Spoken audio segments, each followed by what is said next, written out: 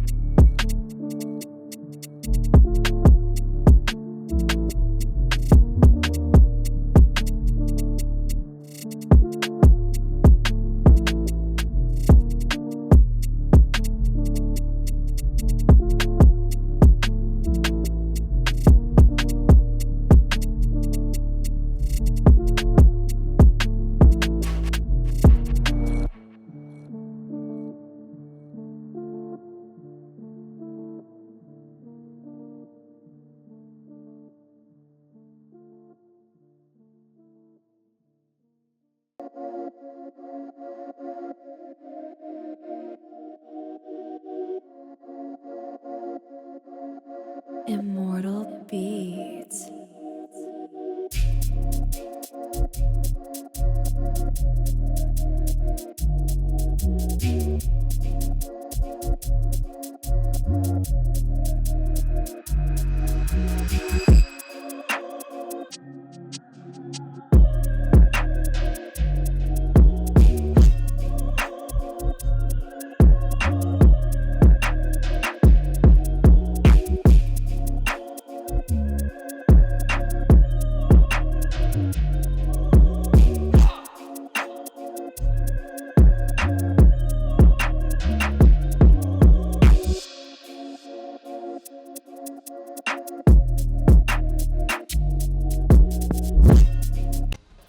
Good morning, everybody. Welcome to the top 48 first pools of VSF. I am SMBF Bumblebee. I am XII, not Ketchu. They've missed out there.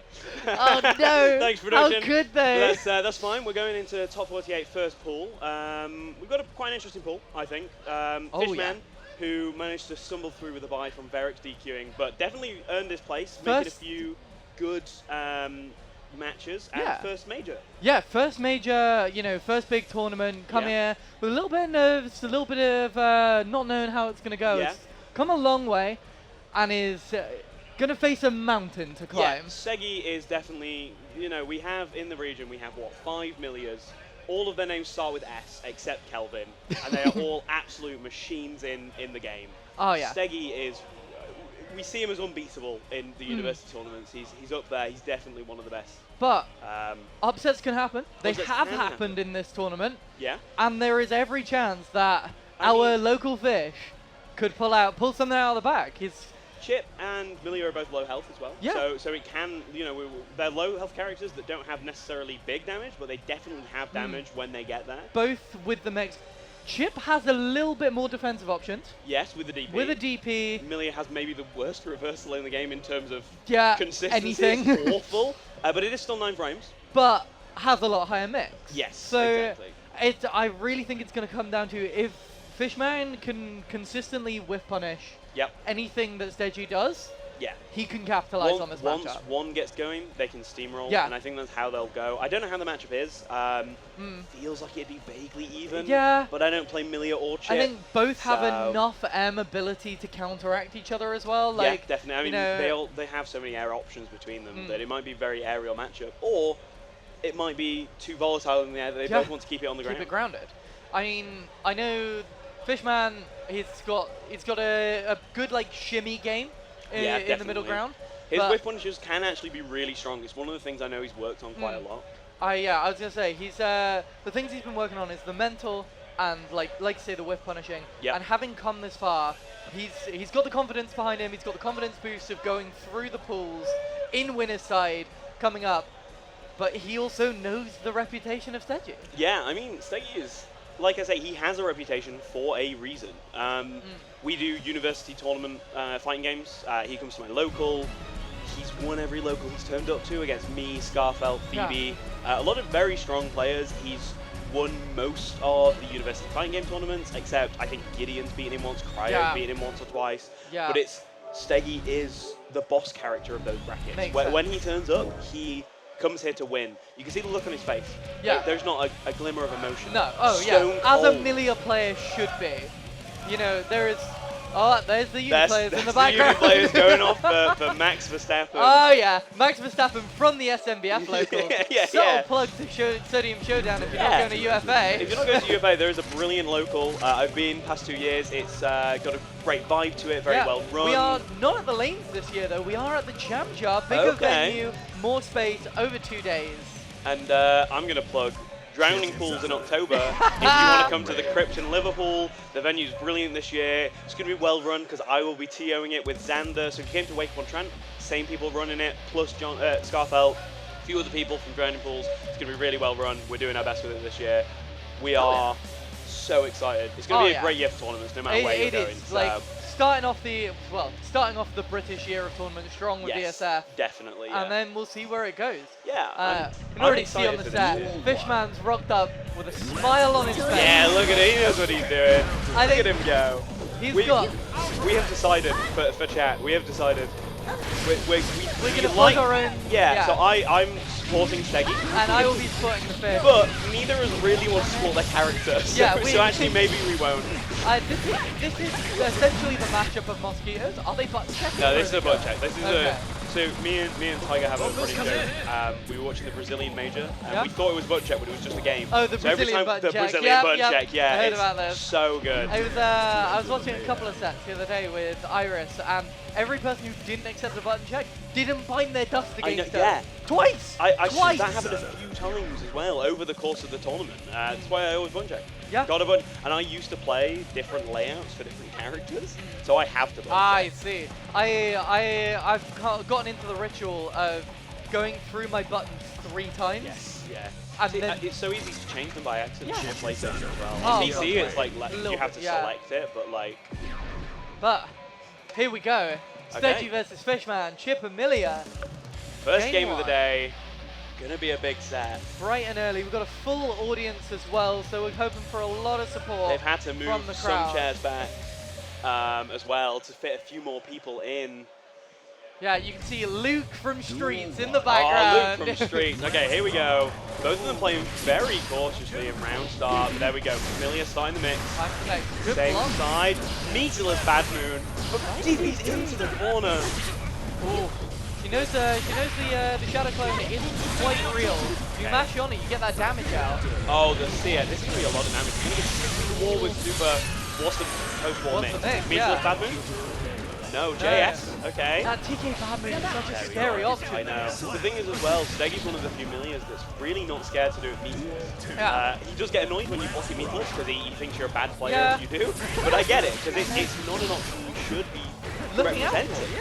but that's why catches the DP. This could do so much damage. Are we going to reset or are we going to go through the wall? The Artemis with combos. super Ghost Winger to get a little bit more damage out there. Yeah, why Uni players going off again. Wants to make some mistake jump.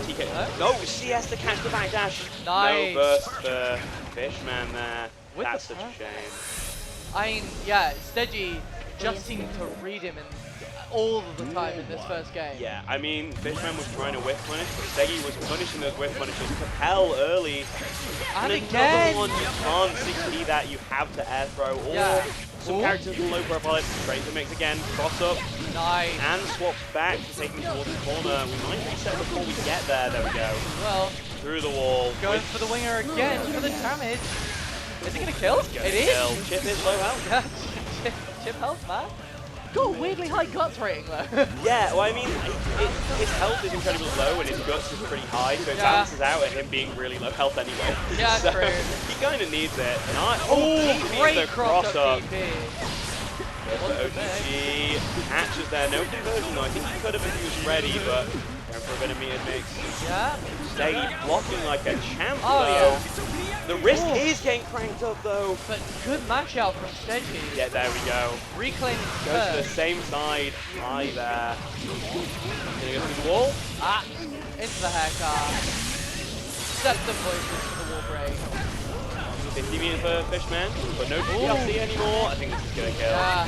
Straight for super. There we go. I wonder if we're going to see a swap from Fishman. I know he's got a pocket Nagoriyuki. He does have a few characters as well. He's Yeah, had constant character crisis, but he goes straight back in. Locked in, smile still on his face. He's gone into this game knowing the risks. This is never gonna be an easy match. And I Oh think, god. yeah, bursting out Good early play. there. Yeah. Great. Keeps up Nice. pressure though. Not able to quite convert What, on there. what was that hair cast, Eggy? You've got to do I mean, it sometimes. works. Yeah. It's one of RC those into the moves high. Ooh, what's the mix? Nice pass. YRC. Catches, but no conversion, unfortunately. Whiff punished with the far slash. Jump ins all over the screen at the moment. Seji with the last hit, but just pushing Chip out of the range. Nice jump in. Good hit burst. We do. Back into the corner. 50 meter. Ooh, but doesn't block. unfortunate. That's such a shame. That's Seji going into match point here. Match point. Okay, this is going to be a quick game. I believe in Fishman. He can bring it back a little bit. I think he can. Anti-air in there. First 2 games for Dylan, right? Yeah, look, the first 2 games in a round. That's all Yeah. you need. Reverse speed from here on. Ooh. Yeah, Nice he's got a hill 2B. climb. Nice blocks. Both characters are playing a little bit careful. Yeah, trying to whip punish each other. Oh, Yeah, oh. the Alpha Blade. Nice. Nice block Good on the block. crosser. Goes for the low. What's the mix? Cross Fishman. up. Fishman has burst. Opting not to use it. I respect it. Good blocks again. Save Last minute ender. reset. There's the burst There into it the is. corner. Nice. Straight from into the overhead. fish. We're going for the wall climb. No, what's the mix? There we are. Oh, doesn't hit the overhead though. I think miss input there. Into the command Ooh, grab. nice. Very nice over the 2P. That's one of those command grabs that's very similar to like Rock the Baby and other 30 frames where you Just just to get all it the mental exists. stat Yeah. and suddenly it's a And the tick throw. Come on, Fishman Fish. might be back right now. Blown with nice the 5D. with the tap dust. Taking the first round. Let's I go think he said to me Fish. earlier he'd be happy if he took a round. Yeah, So oh, that, he's he's got his goal. He's I gonna think come he'll out walk with a smile on his exactly. face. Yeah. Ooh, Fishman has, I hope we see it in this game. He has one of the snappiest SE shimmies I've ever seen in my life. Like, he did it against Nomad Tapping Chaos in our set, and it's terrifying. It's canned ADHD. Oh. Good whiff punish from the fish. Starting Oh, the the mix. 2P getting the knockdown from it. Ooh! Good pull out. That's burst. There we go. One last chance for Fishman. He's got the meter. The op's not to use it though. There we go. Not RC here crosses though. Here up. we go with the Alpha Blades. It's all fish here. What's nice Throw. grab. Oh, missed the OTG. YRC'd out. Unfortunate. What's the blocks? Nice Nice grab. Woo. Capel. Oh! I'm so sorry for the That, peak yeah, on the the peak mic on the microphone, there. I heard that, but that was an insane was option, wild. and it worked. Ah! Burst, but blocked. Fish might is take a might game. take the game. And then he Oh, won but game. the throw, what Good a throw shame. from Seji. Incredible attempt there from Fishman. I mean, What a he's got to be happy with Yeah, the performance. the thing is, like we said, Segi is a mountain to climb. Oh yeah. And he at least made the first few steps, taking that round, almost Yeah, taking the almost game there at taking the the end. game. The That fish is is my proud, you fish, can my see. man, right there. But Seji going through Yeah. into the next round of winners. We'll play the winner of Jason Winner- Thomas and Oof. Gideon TG, who we've got next. Yeah, Now, Gideon is a powerhouse of a I player. hate Gideon, as he appears behind me. I hate Gideon. Gideon's Here he is. Gideon will be playing Slayer, I assume. Jason, also Slayer. Is it going to be a mirror? A Slayer mirror Okay, is I don't precisely wanna- one brain cell. I don't want to commentate this anymore. Can we actually just? Just Can we I don't just I swap think over this to game uni or- this game commentates itself. Yeah, you know what? Let's take a break. Let's I swear to God, if we see a 2H clash round Oh, start, we will. I'm getting we will. up. These two, I would not be surprised if these two have planned out Yeah, like an 2H entire. bunker. Yeah. Honestly, I don't know. This is going to I be. I really want to awful see commentate. the 2P clash loops. I don't want that to is see one any of of the this. funniest things to see in a Slayer setup is the 2P clash loop, and then one of them breaks it with a 2H into Last Horizon. These two, though, again, talking about the players, Jason Thomas, consistent top 8er at majors, came, I want to say, third UFA last year, maybe fourth around there. Losing to Tiger Pop, one of Italy's best by far. Gideon TG, the Northern legend. Yeah, obviously. Came third. Wake on Trent has Arc World Tour points. These are two titans that are going to clash. Oh, 100%. And they're both, again, new to the character, because Slayer's come out fairly recently.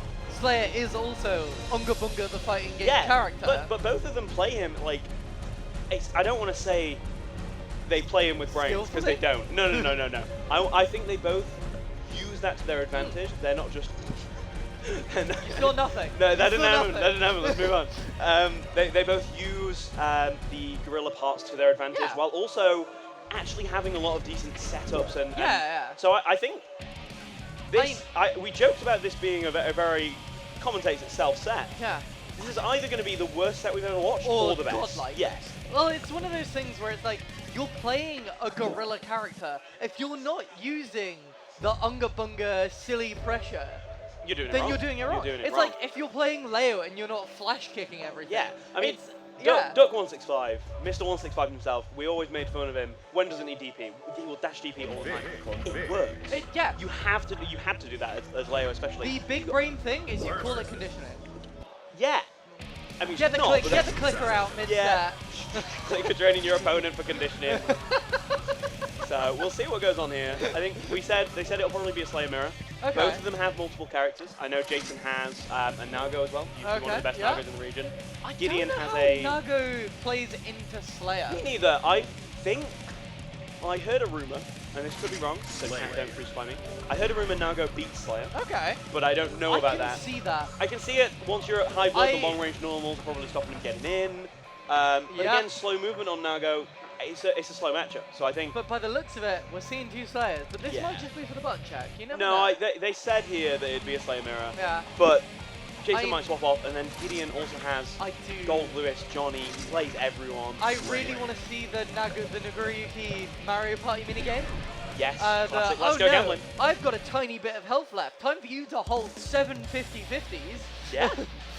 But Slayer mirror, I think this is the button check. Yeah. So Gideon's got. I don't know what that is on the desk. That might be his Nobara. Yeah, he did the photos yesterday. Yeah.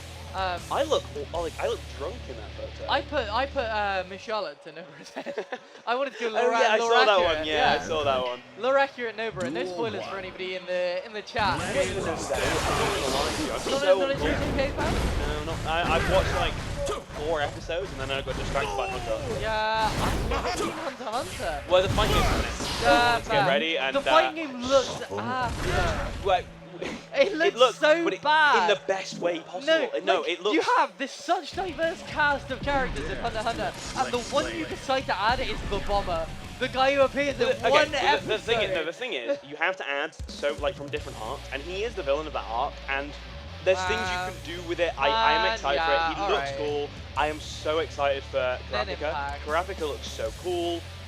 I will be there day one on that. Today isn't Hunter x Hunter. Today is not Hunter x Hunter. Today is Guilty Gear. Today is Slayer. Today is Slayer Mirror. And that was the button check. We're going in. They're letting the intro rock a little bit. New stage, Abba's stage. 2 Shannons. Shannon? That's a dream. Sharon? So he says Shannon. That's because for some reason, even though he's Transylvania, the voice is Scottish. Yeah, Scottish, but he says Shannon, so I sometimes get it confused. But 2 Sharons, that's a dream come true, to be honest with you. Oh yeah. I still stand by. Old Slayer is hot. Happily wed on the battlefield. Controversial opinion. I don't think I don't know if this is a conversation we should have on stream. Anyway. But I agree. But letting it play out, how dandy. We are going to see it. I reckon it's going to be 2H clash. You're in immediately. So. No! Goes to the jump bait. Straight cross up into the corner. Gold burst there from Gideon. So, no punish though. So Gideon, for reference, is the green one. Yeah. And Jason is the white. Excellent. YRC out into Slayer pressure. Slayer pressure without meter is actually not amazing. He does have low rewards for things, a lot of it's smashable, but he still has that. Yeah, and he has options that will blow up. Straight through the pile bunker into the back hit. There we are. No way. Damage. Neat Master Hammer. RC. Oh no! And that's round 1 for Gideon. Is that all? 2H is such an egregious move. You know, Fuzzy 2H beats like almost all of Testament's options on offense. But he does a bar 8 2H. Flex Shield is a crosser. Unfortunate to Flex Shield. Oh, crosses up with a pile bunker. RC back with the 5D. Oh, nice spacing. You can tell that Gideon knows this character so well. Gideon has loved this character. It's perfectly stupid enough for him. But Jason's doing well as well. No wall splat there. I'm interested in Cream because I don't think you need to RC the counter hit overhead for a full combo. No, maybe not. I don't know. I think you can 2Fs into a loop. Maybe. But I think maybe RC gives you an earlier scale combo. Makes sense, makes sense. We're not the Slayer players. I think Gideon... I got a pocket Slayer. Yeah, I think everyone has a pocket That's Slayer. true. You know what I mean? My Nan could have a pocket Slayer. Yeah, that's fair. His backdash move, not the greatest Just move. key mapper into 2-8. Such an incredible option. Yeah, like Wall minus, splat, no meter though. -1 on block. It's Yeah. not -1. Nice PRC, mate. Oh, with the OTG there. Yeah. Ooh, And nice cross that. through. Very nice there from Gideon. Just seems to have a read on Jason here. Yeah. Even these rounds are well. Jason makes a start here. Blocks the gold burst. Gold burst is one of the hardest things to find. Why is that only It's -2? pretty much unpunishable. Oh, you have to like air ID it. Yeah. And I know some characters have OS that you can do, but it's still OSing on like every This is gonna kill. There we go. So hard to tell, which is Perfect. weird. I know, I'm waiting until the round ends Yeah. to figure out who's won. That was the Oh, anti-air close slash, but that could have been the end of it all. A close flashlight is a better anti-air than your 16. Yeah, honestly, Tesla 16's not that good. Including we're not seeing any of the close slash, fast slash, bloods in the universe. I think both of these know that the other looks well enough and true. strong enough. Like, it's not, you're not going to say, Straight to max power. And that's unfortunate for Jason Thomas. It might cost him around. Gold burst from Gideon.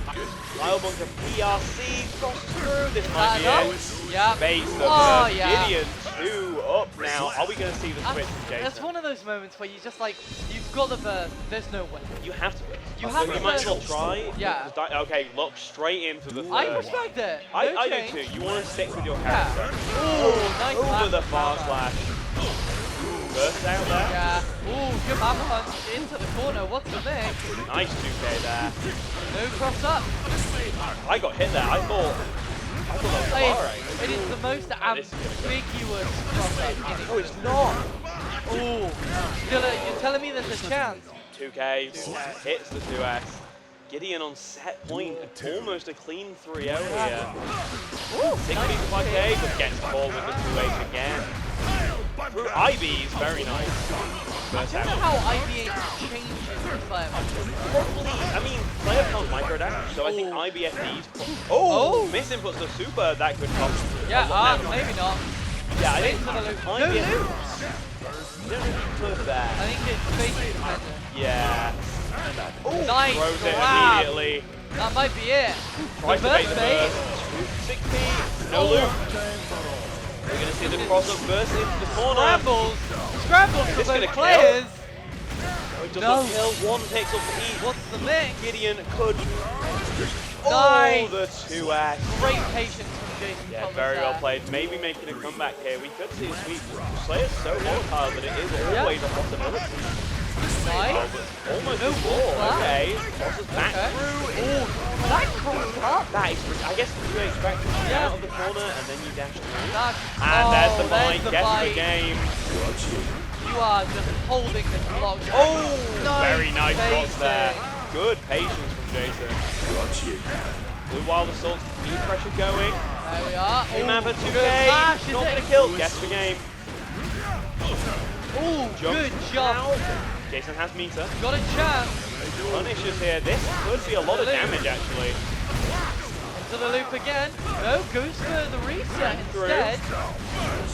Ooh, Gideon gets the Oh, game nice. with the cross through. That's Gideon. Very well played from Gideon there. Stands up for the pop off, as is respectable. Jason making a valiant attempt there, but Gideon just knows this character inside and out. The bow from Jason, the dandy bow. Of course, as you Absolutely must. lovely. They are both a dandy people up on stream. Oh, for sure. Gideon was really making use of the dash through close slashes. Yeah. Catching Jason Thomas a lot. And if it ain't broke, don't fix it. Exactly. So next up we have, oh, it's Steggy Gideon. Steggy Gideon. Ooh. That is a volatile match. I think I don't want to talk bad about Slayer too much, but man, Slayer Milia. That's There's a lot of damage on the plate there. yeah, but also but it's once a lot Milia of gets mix going, on the place. what does Slayer have? His backdash is really poor. It's another one of those where it's like first interaction could define the game. Yeah, and probably will. Probably will.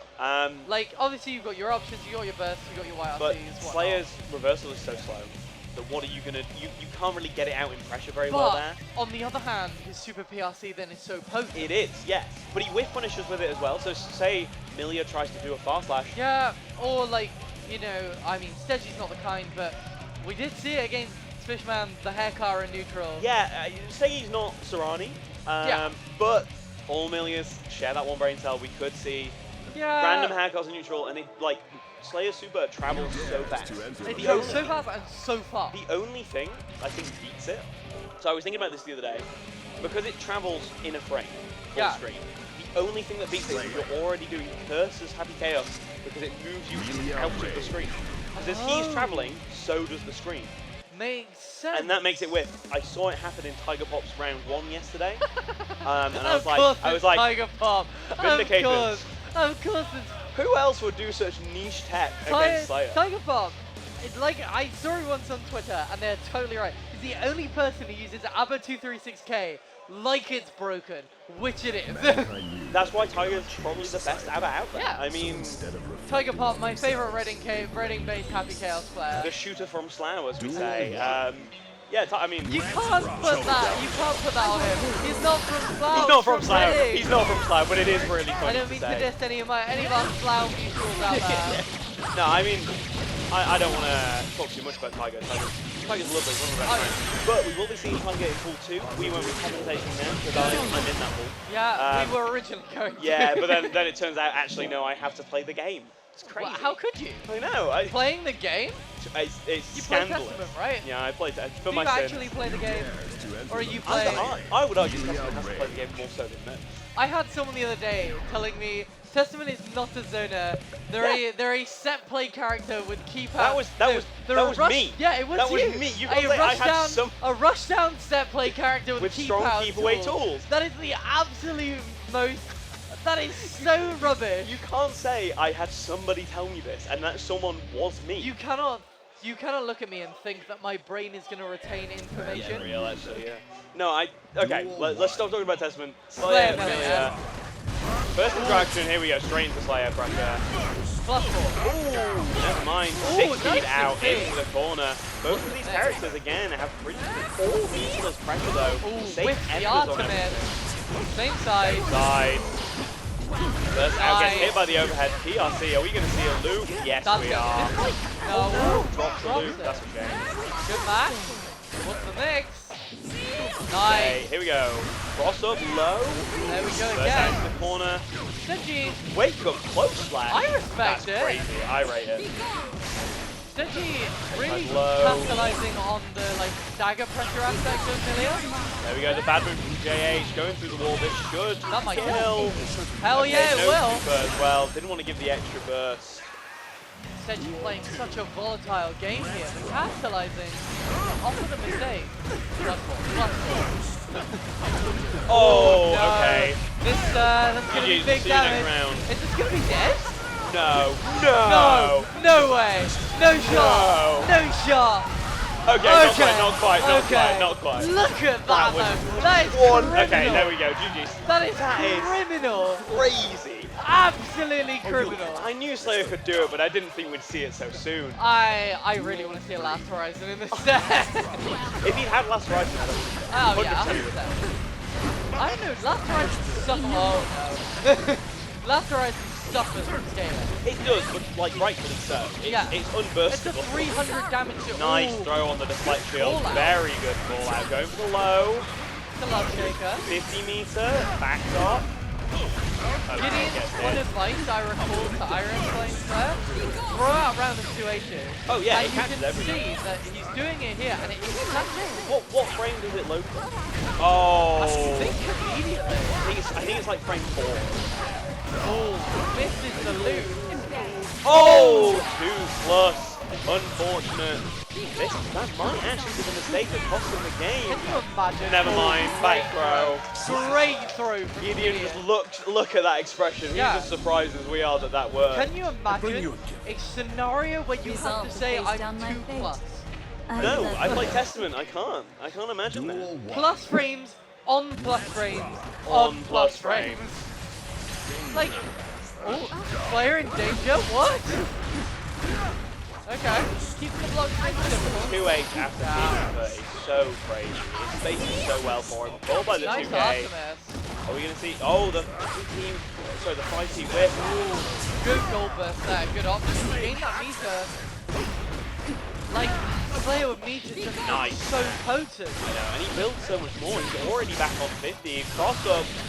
Went for 100. And suddenly... Hey, he's on 100 meter.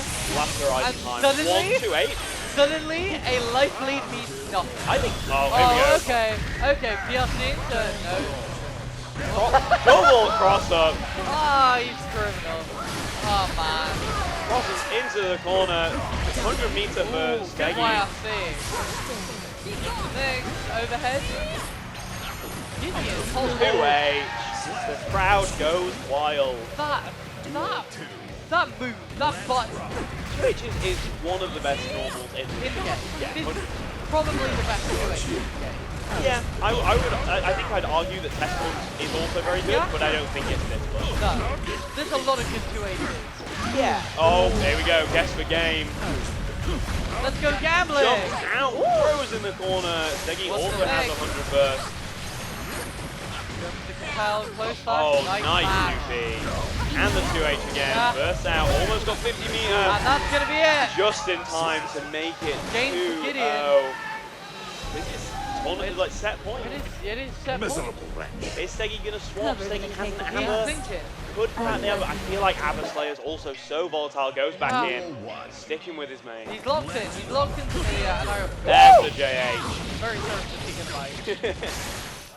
I really Same did side pop low. filter. See, that would have been a better situation last match for Milia. But it's one of the things she lost. Good patience on the burst. Oh man, Gideon is playing with his food. YRT, look at the Nice wrist grab. build up, but it is at least going down fast. It's not a move you see often. I think it only really works with Mita particularly, so... Minus 8 on blocks, right? Yeah, it's bad on hit as well without counter. Yeah. I think it's minus on hit if I'm not wrong. Yeah, it's not ideal, but it's Still a something. decent move to have. Yeah, it's something. Oh, the CS. Can we kill? No, we're we're off resetting for the Mix. I respect that. We have Mita, Hagar, RC, 2K. He locks Good it. jump out. Master's Hammer crossing through. Nice back action. Oh. Gets caught. Oh, that Gideon's is 1 round away right now. That is Steggy so unfortunate cannot for be Steggy. happy with this matchup. like jumping back out with the massive hammer and then getting caught again. Oh, in the corner now. Nice. Forward throw, which is interesting. But in the throw is straight. Here we go. I feel like as Lilia, when you don't have the meter, you don't want to be wall breaking. Yeah, I get what you mean. Oh, that's not Might be good. it. One more Could be hit. guessed into the game. Guess as well. Nice Good bar match. slash. Gonna reset, go same side low. Gideon's not been blocking the same side at all. I guess it's the argument that you don't want to crank the wrist in your player. Oh, no. PRC's though in Oh time. no! PRC's manages to block it, but no punish was too far away. It is. Nice Ooh, 6P great there. Good deflection though. The big massive hammer crossed up. Good On mark. the but dial not block enough. there. Gideon pops off again. As he Out of top should. 48, winner's side. What does that give him? Is that I Appetite's believe is that that top might be 12? Top top 12. Face down my face. Incredible there from 12. Gideon. Wow. We got Fishman, Cryo Phantasm in our Jason Liz Scarfell. finals. Oh, that is a good game. Ooh. Jason Scarfell is crazy. I want to try and I think try Jason, and catch the I fish. see Jason on gold loots. Huh? Because that's Scarfelt right there. I don't know if you can see, Jan. Yeah, I can. Just behind. But the I see a corner. Gold Lewis. You know, I haven't seen many Gold Lewis. Jason does play Gold Lewis. Yeah. It was his secondary when he was Okay. on Nago. And Gold Lewis Milia is an incredibly good matchup for Gold Lewis. I've see only how- seen 2 Gold Lewises in my run. I saw Precher, Yes, who okay, I didn't yeah. face.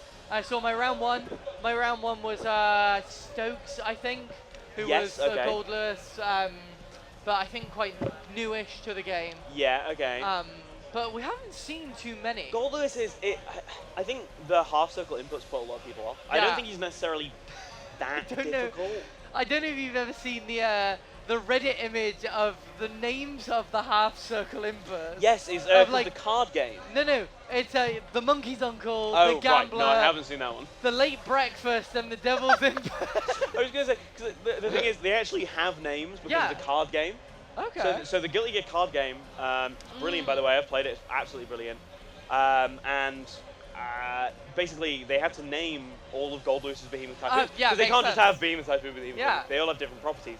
And they're called like Behemoth Typhoon Smash, Behemoth Typhoon Okay. Twirl. Like, they're absolutely brilliant. Not not the Reddit, like the the- late yeah, breakfast. the is late the breakfast- funniest name for an input. I feel like we need to change the card game. yeah. Issue reprints, the Like, late breakfast needs to be added to the roster. The monkey's uncle. What does that even mean? I don't know what that Can you means. imagine being sat listening to the commentary? That feels like Pulls out the monkey's uncle. That feels like snooker commentary. Yes, I Like, know what you mean. Hit some of the monkey's uncle, going into the devil's input. Like, it's got to be calm commentary on that. Yeah.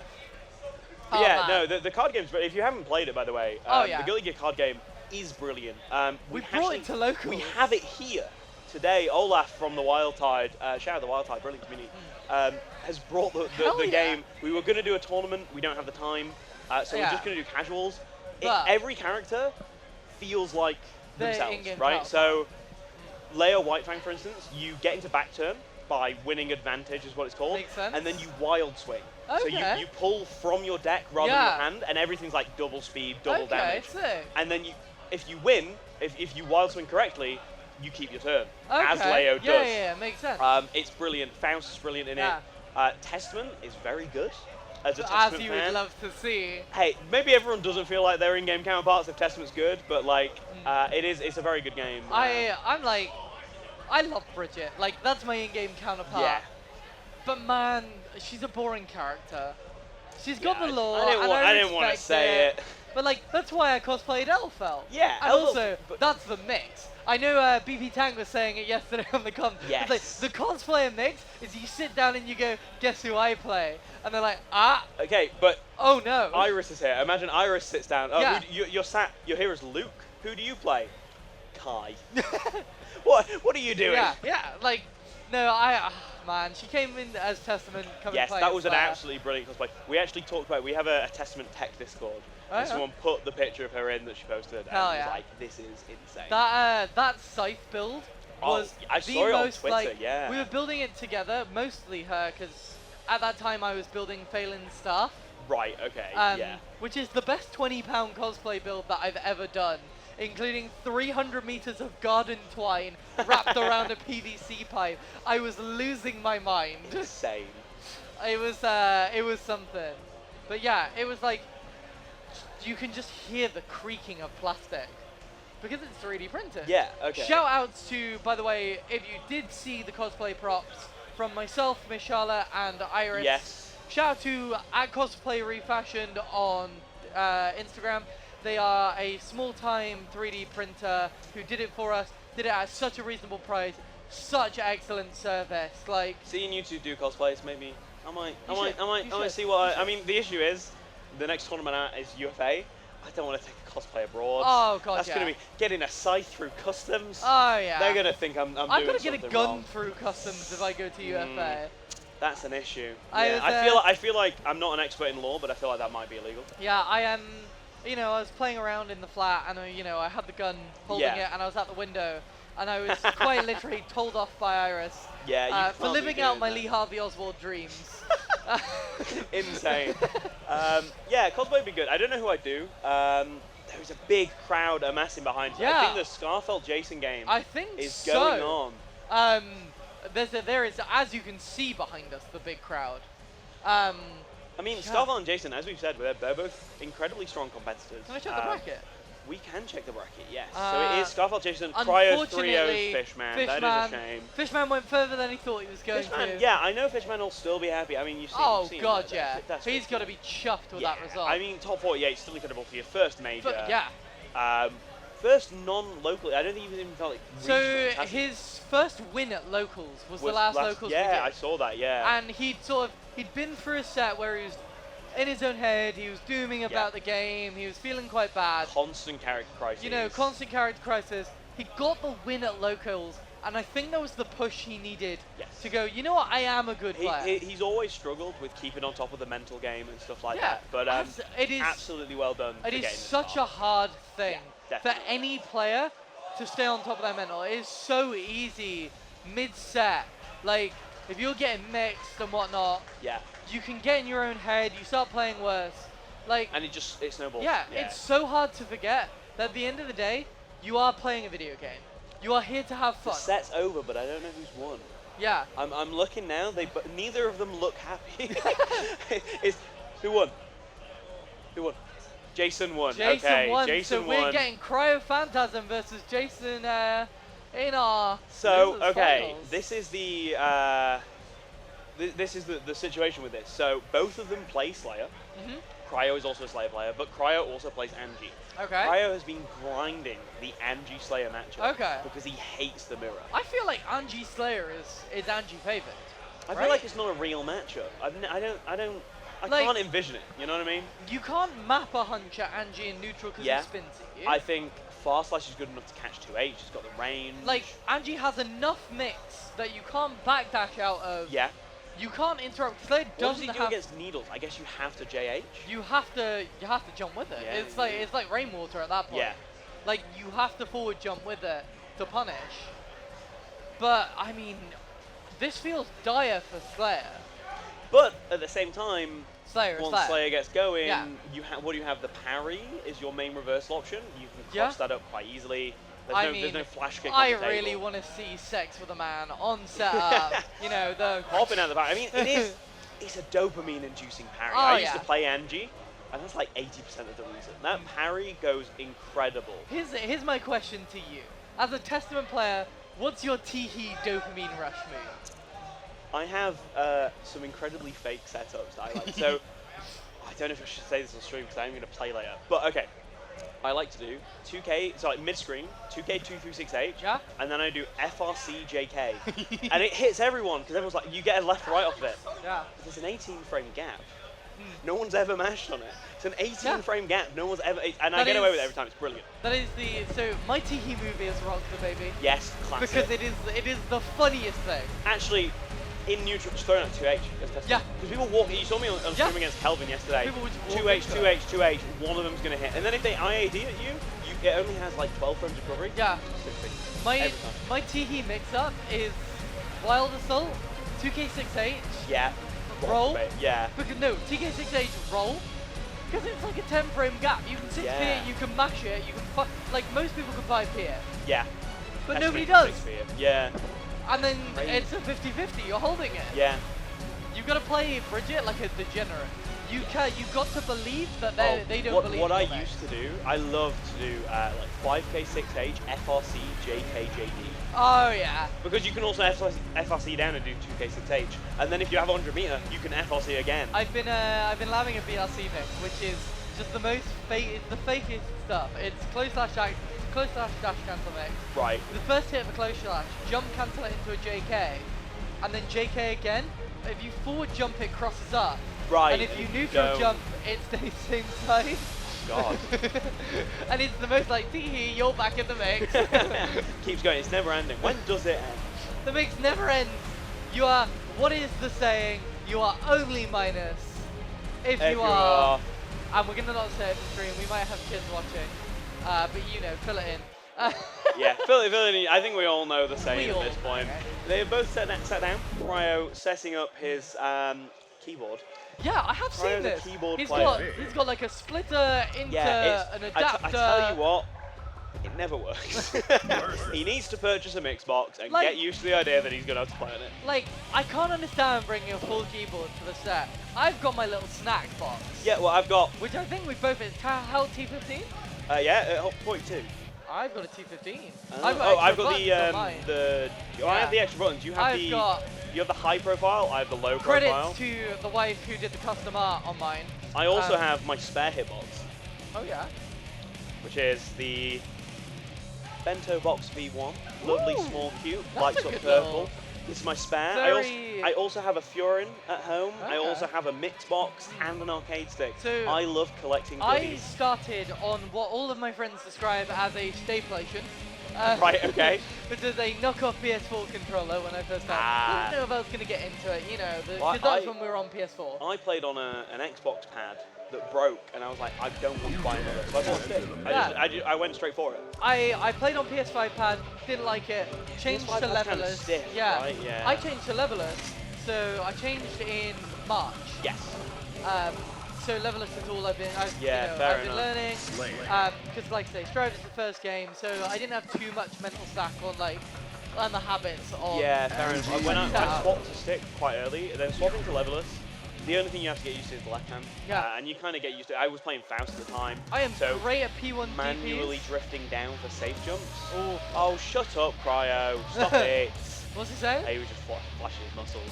I see. Does it all the time. Goes to the gym. Every day in ZBI Glad Chat, he's like, oh, I'm feeling so good about how I look. Yeah. We I get am- it, you go to the gym. I am like, I unfortunately have the Bristol thing of I've become a rock climber, I've become a boulderer. Everyone goes rock climbing. It's so much fun. It's like, it's an adult playground. Yeah, I get it. Like, they're like, oh yeah, climb down from the climb. But in reality, you do the whole like Kratos falling off the cliff and just, Yeah. you know, it's a padded floor. You get to do your superhero landing. This is a button check, right? This is a button. This is definitely. I'm 100% sure it is because they both gold bursted. And now Cryo is talking angrily, I want to say, about this matchup already. Yeah, Cryo locked in the Slayer for the. No, sorry, the Angie for the button check. We'll see if he keeps that up. Yeah, I assume he will. Responses. Yeah, okay. Yeah. He will. Angie's one of those that's like, he's a very pure character. Yes, yeah, for sure. I'm gonna give us a little mask. Oh, a little Bridges standee. I have a Testament standee from Japan. My friend, shout out 8-Bit Wizard, love him. Went to Japan, brought me back a little Testament standee. Nice. It's great. I love Testament. I love finally having a character that I like. Yeah, It's crazy. right. Like, I spent the past 2 years of the game not quite liking anyone, and then the Season 3 Testament changes are just absolutely brilliant. Mankind knew Hell that Okay, they cannot change here we go. They're letting the intro rock. So Yeah, instead as of they reflecting should. on themselves, Angie's a cool character. Angie is, you know what? I hate Angie. I think if I could remove one character from the game, it'd be Angie. Really? But yeah, he's so annoying. But I love his design. I think in concept he's really cool. I used to play Angie. They're rock, paper, scissoring. I don't quite know what for. It's for who wins. Who wins? This is it. This is yeah, the set winner- right winner there. gets five. Jason won. Jason won there. They're shaking hands. I think. Braun is flipping. Teos! Cancel the match. We need to start again. Okay, Cryo Phantasm versus Jason Thomas. Round 2-8. No! Tramstar walks back, dash up 2P into Angie pressure. Gets hit by the J8 into Here we go, butt into pressure. the... Oh, that sees jump is the good. grab mech. That jump is... Oh, guess Going again. again? Going again? And Oh, fighting no! straight into the wall though. That's actually probably the best case for Cryo here. But you do end up facing a player with confidence. Yes, you do. Parry? No, 2P. 2P is basically a reversal, to be honest with you. Oh! Whiffs that. That is but the only valid against top players. Yeah, it works. You have to have the reactions to react to 5D. I don't react. No, 5D I can react to, but it's the long command grabs that I can't. Oh, I don't even react to 5D, I'm not gonna lie. I can react to a tap dance, so charge dance. The problem is I react and then And go, then you oh go back no, and then I go crouching. back down. Yeah. Yeah. Oh, the reset with the rib. Very nice. Not Ow! enough to kill. Okay, maybe the burst was the right option. The issue Goes here for is loops.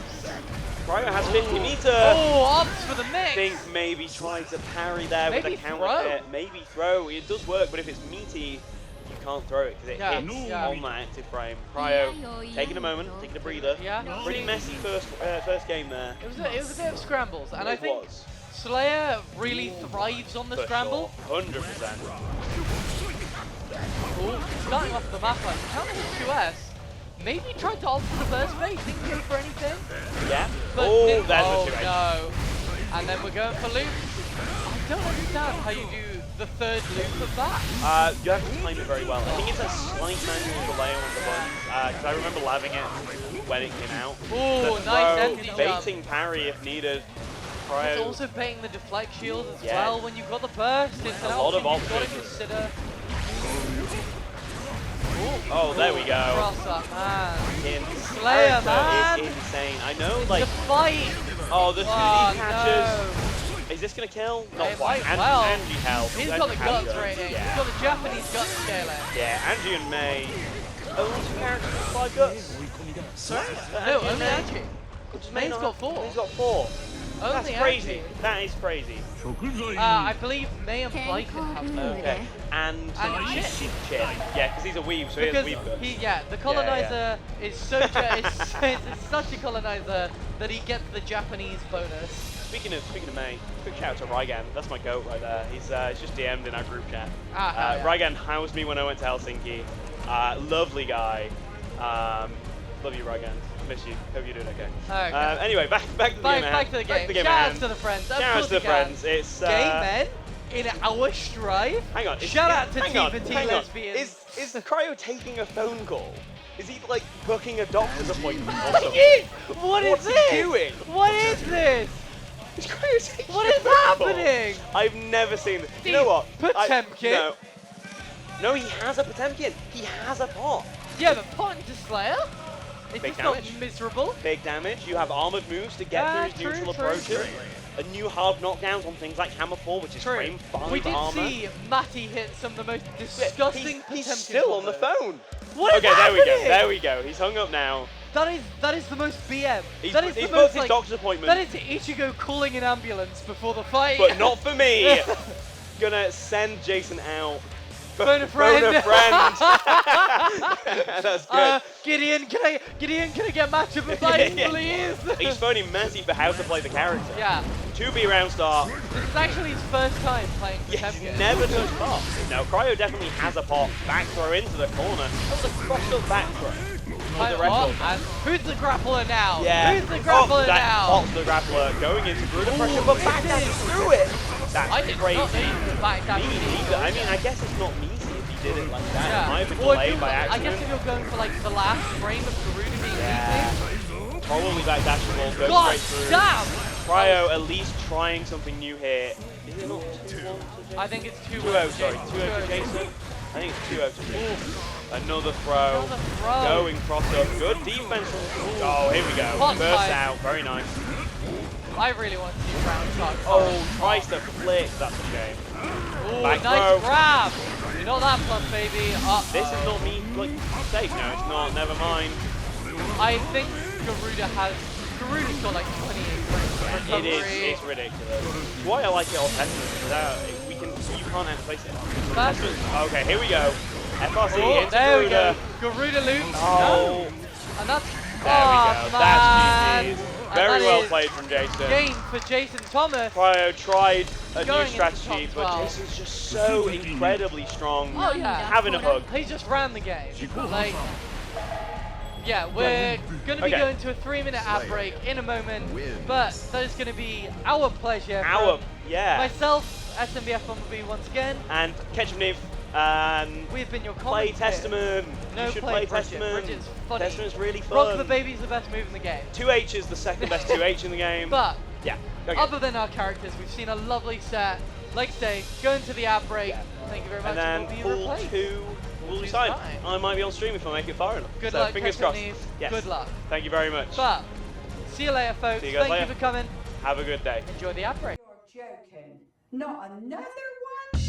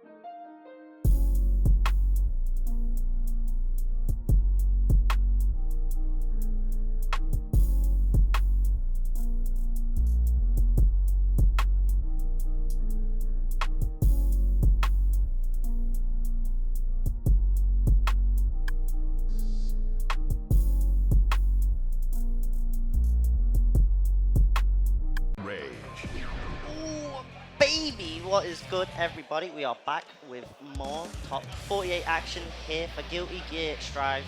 We've got our next wave in this. This might be one of the more stacked ones. You've got Tiger Pop and Skill, but first up next, 2 Millias duking it out Panda. Okay, okay. I'm looking forward to it. I believe that who's the other person? Kelvin. Man like Kelvin repping Meltdown London, of course, aka Smelvin, as everyone calls him. Because he's a Millia player, it has to be Smelvin. There's no such thing as a clean Millia player. They are all nasty with that mix. But yeah, interesting thing. I haven't really seen him take part in online, so I think as he has quite the off-lane. He occasionally he'll do onlines, but not as much. Tends to do obviously like the Meltdown monthlies. Shouts to Fight Lab. Yeah. Things like Revo, or UK regionals, where you on Trent, them ones. Yeah. Tends to sort of maybe sneak into a top 8 every now and then, but he's kind of semi-inconsistent. Yeah, I guess it's because of the character pick, of course. You know, that's the way Millia is. You have to be right on your guesses. It is, and it's also obviously back then Millia was quite volatile as to the current patch, where WoW Assault is obviously not as much of a thing right now. And there's Serrani, of course, who is the online grind. Yeah, she is like the main like Millia I know about. I would say they're one of the best, but it's great to see Kelvin here. But I think with the button checks, we're going to go for it, and it does seem like Serrani is the one running the advantage right now, holding the corner and just catching them with the JD. Nice move from Video, solid chunk, but opts to keep the corner. Yeah, if I get the Artemis loops, but we should be able just to pop that winger, break that wall, and already Kelvin cannot on the back, but it's okay, it's early doors still. Yeah, it's early on. This is kind of like feel the ground out. Oh, but what an air throw from Serrani. Yeah, that's a nice way to take the first turn. Yeah, Serrani might be locked in. Obviously, was very impressive at UFA last year. Managing to get a top 8. Fantastic run from her. Looking to maybe have an amazing flat event run here at Versus Fighting. We've already seen a couple of box sets early on. But Serrani's one of those that is definitely, I'd say, a lock for top 8. It's just about making sure you get to that point. Man, here's hoping that they can make this run good and then carry to UFA, of course. That's the goal. Well, if you get a sick run here and you win this event, then you don't even technically need to go UFA. You get that guaranteed spot, you get that direct impact. Yeah, because again, this is ARC says qualifier. Yeah, you know, this is a massive deal. Exactly. Red risk on the side of Swan. Find a moment to challenge. RC mix coming in left, right, center. Yeah, but can only chip away at them right now. Nothing too massive in terms of confirms. Good worse to push him into the corner, and this is great from Kelvin. Goes for throw, H-Disc overhead, well defended, but that low is going to clip him. Again, nothing too massive in terms of reward right now. It's just chipping away the life. Now that burst is gone, and Kelvin can manage to close this round out somehow, some way. You're in a great position in that last round of game 1 to actually sneak the first game of this set. You have to hold the my god. RC mix and RC low is just too much to deal with, bro. Aye, man, that is really great awareness, the mental stack from Serrani. Done so many hair cards into overheads, fretting the low. Good stuff, man. Really reading it. Yeah, Serrani's just mixing up those RC plans right now. Tough for Kelvin. It's always kind of tough in this mirror matchup, right? Because whoever feels like it's that first interaction starts off strong. Yeah. And every time we see Kelvin pretty much have to burst early on whenever he gets that opportunity, and then Serrani just able to play her game. Oh my god, what an air throw! Again, this is all knowledge about Millia. You know, this is what it comes down to. You understand your character, you understand what they're weak to. Yeah. Amazing air throws in the H-Disc. Yeah, Kelvin's trying to call out the fake tandem top setup, right? The non-me's. But it doesn't matter. Serrani's there chasing it down with these air throws. It is efficient. The delayed 2S was Khalid. Catch that back, totally Kelvin. I like the dash out from the corner. Unfortunately, didn't get to capitalize at the point. Oh my god, damage on the boards. Man, remember back in the day when people say Millia didn't have damage? Like, I know it's Millia versus Millia, but Artemis routes in the corner are correct. Yeah, because that would have been like, what, 40% up and down? Yeah. You know, that's still a massive chunk. Disc into the overhead, trying to get some offense going, but just staggering right now. Nothing too insane. Face down Artemis, safe enders.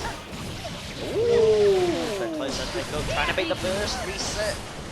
Oh my god, the chase goes for 2S, but obviously a trade. Serrani still with the massive lane leads. He needs to get out of the corner to avoid Kelvin, but my should be able to finish this off. Beautiful stuff. I love that patient play from Kelvin, recognizing that Serrani has the meter advantage. waits for an opportunity for her to kind of not quite fully waste it, but Yeah. utilising a situation where Kelvin can actually react to the situation. Tried to mirage through the lush shaker, doesn't quite work out though. Oh my god. Not easy to air Capel. Great read from Kelvin. This is on combat. I think Kelvin is slowly but surely just reading into, just warming up to this matchup. And it looks like they're the dominant one right now. And now with 100 tension available. Oh my god, that close slash out here. I say with 100 tension available. And YRC was see, right back at you. We're just trading resources, just going for it.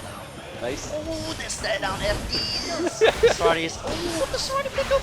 Oh! That is crazy. How are you just in the face? DK fast roll. I don't know, but this is a really good mix-up. Of course, gonna get the wall. Is that enough? I think so. Yes, it is. Jeez. Damn. And just like that, I believe we tied it 1-1, right? Or is the scoreboard wrong? Am I not correct here? It's 1-0 Serrani, I do believe. Alright. Oh my god, yeah, this Amelia mirror is quite insane. Not often you get to see Amelia mirror. Usually right now we're seeing a lot of Slayer mirrors, but yeah, quite random to see double Amelia. I mean, there's a fair amount. I mean, pretty much most of the Amelias are here today, I think. Obviously a fair amount of the UK ones. Yeah. Oh my god, nice echo farm. Decides to up and the combo into the knockdown, into the corner, and just holding the pressure, staggering away. But Kelvin blocks it all and is just trying to get out of the corner. Has to fight hard because Serrani's really controlling the space with these micro movements. Ooh! Kelvin. Blocks coming in. YRC available. Kelvin is going to use that as the confirm off the lush shaker. What a big! Baby. Okay, that was an immaculate bait there, and Kelvin needs to make this happen because apparently the score is 2-0 to Serrani. Oh my god. Yeah, this is a tight situation. Of course, you're brought back around. You need to keep up this momentum. Can't let Serrani get started, and this is a great way to begin. 50%, got him in the corner, goes for high into cross up. That's so cheeky. But how is that even a cross up there? You're in the corner and that Capel still cross up. It is. I don't know, man. I don't know. This is a great situation for Kelvin here. Oh, well defended. Goes for a 2K max, staggers away. And Serrani is just shimmying away looking for these opportunities. Kelvin's holding that FD. Not even as a reaction to a button being pressed, just pure just getting ready for it anyway. Ooh, okay, good finish from Kelvin. Able to take that match, and of course, you know, Serrani's still up 2. It's going to be quite the comeback run for Kelvin, right? Yeah, it really is. But that match there, that was really good momentum. You could really tell who was in control. I mean, for those first 2 games, right, a lot of it was Kelvin getting hit first, and then really kind of struggling after spending first to really get back going. Whereas that previous game, Kelvin looked very in control, able to check a lot of times when Serrani wanted to approach. Again, it's not easy to check these fast characters, right? So to be on point with these reactions, you've got to be so immaculate. Oh my god, good check with 2P. Rushes in with a throw and they're going to get punished. Serrani then get a decent chunk. Goes for a low mix after the desk and tried to bait burst, but it looks like we're going to forget Kelvin may be able to turn the tables here if he gets started. But the problem is though, if he finds that Oh my god. First off, the problem is going to be Serrani's air throw game. That's OD. Second of all, when Serrani still has burst and has the 50 tension, it just means that even when Kelvin bursts, you're still in such a rough spot. So even if you find a hit, Serrani's going to burst and then still have a 50 tension to use to like dash BRC or just straight up hair card BRC. It's tough when you're bursting and the opponent still has that tension. Yeah, man, because there's so many roads to that. Exactly. It's terrifying, it is. It's someone who wants to play a slower matchup into this. I can't imagine how quick you have to be in this matchup. And you got to play so much on the mental stack as well, especially like I say with these mobility characters. Oh my god, yo, Amelia damage? Oh, doesn't get the burst though. Serrani again, massive weak point. Set point gets the crow slash, and this should surely lead it to death by drop! Oh my days, there ain't no way. Block on the cross up, trying to be a bit too Oh ambiguous, my but God. Serrani chasing down with the air throw. Bit of excitement there. Wow, oh my god, that air throw though, that was like, how do you go for air throw in these tight round ending situations? Like that is an amazing read.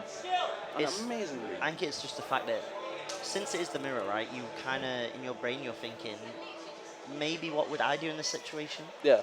You know, if I'm on the back foot, I'm stuck in a corner as the Millia. I Would may I jump. then want to just do like IAD to get out the corner and use that, or try to get a Capel out the corner or something. So Serrani's kind of using that as a way of dealing with the mental stack of the mirror. Right, right. So it's all about like understanding what do I want to do, and I'm going to call that out. Obviously, every player is going to be slightly different, but the tool set is still the same. We're now going to go on to the other winner's semi-set of this top 48 pools, and this is a set. This is a set, man. This could be a grand finals in any other bracket, to be honest. Dude, this bracket has had so many upsets, man. And it's so stacked. So many. Yeah, it's So beyond stacked. stacked. What was it? You got people all over Europe, of course, showing up. And NA as well, of course, Jonathan Tenney in this Jonathan bracket, Tenney. looking, of course, to reclaim that VSFighing crown. Had Zato of the old days. Yeah, Sneaked it in when the pre-patch was there and was like, oh, Zato's getting gutted. Oh, I need to win this. I need to get my spot before I struggle. Yeah, I still actually see Jonathan Tenney play, so I'm looking forward to that. Is he in pool 4? 3 or 4, I can't quite remember. you know, I can look at the bracket online on that StarGG. would- But we have to focus on this set, because this set is going to be so good. Like, Tiger Pop up against skill. Skill, of course.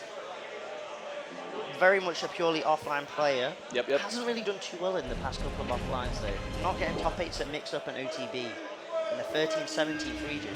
Got third at Brussels, though, so it's still there. And I think with the way, obviously, back then, while the song was still, as it was. Soul Bad Guy. Soul Bad Guy is Soul, and Soul, that's the thing, right? Soul Bad Guy is Soul Bad Guy.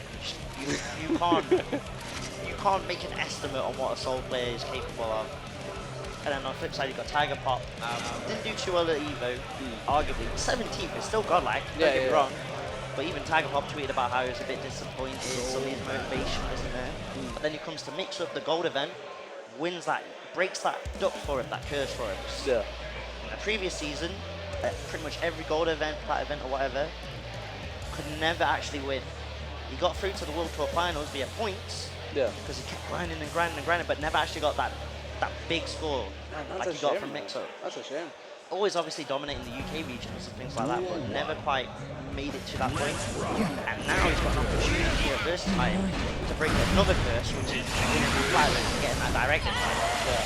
I mean, of course, Tiger Pop, a godlike player, can do it right? So it's totally doable for him to do it in this bracket list. And if he can crossover, like you were saying, that would be amazing. It's possible. It's just pure momentum from there. It's possible. But skill, like you said, recent results, nothing too amazing.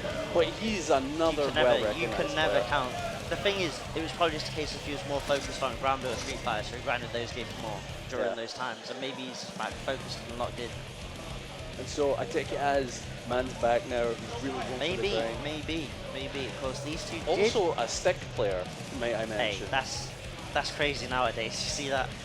Well, like it's crazy for Strive, I would say. Like I was going down to Tekken, and like everybody had a stick set up, and then I came up here, boxes, keyboards. Of course, pre-show with the keyboard. Right? You have to always got to mention that the keyboard with like the 20 different converters just to get it working on like a PS4 Pro.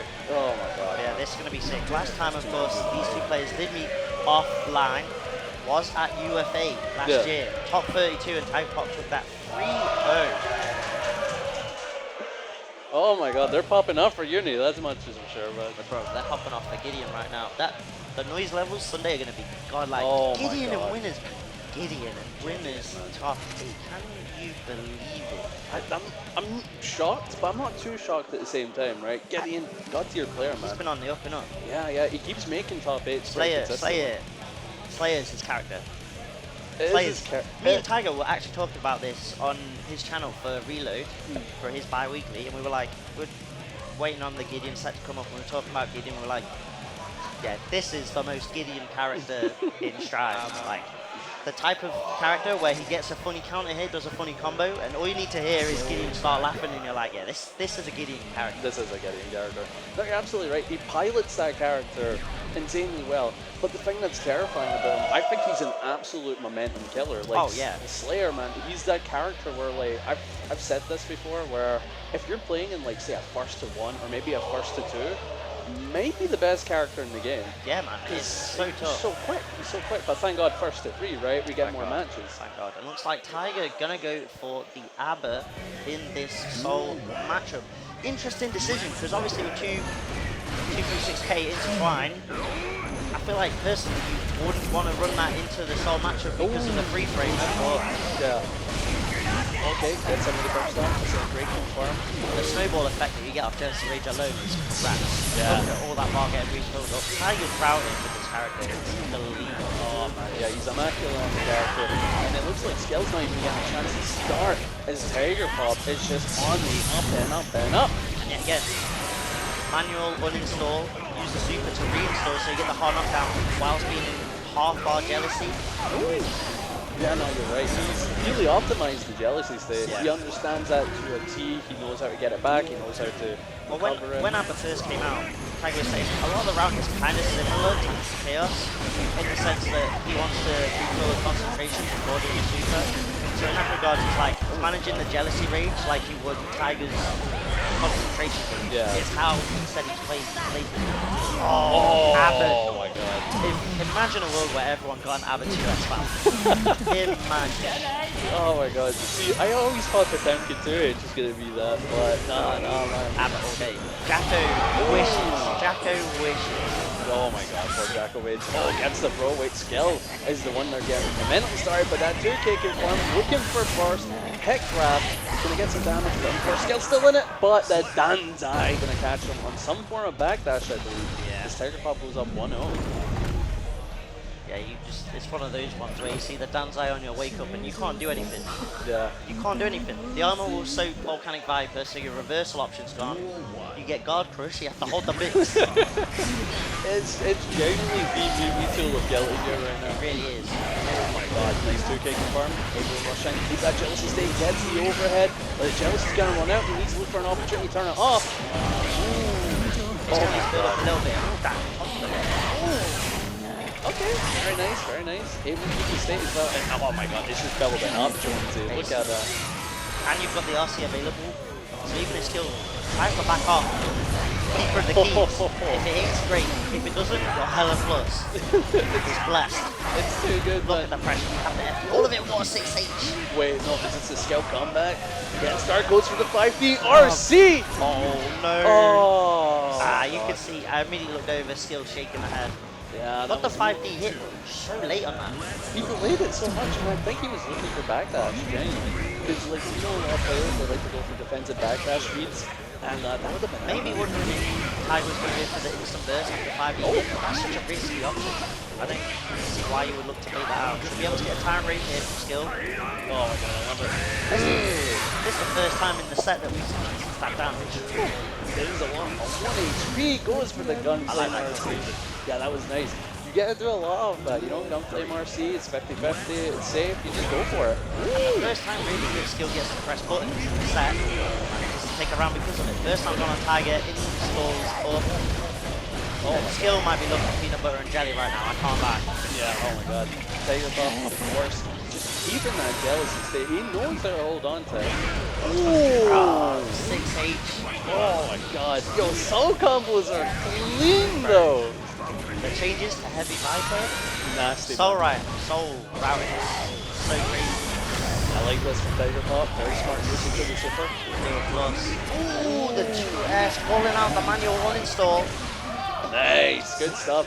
And it looks like we're going to tie it 1-1. Skill starts to get his momentum later on in the match, I've noticed.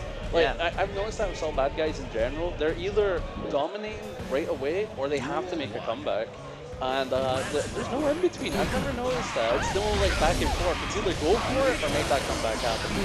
Nice time on the burst. Good skill to the corner. After trying to get that revolver off fast there. Now you got meat available if you want to go for the revolver RC mix. Off the devil, but it's okay, the revolver hits anyway because there were no blanks in the chamber. Oh my god, the damage. Of course, you gotta keep the corner for a 50-50. Just force smashing away. Nice 2K confirmed from Skill as he take that round. And still starting to get some fantastic momentum now going in this set. Yeah, makes you wonder if Tiger Pop might think about playing the HC if this continues. Oh my god. Trying to get the deflect on wake up, does not pay off. Skill blocks, trying to deal with these close S's and far S's, but the deflect's holding strong and finds the hits, and that wrist now goes back down. Oh my god, nice confirm with the backflip, and this is all damage. Hard knockdown, keeps the Jealousy state, chases for that 2S. Oh my god! We let that Viper strike there on the wake up. I love it, RC. Right back at you, says Tiger Pop. Automatic. The stall, YRC just gets a breathing room. You've got to be so careful when you have to deal with ABBA movement. Oh my god, I like this. Yeah, this is smart. This is smart. Just in time, just to get the better plus rates. I like that. Yeah. Oh wait, great heckling from Skell though. He has the corner. Oh slash! This is gonna kill a lot. It's not gonna kill, of course. But you know, you're taking him down to the wire. You're back in neutral, and there's no jealousy on Tiger Pop's side. Oh! And you can see the way Tiger Pop lean back was like, how did I let him get away with just a revolver on block like that? Yeah. Oh my god. But you gotta love the Uni crowd, right? They're just going for it. But yeah, man, it's insane. It's insane. So Skell is up 2-1. He was in a situation where he's down 1, flipped it around. He's the one in the lead. So Tiger Pop, I believe, his main map changed to HC. Cheating? Shooting! Oh my god. The Gales, I love it. Interesting to make this decision though at this point when it's 2-1 down. Because I thought we'd just see the HC whole matchup straight up off the bat, but Yeah, because it's yeah, it did start off strong, of course, but just lost all of its momentum still adjusting to it. yeah, because it. Oh, sorry. I was just I was gonna going to say, that's the thing, right, with Tiger. You get used to the ABBA and so you able to bring out the half chaos and vice versa. Yeah, no, exactly the point I was going to bring up. It's just HC is a bit much, but it's a good cross-up. Tiger Pop again starts with the 2S and responds. Concentration is not there right now. Just able to just apply the curse. Oh! Managing the chambers, his concentration right on cue, roll, saves, Tiger blocks. Oh! But we hit him with the Limp Bizkit, baby. Keep on rolling, baby. Oh, nice. I like it. Sets up the tone. Able to get the focus shot with punish. But health is still on Tiger Pop's side. He needs one more hit to get the confirm, but no bullets, no Honestly, focus. you say the health is on Tiger's side, but to me that's a Soul by Guy combo away on Tiger's true, health. I'm not gonna lie. Oh wait, you might be spitting. Bro, I might have cursed Tiger, my bad. Oh, the throw! And of course, gets to keep the meter over the corner situation, beats the YRC, and Skell is on set point. And Tiger in such a rough spot in that corner, didn't have any bullets in the chamber, so you can't even sneak in a 2P, go for the shot to take your turn back. That was just a rough situation in general deflection. The air to air, the pickup. It's your H finish. I like that. Dishing the damage, but of course you are back to neutral. Skell. If Skill gets the hit, it's over. Tiger doesn't have any burst, has to make this pressure count. DSX, time to let the bullets pop. Oh my god, I love the crowd. It's so much great energy. Skell. So much meter, so much burst to work with. Tiger just plays so clean. 5D, blocked. Gets the back throw, roll through, but there's no bullets in the chamber. Has to pop. That DSX just on cue. Get into it, fellas, get into it. Alright, here we go. Of course, Skell, like you said, 2 bars, gonna use it again and beat the clone, but Great awareness. punish, man. Great awareness from Tiger there. Gets the scapegoat out as soon as possible, knowing that Skill wants to try and get that Vortex RC in. Wants it to try and skip the neutral as quick as possible. Nice. Oh, nice 2K. No confirm the distance. It wasn't there for it, but I like this. Gets the 2D, but burst back. Oh, big hit. No burst though, and a drop on Skill's side. That is crazy. And now taking. We'll be able to bring that wall yet again. DSX. That was for him. We've got crazy and Tiger gets top 8. Oh my god. But first he's got to deal with the front piece that is Skill. The mix. Panda the mix, bro.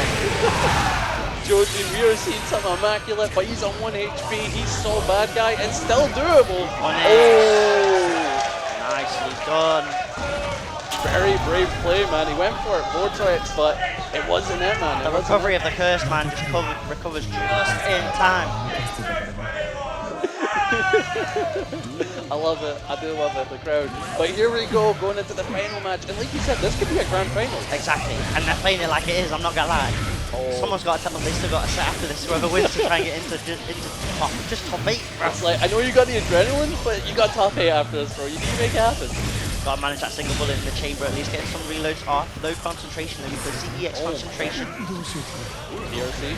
The clone coming in like a parry. Oh my god. The Superman punch, you gotta acknowledge those backdashes. 6S connects, and now you gotta be careful you're stuck in the corner against the Soul with tension available. Yeah, gonna use it for RC down. This is a solid pickup. Should be able to kill him if he get the wall, but no, the OTG wasn't on his side. Oh, but recovers it with the top 5D. This is it, man. This is it. Skill's on set point. Set, like you're saying, set point for Skill. Tiger, no first, and Skill is one to get the first hit as well. Counter hit. Fastnet. pressure, going for it. Well, so close slash, this is a great confirm. We're talking some solid damage and that positive bonus on skill side. This isn't easy for Tiger Pop to make the comeback happen. Hard knockdown, but Tiger does have burst available. At the very least, Oh tries the no! gold burst. And it's gone! Oh my god! The free framer coming in clutch skill. You just have to finish the bombo to move on to winners finals of this. The wall stick, and there it is, skill! Taking it 3-2 in a close set. Oh my lord, and the crowd is loving it. We had an amazing set here. And again, this feels like a grand finals match. Ooh, Neos and Pachi. Oh, they asking where the noise at now? Where the noise at now? Oh Listen, my god. if I didn't have the mic on, I'd be challenging him right now, bro. Yeah, I would challenge him, but I don't feel like it. I've got a sore stomach, you know. I don't want to peek the mic too much. For real, for real. But aye, that was hype. Skill obviously taking set 3-2. Tiger Pop's been sent to loser's side, but doesn't mean he ain't gonna make top 8. He is one of those players. I can see it happening. Yeah, still on loser's side, but now just makes it just that little bit more difficult for himself. Those couple more sets, and obviously, if you do manage to get to top 8, that means Tiger would have to be in the loser's side of top 8, and that gets a bit scary. Oh, it does, man. Of course, like me and BP were talking about yesterday, of course, as a plat event, even just getting 9th is still points at least. So for Tiger at the moment, he is still within that top 10 spot because of that mix-up win, so he does have those banked points. So at the very least, if he can get to 9th, 9th now is the goal for Tiger Pop, just to get some points from this event. We've still got UFA coming up, of course, another plat event in a couple of weeks' time, and Koto as well, another gold event in the EU. So within VSFighting and sort of September, there are still opportunities for Tiger. Still not over for him, of course, but has to lock in. It's insane how much EU has gone so many events recently. Man. I love it. Shout out to Arxis for letting EU in so much. It's great. And shout out to Evo for in France though. Oh my god. It's going to be sick next year. Well, I know I have to go there. I know I have to. The UK person in me, I don't want to. Southern France. I tried it at Lyon, I was burning up. Oh my god. Oh. I turned up here Thursday to Birmingham, I saw grey skies and rain, I was like, and then it got warm. C'est magnifique. And then it got warm though. I hate it. I absolutely hate it. So now we're going to go on to the winners finals to decide who gets into winners side top 8. Is it going to be Serrani or Skill? Alright man, this is going to be quite the matchup because of course Melia has to kind of play from the back end, right? Because she knows you get hit, you die, that's the matchup. But the one thing they do have control of is of course neutral, right? Being able to whip punish, go in and out, play like a boxing play style. So that might be the way to go, but of course, I can't tell until you see it. And it's risky as well. Sometimes your pressure just might be fake just because of the fact that you have to deal with Soul Bad Guy having that free framer, having that 5k. It changes up the block strings that you might want to do. Yeah, man. And that STP, of course. I mean, you can't RC it, but DP is still a DP. Exactly. A DP is still a DP. You still have to respect it somewhat. Yeah, man. So I'm going to be looking forward to this. Of course, Serrani Scout, right? Amazing players. And I have got, oh my god, I have gotten to fight Serrani, right? Great player, and I always enjoy fighting him. I always feel like I learned something. So I wonder how many times do you think these two people fought each other in brackets? They didn't play at UFA, and I don't think they've really played anywhere else, to be honest. Serrani hasn't really attended like the gold events, only really the big majors. And Skill, obviously, Serrani would be in more of an online warrior, which is, I think, fair to say considering the fact that she does grind online a lot, regularly getting top 3s and things like that. Whereas on the flip side, Skill's like the opposite. Skill's like, oh, there's an offline? Yeah, I'll go to that. Oh my god. There's an online? Nah, I'll stay away from online. Yeah, so the story of this matchup, you can essentially say offline versus online. You could possibly say that. It's going to be interesting to see how this plays out. And I'm intrigued because obviously with the fact that the Wild Assault change now means loopable Oki isn't a thing for 30 seconds around. This is true. Which maybe in this matchup might be less in favor of the Melia. Yeah. I was talking about this with a couple of Melee players. It's like after that wall break, not having the Wild Assault for the hard knockdown, it kind of kills your momentum. Yeah. Now, you have to go for super, and you've already used meter for mix. At the flip side though, we'll say that it does reduce her volatility of possibly losing, because of course she can succumb to that. Yeah, this is true. Reversed. But when you're against Soul and you have to deal with the Soul neutral, it's brutal. It's like there are points where you'll definitely be controlling the Soul neutral, right? But again, solve. You get caught by an anti-air Solve, 5k, you can 40% you get caught by a far slash, he's going to If do so much damage. Serrani tries to make a read on like just a far S and tries to do a dash 6p or something, if Skill's already preemptively just saying, I'm going to check a dash up with a 2S, that's a counter hit for Skill, that's a huge combo starter, like... And then he can maybe reset it if he feels The like RPS it, alone you know? in neutral is... It's not. It's risky. It's not easy. It's not risky. easy. It's definitely risky. Okay, right. I saw May for a I second saw there, May, I and I saw got Kai, terrified. Skill is... Of course, we are getting to the button check. But is there any more history about Serrani in terms of offlanes? Realistically, it's only UFA and Clash of the Olympians, of course. Herself being from the Greek region. Her first offline was at a Clash of the Olympians event where she won. And it gave her an opportunity really just to platform herself as a solid player now. Yeah. Off the back of that first initial KO win, being able to then have the confidence to start signing up to more online and things like that, making a name for herself. And of course, her run at UFA was godlike, getting top 8 there at last year's time. Unreal. Looking to maybe do it here a bit. And you know, that's gotta be pretty hype, you know, winning in your hometown. Yeah. That is pure like. Looking to maybe do it again this year, of course, Koto being a gold event, so points on the line as well. But why would you want points when you could just get invited directly by winning a tournament? I mean, it's totally doable for a player like Serrani, but like we saw earlier, skill is also of that level, right? It's not easy. I mean, in these we situations. speak about the onlines, right? You look previously, Serrani, Tiger Pop have played each other in million online times. so many times. So many Millions of online times. weeklies have been like top 3, Serrani or Tiger Pop within those top 3s every time. And Skills ruined that matchup. He said, no, offline is still the best. Hold this. Hold that L. We're about to find out. And again, this could be a set that would be in top 8, but we got it, and I think we're in top 16. Qualify, yeah, qualify for getting that winner side top 8. Nice. And getting that winner side top 8 means you're guaranteed at least a top 5 finish, so you're getting a fair amount of points. And I think I've noticed there. What a close set. This is what I mean, man. This is what I mean. Amelia has great neutral options to call out Sol. And that is a lot of damage on Sol bad guys. It feels like character. it's kind of crazy. It feels like Sol kind of has to stay grounded just to avoid a Amelia close set situation like that. The moment skill goes in the sky, Serrani's going to be ready with a close set. And as we saw in the Amelia mirror, right, Serrani is ready to go for air grabs as well as the mixer.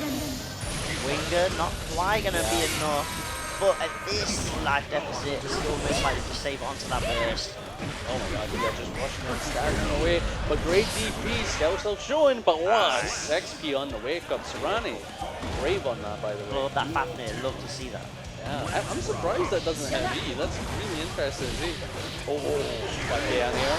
Getting the bombos, gets him to the corner, and this is already a solid situation. Speaking of earlier, bro, that free frame at 5k, it is a menace for everyone involved. It does it all. It's an anti-air, it's a mash throw, Perfect. combo extender, you go crazy. But it's not gone from Skill here in the possibly last round of the one. Yeah, again gets a 5k. This right the tip, kind of awkward to really get confirmed. Solani.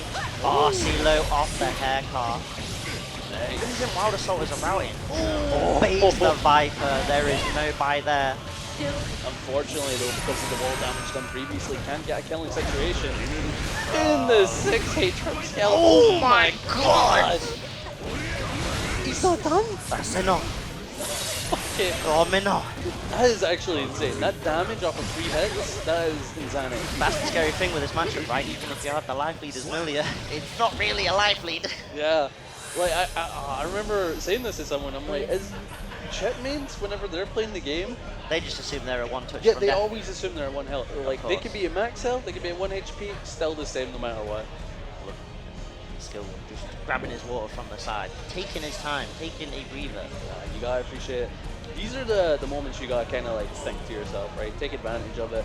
Start thinking, okay, what do I need to do? What do I need to look out for? Do I need to be more grounded? Play to the air? Counter poke?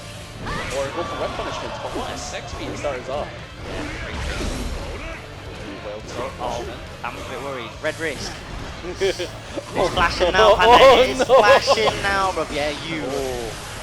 Even the trophy, Amelia was about to meet your maker. What? That is actually wild. Yeah, that actually could have been nasty. Thank God they had burst on that. Yeah, if Sorani did not have burst, she was getting blown up.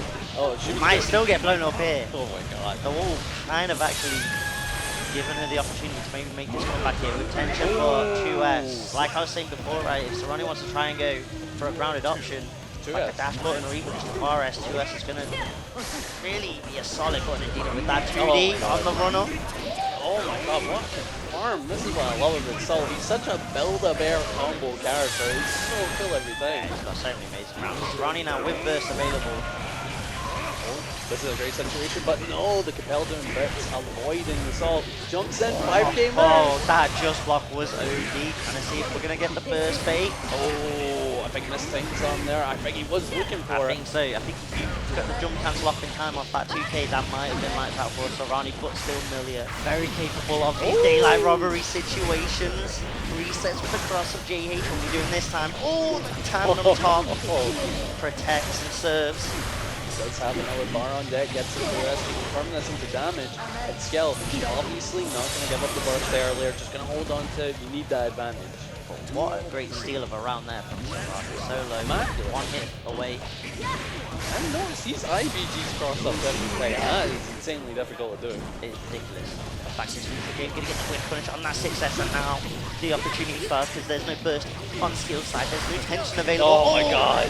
Unblockables, I am telling you. Same side fastball is ridiculous, but back throw incident Panda. Oh my God, yeah, back row incident, one of the roughest situations to get it here, and of course with that bar can extend it. I think Sorani might look for a wire, see if possible, but no, just jumps out with the bravery, man. Extension. Another 3 yet again, the round. Immaculate. And Sorani now 2-0 up over Skill fam. I'm actually shocked. Well, I'm not that shocked, right? Sorani, great player. But like, Skill is still like, match. This is real for him, right? You're playing from the back end. You gotta make something happen. And those rounds that Sorani managed to steal away, coming back to fight Skill. If that first round, for example, or the second round, sorry, of that previous game goes the other way and still gets it, suddenly we're looking at a 1-1 situation. Instead now it's Sorani, the shimmy taking us for a dance. Oh my God, I love it. It's like they're playing Street Fighter. They're so on point with their defensive plays. So godlike. Winger to break, Skill, defensive options available, but they are a miss. Where'd that chicken going, boss man? Talk to me. Oh my God. I need that burger sauce on the side ASAP. I could actually go for a chicken right now. All day. Can't be doing that, brother. Can't be doing that. I'm fighting with food. But here we go. Set point. Sorani on a great advantage. Gets a whip punish. Don't confirm. Looking for burst and force. And Skill taking advantage of that. Fights immediately back. Got the corner. Trying to whittle away Sorani. Just FD the pressure. Just want that wrist to get built up.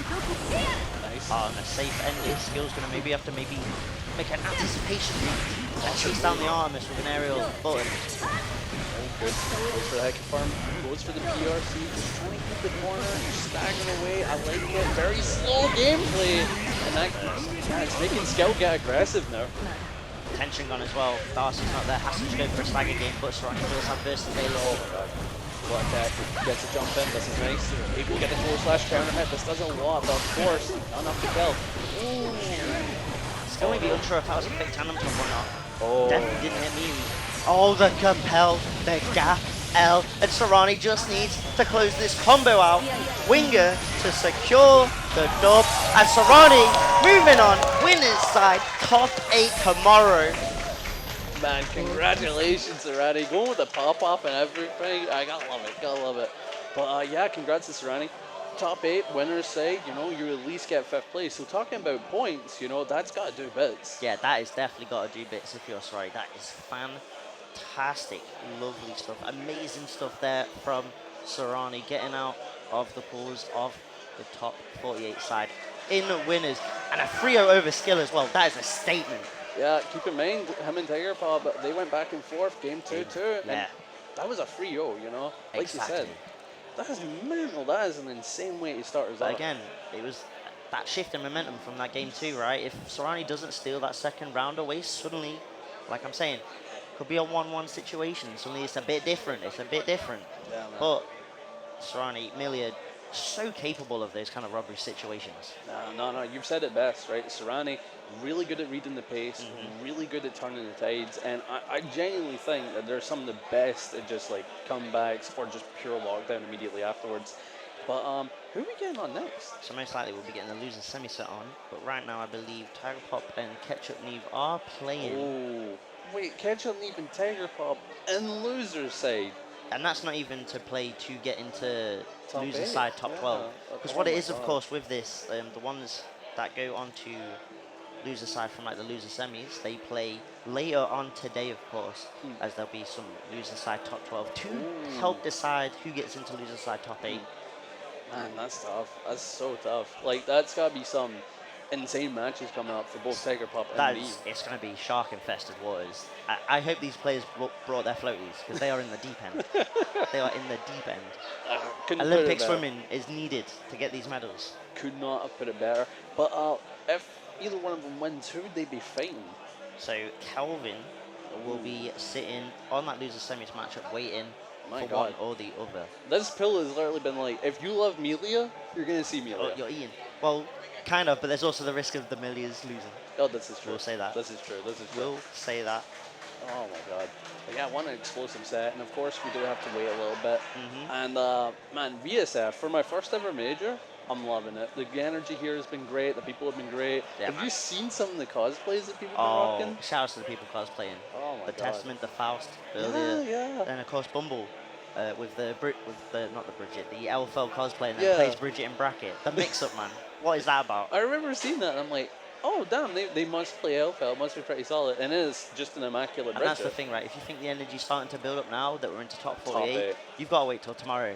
If we're in the auditorium, oh baby, Oh my the God. origin of the original Tiger Pop chants, man. Man, I'm gonna be real though, I've not been able to get any sleep during this event.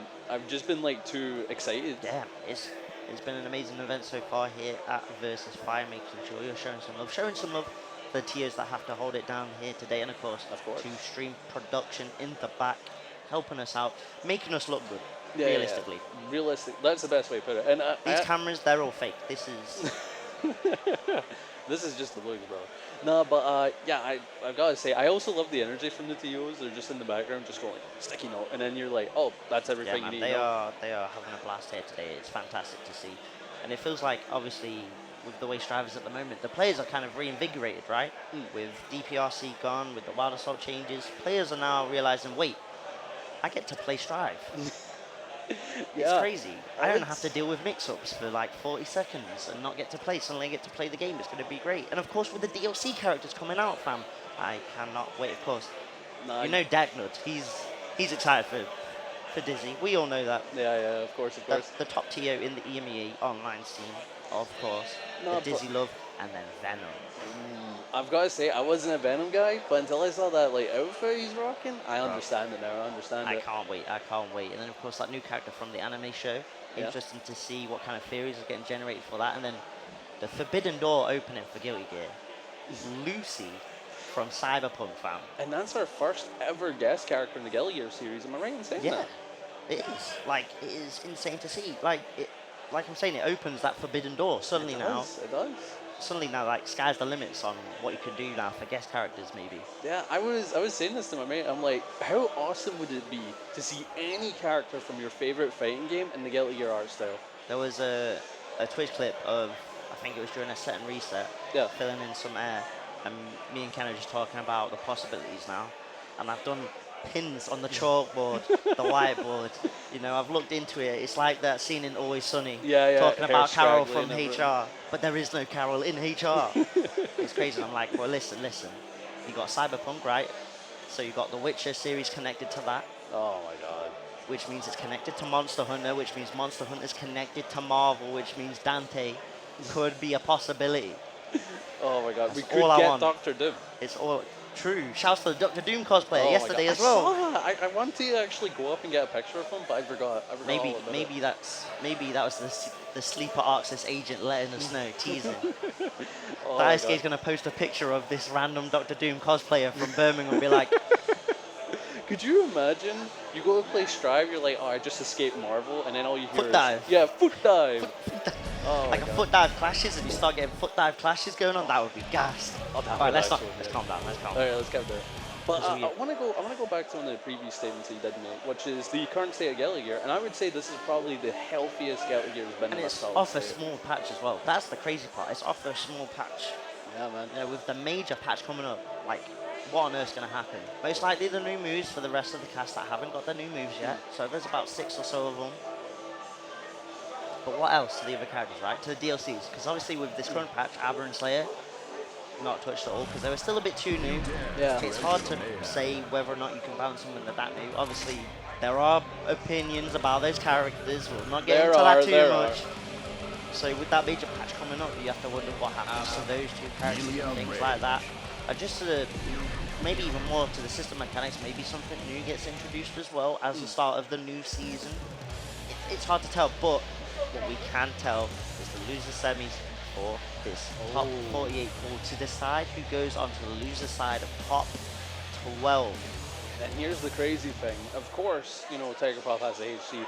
Starting with Abba against Amelia.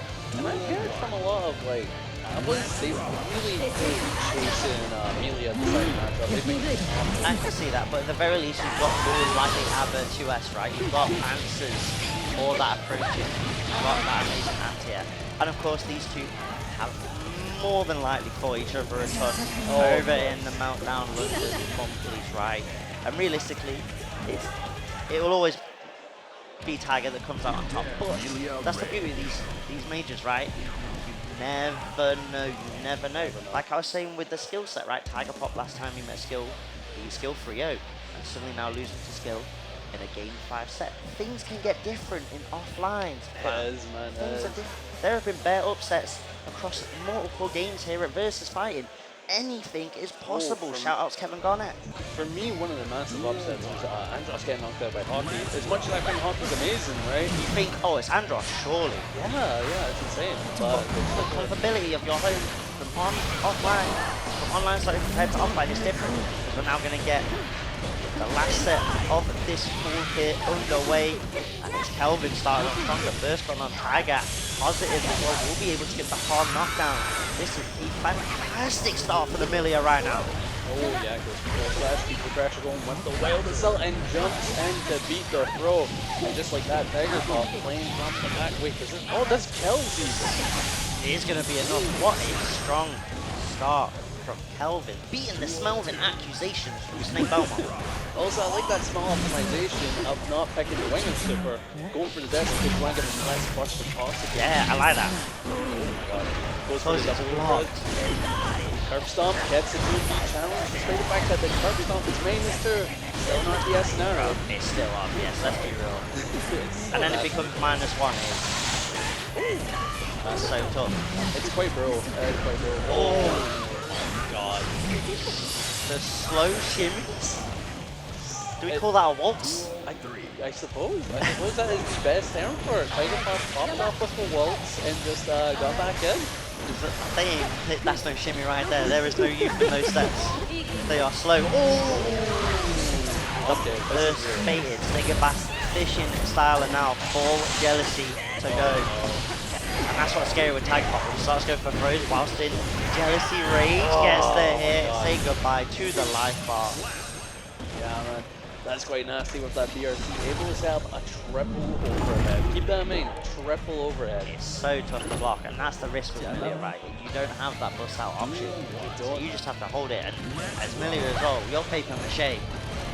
If you get opened up by any one of those, you're eating a chunk of damage. Yeah, it must be tougher on Amelia than any other character, right? Your defensive tools are only behind the super and the 2, so it's a massive gamble. Ooh, goes for burst. And Tiger Pop wants to get aggressive on the violent streak, but no confirms, and Jealousy's out.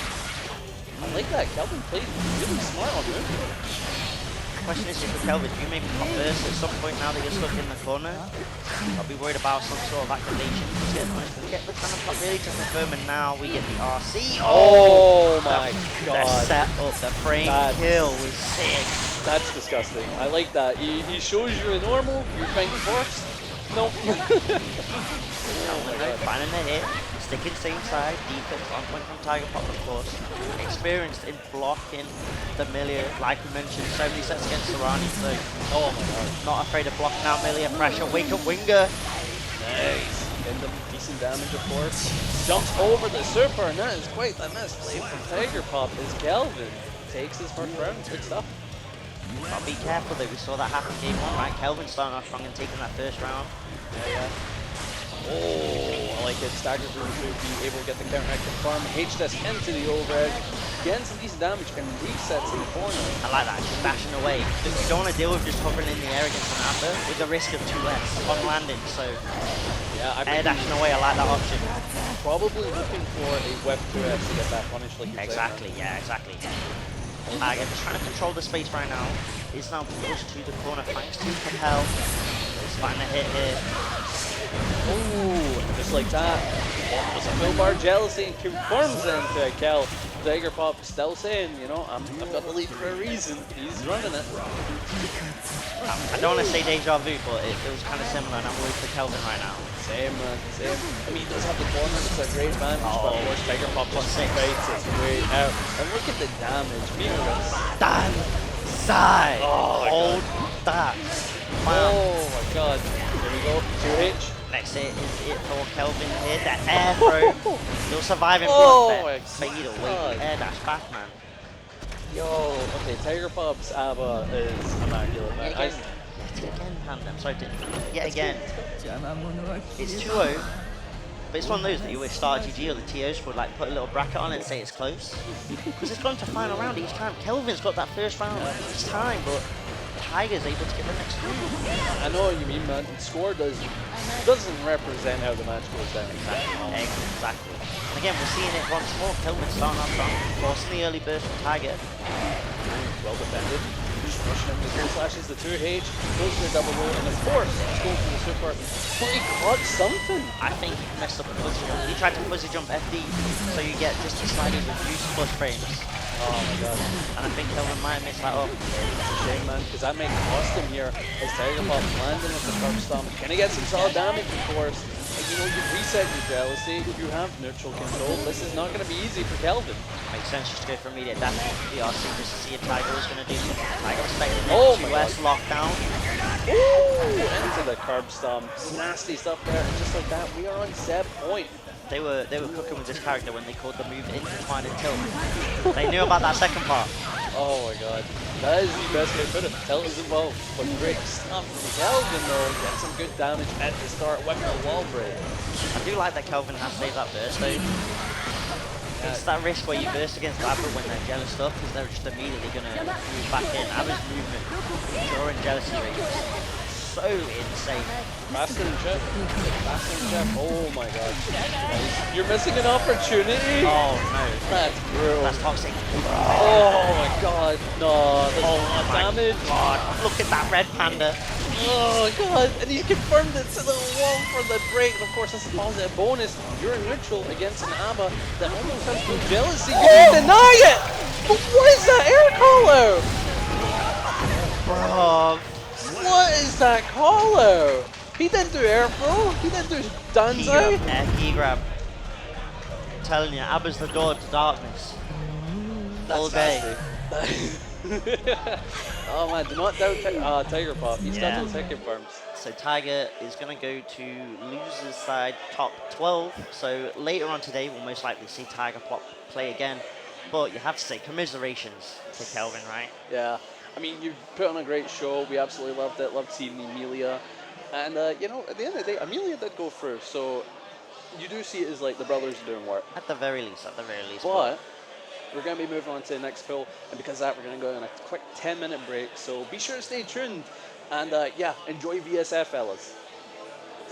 You're joking. Not another one?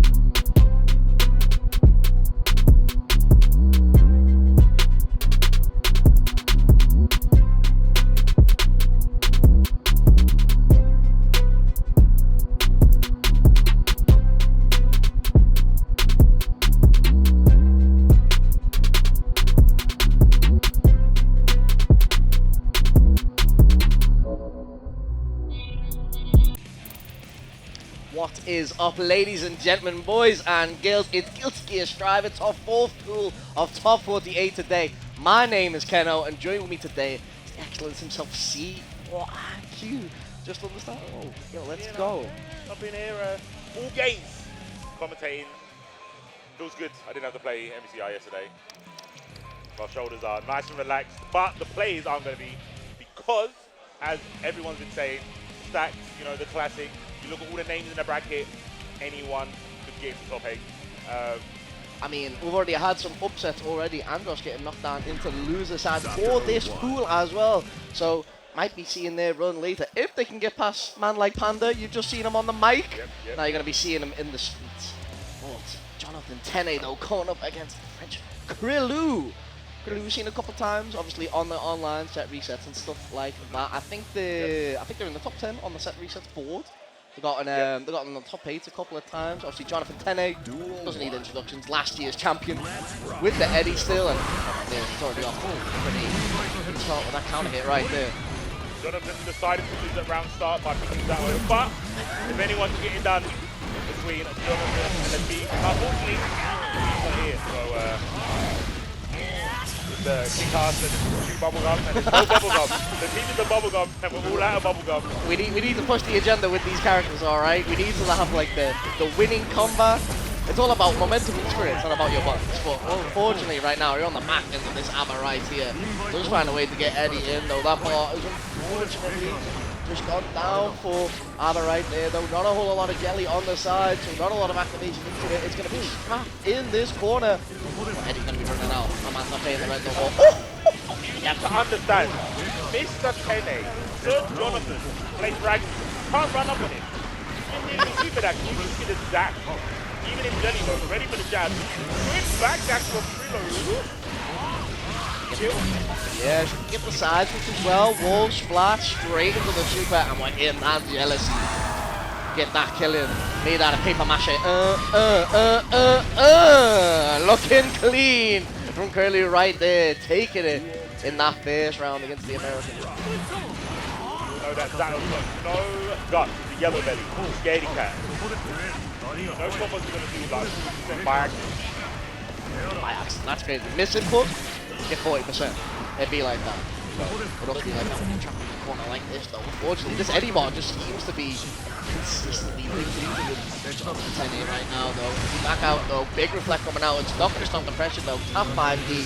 Nice with the block, and that's a really well-timed subvoid. We might be trying to deflect, might be trying to get out of the face, but we just can't. Eddie is there all the time. I'm telling you right now, Zato ain't the main character. It's got to be it. Ooh, big kill. Real pro tag. Here's the puppet. Puppet is the perfect. Jonathan, it was one of the non perfect that you have to kind of maintain and control your opponent. Or invite to help RIVP if you don't mind. Stay in the corner. Oh, good reaction. Imagine it. He's coming out though. Actually not gonna hit. Sato there though. In my help. Trying to help Eddie there. That ball is currently depleted right now. Just gonna float away. I like this play. It's safe from Jonathan right now. Got a whole lot of. Ooh, never mind. Kicks coming through. Damn. I think with the try jump. Get crossed up. Alright, Zato. What's the mix by Eddie? Dallin's way. But here he is. On post. Look at the scary hands. It flows. Look at the ball. Look how slow his shield is. My god. What a timeline. We're gonna get a corner to corner with this as well. Yeah, red on C. I don't think we need to answer that. We need to go into that in-store though. Trying to break the law, but you've been apprehended right there, Jonathan Tene. Krilou with the first game right here. Should kill on the wall. No questions asked. Hear the crowd popping up for that. My guy, Krilou Darius, bro. That apprehension was crazy. Where do you think you're going? The freeze. Stick him up. Oh my. Wait. Take the leg. Right, piercer. More piercing. Gotta pierce. Can't do it quite yet. Safe block. Watch out though, because Jonathan has like some of the best questions in the business. He always finds a way. Nice 6 to avoid the F. Drill in the lead. Trade. Eddie lead. Get the prayer. Hands together. Punch 6 feet. Eddie, we need you. Woo! Purple RC away. We're just out of the fucking complete from here, but there's no real conveyance coming off the Eddie right now, though. It is just all pressure at the moment. Go for big mix, though. Jungle Shade just get them away, but unfortunately, again, there's just not there at the end. Eddie's always a little further. This heavy gauge is not doing any damage for you, son boy. Straight after this. Never mind, there's the backdash. Oh, Red RC to get that low. Once more into the corner. And the way out. Get out of the skies. I took the mercy down to Edmund. Jonathan Tene. Beast Coast. Showed up. What, the only American in bracket right now? I think so, yeah. Taking the crown. Trying to keep their own throat. Backdash, yeah, nice delay. Hey, damage. So much damage, and it's straight into that jealousy as well. On a hard knockdown. Oh my days. You know what? I respect going for that jab attempt. Unfortunately, though, that's a massive counter hit for the side of Curlew. Should be another round for them. Jonathan does go through with the burst. So does have an opportunity to really play it a lot safer in this round, though. On up with that backdash. Yeah, Curlew Ward. Nice backdash. We'll start to the pressure now with Eddie. Refill that gauge. It's gonna be a couple right there. Oh my goodness. Woo! That hit was top of the cathedral. Michael O'Kane. But all that power, like 60%, bro. Wow, catastrophic RG. Do I look broken to you? Count wherever you want. I am Talon. I don't know what you're talking about. But you need language, you've got numbers, it's 1-1, no, it's 2-1, 2-0, bro, that's a hard, I'm gonna do it better, forgive me. Put the crowd behind them, they're in easy, kind of right? You mean, the French always come out with massive numbers, especially for most tribes. NSXI, we know them, we hear them everywhere. I'd be at my house and I still hear them. Flash, go home. Right about that one. See back on the ground, I'm like, oh, come on. I don't need you here. Whoa. Look at that.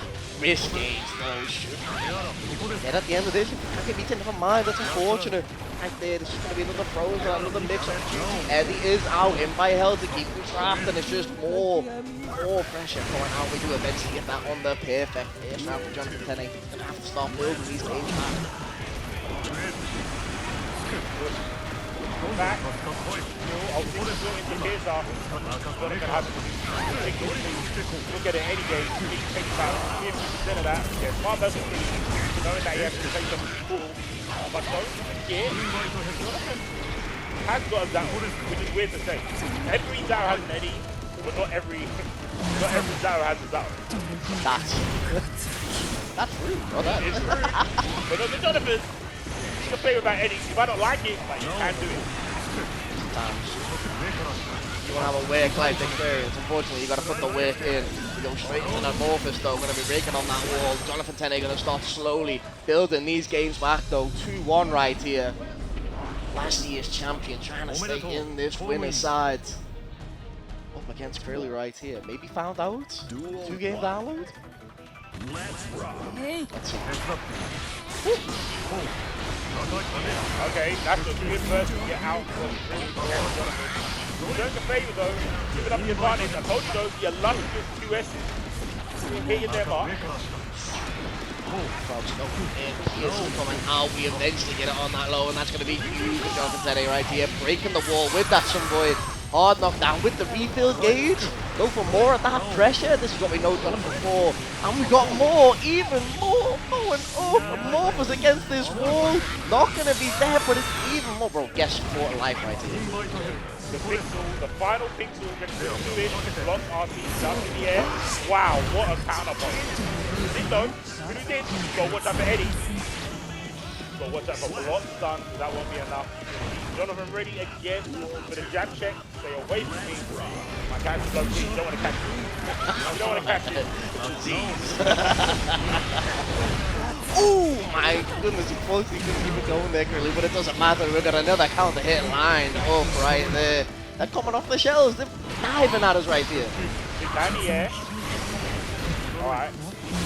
Take the bait. I love those. Really slowly but surely manning a little bit of mental stack, being at a really close range angle, and a bit pretty on point for stopping Eddie getting the party started. And there might be a party started if Kulu can win. Because you know, like you said, the French are going to let everyone know. Well, all the French are right behind me. We've got to cover ourselves. I love the glass you put on the ground with your back. Can I speak French? Red up the bibliothèque. Oh, qu'est-ce qu'on fait? I'm back. Nice jab. That could be the game deciding jab here. Let's find out. Donovan couldn't find a button to stop the down the button. RC the block here. Oh, doesn't get out of the lockdown too, but doesn't reflect thrown off as well, and it's Kirill with a 3-0 over Jonathan 10-8. That was huge right there. Oh my goodness. It was great because Jonathan made the flank read, which makes sense, right? If you have to block that from Abba, you're like, oh yeah, you just passed the ball. I understand the motive, but it's an empty jump. It's an empty jump, and I think Jonathan did the thing that would be the safest option with only a hard read beating it, and really made that hard read in a situation where it was like he could have lost, right? Because it was 2-2. So yeah, big shout out to Quinn, really smart stuff, and like you said, and like you guys probably heard, the French letting everyone know that Kirill is their boy, going through. But that was winner side, so Jonathan is still in. Jonathan's still in, and I think they go down to the loser at A. If Andros, oh damn, Andros be Panda, tragic. But if Andros wins his next game though, he's up against Jonathan, and that's who'd you play there though? Was Pop though? Would you just play Leo? He's got Leo back pocket. I think like Leo in that matchup just way better. I still think Leo into Zao is pretty good. I mean, other than Zao not being a very good character. I think the matchup is pretty much a tank still. Even though he's not got Flash and Garci, I don't think he really needed it. With Zao, if you get rid of Eddie, the damage is so low anyway, you don't need Garci. And he's got good buttons to get rid of that Eddie. That 2S is massive. Obviously, just normal S. Just throwing that out, especially when you go straight to that guard point. You're not catching on that low either, so unless he's doing him by now. But Jonathan Denning does have that on him, especially with that 2S as well, just keeping him out of range. So, going to be a good matchup if we can get to see it later. But we will be moving straight on though. It's going to be Hawkeye versus Recho coming. Oh, currently wanted champion. Currently holding that throne down. Yep. Obviously install champion earlier this year as well. Won a couple set resets. Shout outs to them. Yeah, two players you'll probably be familiar with if you watch EU Drive for sure. Gonna get some good old Gold Lewis, the people's favourite character to see. It's kind of wild. Obviously, we've had this big patch coming in straight after Evo. Wild Assault and all that, getting nerfed down, and it's always people like doesn't change Gold Lewis that much. And in all honesty, you got to look at the situation. This isn't Gold Lewis, this feature.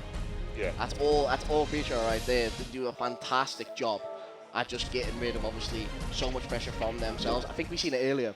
I think the best thing I've always seen is the fact that you do the Fallen Behemoth Typhoon, people try and 6P it, it clashes, they land there plus. It's their situation. You turned your anti-hero into their situation. She's absolutely amazing, and then she does come around here. But obviously that's the verse with Hawkeye right here. Hawkeye actually being the one that knocked down Andros, so. Yes. Fan of the name. I'm a fan of the name. Hawkeye? Yeah, Hawkeye. Hawkeye? Hawkeye? What's the layer up in the cake? What's the name? I. So Hawk. Hawk. I. Yeah. But I'm splitting up with the HAW and then the KI. Yeah, I wouldn't do it like that. I wouldn't do it like that. Hawkeye, we're gonna do Hawkeye. I mean, that's only. Is it Hawkeye or Hawkeye, Jack? You want Hawkeye because you play Hawkeye. That's what you want. Hawkeye. That's what you. I'm a simple man. You read me. I like a book. You like the zone, that's it. I do like the zone. We're not going to see that in this game. No. We've got Gold Lewis versus Frederick, aka Soul Naughty Boy. I'll see if he's a bad man after this match. I love. There's so much that you can tell from the check on our face. The fact that we have to divide the choice away right there is great. We went for double DP, we're like, alright, we've got that outside. Just in case then Behemoth Typhoon comes through. I'm ready. In this Behemoth Typhoon, you're gonna die. You're gonna get pulled out of the corner and then put right back into it. That's just how that works. As the buttons are being checked, I see the keyboard. That is kind of like the hitbox. That's the... You can see, you can have a little bit of glimpse of it. Retro. Yeah. Is it the pre-evolution or is it the new evolution? Because you got more keys now. You got more. Free, because there's more the margin for error is larger because you've got more keys you can back pick up. Yeah. Have you seen how that gets set up as well? Have you seen how that gets set up from PS5 actually? No, I've not seen it. So you have a keyboard adapter that plugs into a PlayStation 4 adapter that then plugs into a PlayStation 5 adapter. It's 3 different adapters or something like that. That's not I remember at Wake Up when I seen it, I was like, what's going on here? I was like... Wacky daisy thing. Rich pressure with here for them, playing the Gold Lewis right here, starting off with that pressure early, and that's Thunderbird taking that neutral. Yeah, the big Michael coming out, those 6 speed to stop any sort of assault coming in. I was going to say, doing a good job on pressure right here. Unfortunately, there's a back throw incident, and it's a back throw incident. Fantastic right there. Yeah, that's that with the Thunderbird. You got another time. The back hit. Secondary time. We had here first. That actually hit the other side of the mobile. Man, like, I'll show you that something. High. Split the middle in the case. Yeah. But I'm going to put it all high. Depends on if they're winning or losing. Right now they're winning, so it's a Hawkeye. My favourite thing John here for. Big buttons on that way, got 5k coming through. On that first block though, it's going to get through the time, but there's no Thunderbirds launching here. 1, 2, and 3 go back in the shuttles, and it's going to be a massive wall break coming out here with the Tyrant Rate. On Richard's side, wake up Jabarino. Wasn't apply the hard knockdown whatsoever. Oh my. Get out the side. No bird? Nope, I mean... I like it. Oh, is it true crazy to have burst on deck? I can't believe we blocked that blue Aussie for that mix right there. Jump goes coming in. JDs but no shadies. Oh, big throw to win. The fact that we have this that entire time and did not use it, that was great. Calm, collected. Just doing numbers right now. The only really single whip punish on the Soul 2S with 2K. I think the meter management for the burst, like you pointed out, was really important. Like having the fact of, oh, you see that I've got burst, you're never going to complete a combo now. And I'm never going to burst, I'm never going to use it. It's like end-to-end mind game. But yeah, complete your combo, go on, do it. Yeah. I bet you won't. Yeah. I double dare you. Big from the bed going out though. Actually going to be falling back onto it with that jump. H right there though. Get much more off it though. Just trying to find opportunities, but it isn't currently. One guy just doing. He's on the pressure right now though. Purple are safe to keep themselves safe to keep that pressure going. Does catch that back dash. Just dead. Big attention. Oh, never mind. But we're going to catch up body anyway. It's going to be a big one. Gold Lewis. Slump into the ground after the wall stick. Get this high side.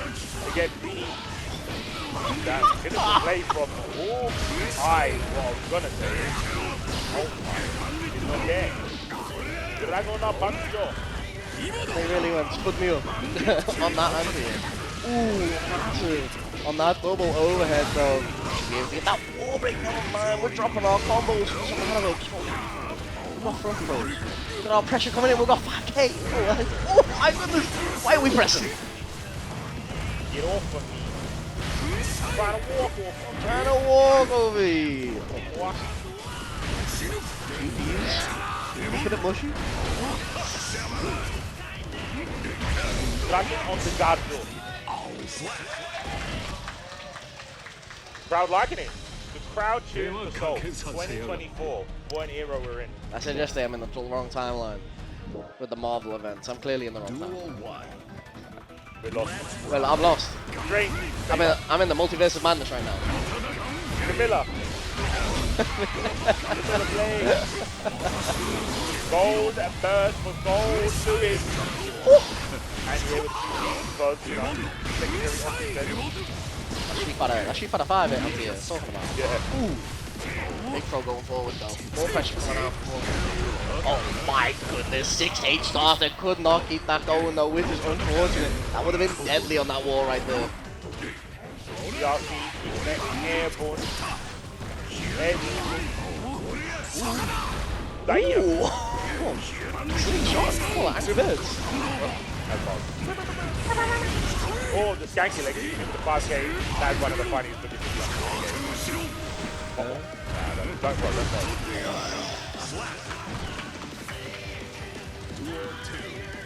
Oh, he's short on that button. That was slightly unorthodox. Short kings and stuff, it's crazy. Oh, it's like trickery. Oh. Bad. That should be dead. We're going to get the bounces off the wall. We're going to get that initial toss up. Red RC just to keep it going. Nice use of meter right there to round the piece right here. Trying to look for that second game, both of them right now. Wall break though. The pressure into that corner. Not let that. Next hit here, unfortunately though. The finger coming down. Bringing them to the next side of the screen. Alright. Heavy start and next. I decide to drink. Oh my god. No burst this time. Certainly isn't. Oh my god, that's so much damage. Oh! Let's party. YLC. What's up, JK? So funny. Good luck with that goal. Oh my goodness! He's gonna keep it. Alright, my son. Trying to chip. Careful. Yes, look inside my puppet. Magic trick. Sweet on the feet right there. No messing about. That was wild. She's committed to those jabs. I'll say that much. Mushy peas. Actually mushy peas. Let's see if they can get another pea though. Each player had one. Duel 1. Smashing get you peas. That is the way. That's the UK thing. If you mess about with them, though, it becomes a W. Let's try with my feet. Yeah.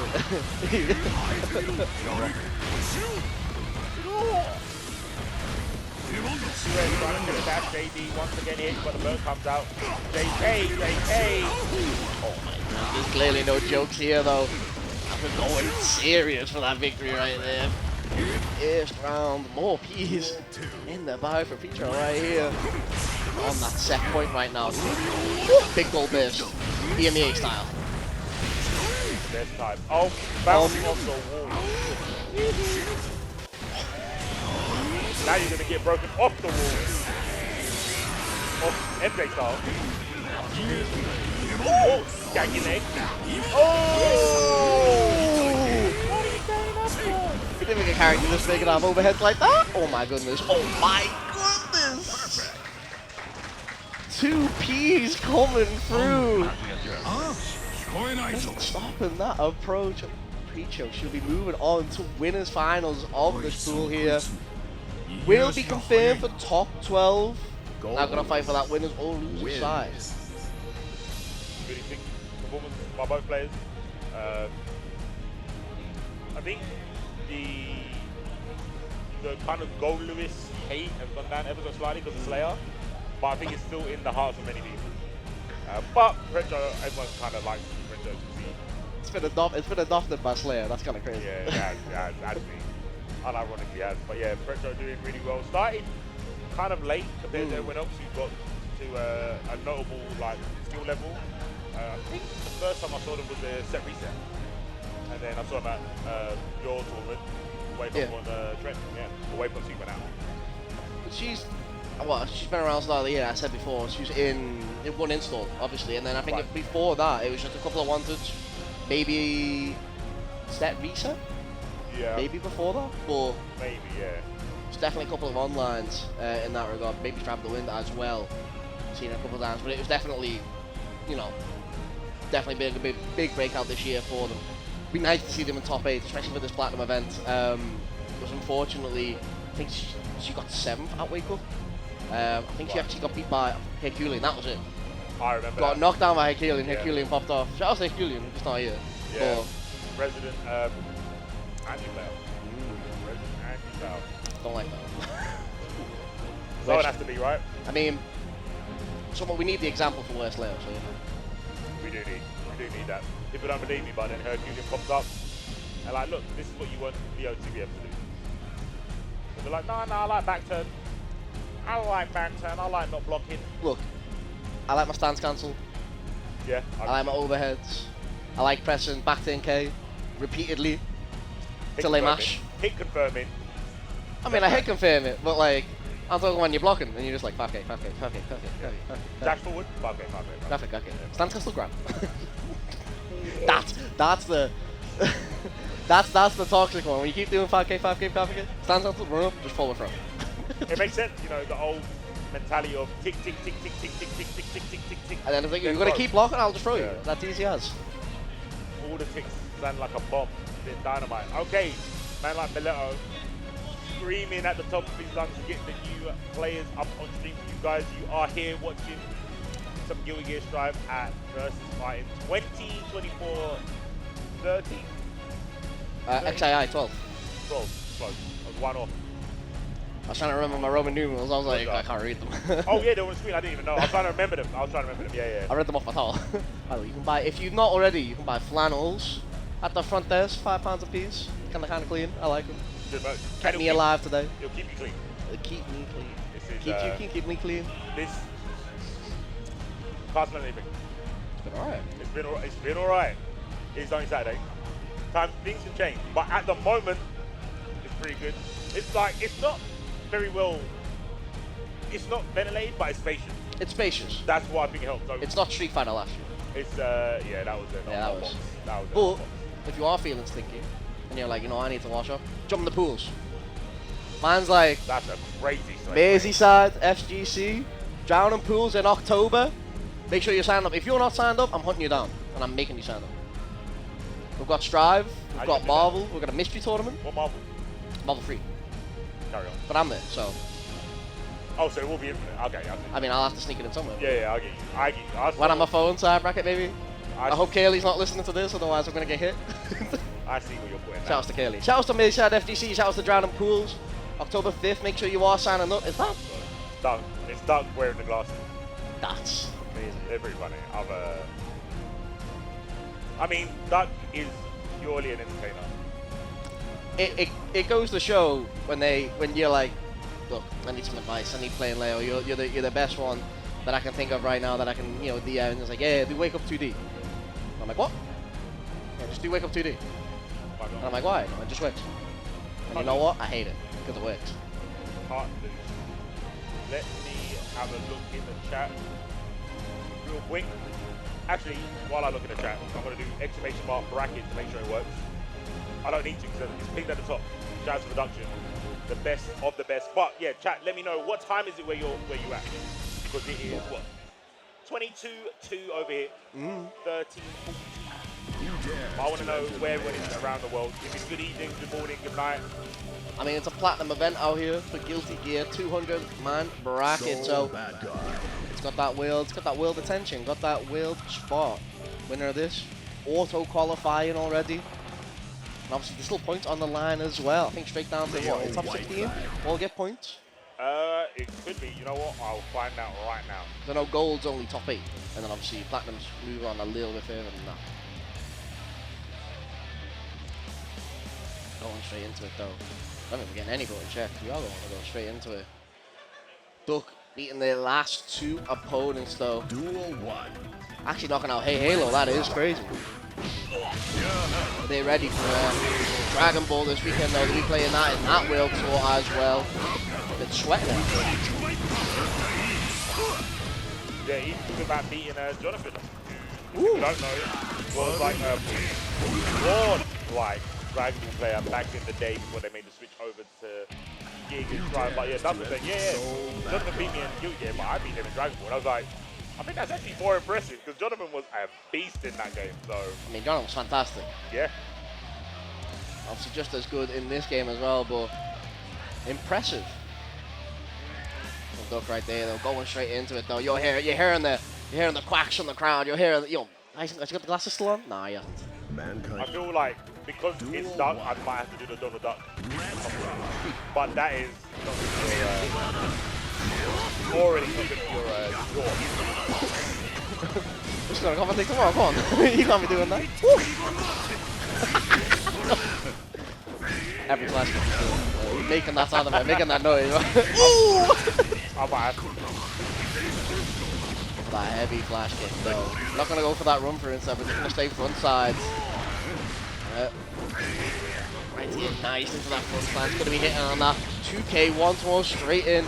Before that dash in instead, sorry, that air dash in instead. And it should be dead on the wall right here. Never mind, the big fish coming out. Ooh. And RC thinking about a front stance? That's crazy. I agree. Oh, hard lead. Volcanic. Oh, stand up. Ah, yeah, I'm as a Leo player, you're always like, well, I'm going to try and go overhead as many times as possible to take away my fracture shot. That's why I would have stood up there and ducked it, so, you know, one brain cell. But there was nothing behind it for the one time. One time there was nothing behind it. Didn't work out for me. Wow, fortune right there. Oh my days. Close slash, awesome. Base to get out of that combo. That would have been too much damage to really deal with.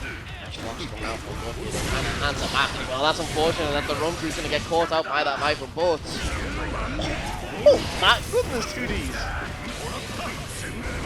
Viper, no boots coming out here. Ooh, no shooty. Okay. Finding the mark, landing those punches. Not really going to get away. I want to say we haven't seen any good flashes. We've had a couple of, 6K into that setting. Go for actually. There though. Smash. Oh my. There you go. There's your flash kicks and there's your run throughs as well. Back 10 combos. Ooh, I do not care for your blue bears. It does not entertain me. Oh my god, what did I say? Arsenal, grab that. Leo died. Like Dr. Doom in that Fortnite pass, that's crazy. Love to see it. Come on, it's the bro headbutt. Another one, DJ Khaled in the building. Oh, another one. Nice. Coming out though. Red, wow, the soft triangles, that pressure, keep that going towards the corner. Unfortunately though, it's not going to work out for them. He's just going to go back to Hawkeye right there, around the piece right here. We're going to go game a piece though. Revolver straight into that corner, I'm liking that 2K. No confirms off it though, it's just straight hits right here. No guard play, yeah, definitely. A few ways that Soul can beat with blows.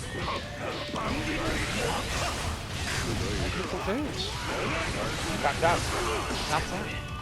TikTok, tap tap. Just a light off. Kicked up. Oh, same side. Good block once again, both being in that back turn straight. Give up guard. Just going for these out of space buttons, nice on the run through. Those eventually hit. Ooh, backdash on the heavy though. Massive throw back into that corner. We've got a lot of tension to work with, but we put ourselves in our own caskets as it's going to game a piece right here. Look ready with that grab. That was crazy. Wait, we getting the question check. We get it. So I saw Hawkeye draw for the bag after winning. I was like, this is unprecedented behavior from a winner. What are they doing? They just got hands on hands. We got bucket hands. Tank on Burberry. Shout out to Manchester. Oh, guard on point four. Oh, that is massive one. You don't really see that often, but Turbulence is mega minus the block. Oh my god. Can't pack up. Oh, we did get wall though. I felt like we didn't get wall, we got corner there with a massive opportunity to get some more mix in. Maybe even kill at the end of that, but unfortunately does get wall. Does get that positive meter though. On the back end of this all right here. Jumping's working. Yeah, get that burst up. We want that round.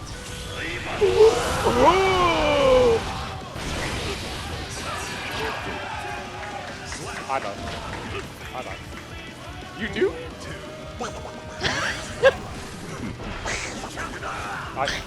I've seen Doug do that way too many times. It's pretty funny. He's got a flash kick, but he loves the anti-air with overdrive. I don't know why. You can all see it now, so. He can anti-RC the overdrive. Ooh, I like that heavy flash kick. It's still got that RC property, so still go for that sort of high-low situation. Big throw there. If you're gonna stare into my eyes, get into my loving arms. Ooh, that's coming out though. Catching that back, that's gonna be a ton of damage coming out. Oh, right here. Mike Ramba. Got caught in the back dash. Active break to the S. Oh, speaking of SS move, just confirmed. Will actually keep you hard knockdown. He's gonna make the burst. Try to. 2D on the OTG on my knees. Can's in the corner. Oh, purple RC! You really tell a Leo that doesn't value life when they put themselves in a corner like that, bro. I don't know, man. Oh, 6K hit for the YouTube. Oh my goodness, we knew. We just knew. Heavy flash kick, OTG. That 2D, but it is going to be a might to try and get out of that situation. Closing them gaps once more though, and it's just going to leave Hawkeye into the corner. Big or a throw. And that back stance, we're in that run through. But got that combo, we've got that victory. 2-1 coming out. It's the Aqua Mammal right there, Duck. Would it be toxic if Duck took one of his hands and said, my head's cold. My brain's working overtime, my head's cold. I need a... The question is, does Hawkeye have another hat? Oh, oh. No hat. No hats. Oh, he took off the limits. The weighted garms have been removed. Don't grab the hat. Duck. No, grab the hat. He did look it. He looked at him like... He's looking over, he's like... Yeah. Are you the kind of guy that won't flip out if I take your hat? Can I take your hat? Oh, he's... Take your hat. Make your hat my hat. Switch your hat with your hat. That's an easy tank telling them something. Leo White. Zato 1. Duck is pretty serious now. The last thing from the first round. I think as soon as they lost that race down, they were like, I'm gonna lock in. I think that was the case. He's gonna lock it in and wild out as more. Boo! Well, actually, Johnny's a really bad character, and you know needs more. Went through all that rigmarole just to go back to my own character. We were rolling a lot of the riggers. But we landed back on So Bad Guy. Played up to the crowd. It would have been funny if the crowd were like, yeah, sabotage. Pick Zato 1. You can do it. Yeah, you got a Zato, definitely. Yeah. We believe in you. Duel 1. Right, let's see what hats off their head. In terms of battle plans for Hawkeye. Wow. That was a pretty decent whip punish once again. We've seen a couple of those. Did a couple of those too. Outside actually up to protect us. Magic Ringer though, and it's pressure in the corner right here. And Hawkeye does not stop there. Yeah, and that with the Tyrant Rave. Looking clean right here. Hawkeye, limiters are off. Combos are out. Wasn't messing about. Into activated. Dragon Punch. Again, DP stands for Stone Red. FK stands for Beep. Beep. Too bad words I can't say. Ooh! And RC interrupting though with the cage base to keep that corner pressure. We got that throw going in. Look, really trying to get into it right now. Though unfortunately we're still impacting. We're going to be subject to this right here.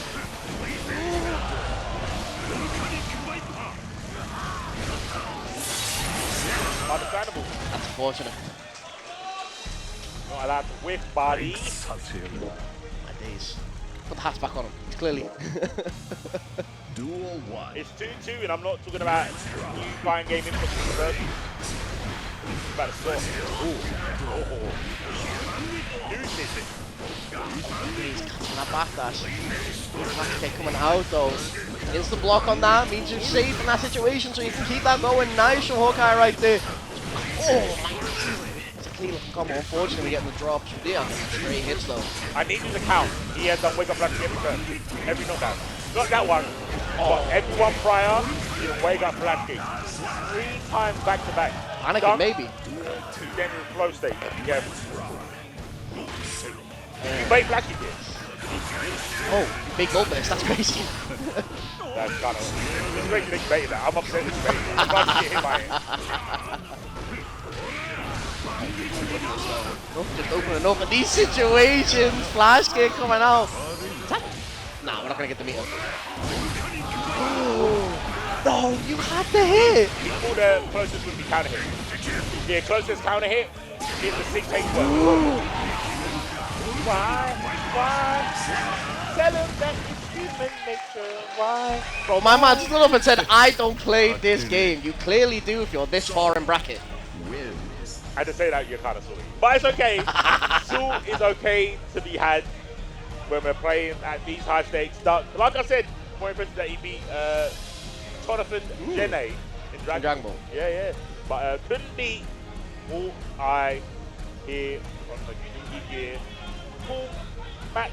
Yeah, I mean that was a loser side, right? That was loser side, so the out Hawkeye will be moving on. Actually could be going to face Jonathan Tene over on that loser's side, though. We're still waiting for your boy Zulu and Andros to be playing their losers match, though. But we're going to be moving straight on back over to our winner side match, Krillu versus Precho. I think this is a match we're seeing all too often. If you're watching from that European scene, definitely a match you see a lot on the onlines. If not on ones, it's on set, reset, strive, but you know what I mean. You've seen it all. All them ones. You've claimed the codes. You've got the match arena. You better be. Better be. That is free money. When I catch you Tuesday. On site. And Friday, actually.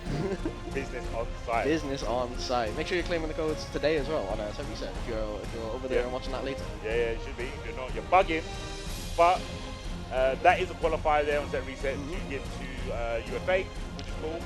Qualifier today, though, platinum event for Guilty Strive, Uni, and Grand Blue winners. Guaranteed spot at the Arc Warsaw Finals. We said this obviously earlier. Jonathan won last year. Yep.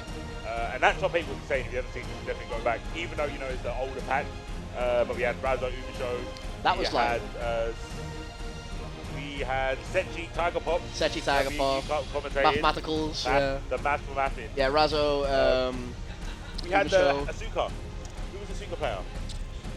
I don't know, but I know, and they were mad though, because they knocked the JoJo out in top 24. Yeah, they're sick. I remember because they played like pretty much everything. They played like all the anime games. I cannot remember the name. Someone in the chat remind me. It was the first time we really seen like Asuka as well. Yeah. In that state, because like they were a new character. We were getting that Johnny patch like straight after, and we were like, no one's really picked up those characters. Ando actually didn't pick up that character at that point either. So when we see what this character could do, we're doing the black holes with the cubes. We were all stuck. Stunned. What quiz chat? Who was Rycroft? Yes, Sander. Thank you, Rycroft. Yeah, Rycroft is a secret. He's secret very early alliterations of games or characters, like we saw in Suga. Thank you, Xander. MVP of the chat. If there's a mod, give him a shield. Maybe not shield. Give him a sword. There is a shield, isn't there? Oh, that's a gem. A sword. There's a sword and there's a gem. Give him a gem. My man is a gem. He is a gem. A gem to the community. Shouts to CBI as well, actually. Yeah, they're always talking to them. Xander's done a lot of work. I know, like running CBR streams. He's done like a ceremony, celebratory stream. Like they're doing awards. They do awards at VSFighting. Obviously ran Strive at Wake Up as well. So 70-man bracket. Unfortunately, not a part of the tour. So not much you can do there. Next year they'll fix up. They will. But yeah, like I was saying, direct invitations for whoever comes first, and 100 points. The only one to come second. But that's a long way away from players. That's tomorrow. Talking about today. Yeah, today, this is the winner side of their respective. Both players having a tricky. I got football. Soccer for them other people in the chat that are around these parts. I'll take that. Oh yeah, no one gave me time. Is everyone here from the UK then? There's got to be someone who's not from the UK in chat. Give me some time zone. Give me some locations where you guys, what time you guys watching up here at VSFighting. Get Strive. Might be our last match to commentate. We'll find out. Yeah, let us know. We're interested in your location. We're not talking in the Apple variety. Click allow on the prompt.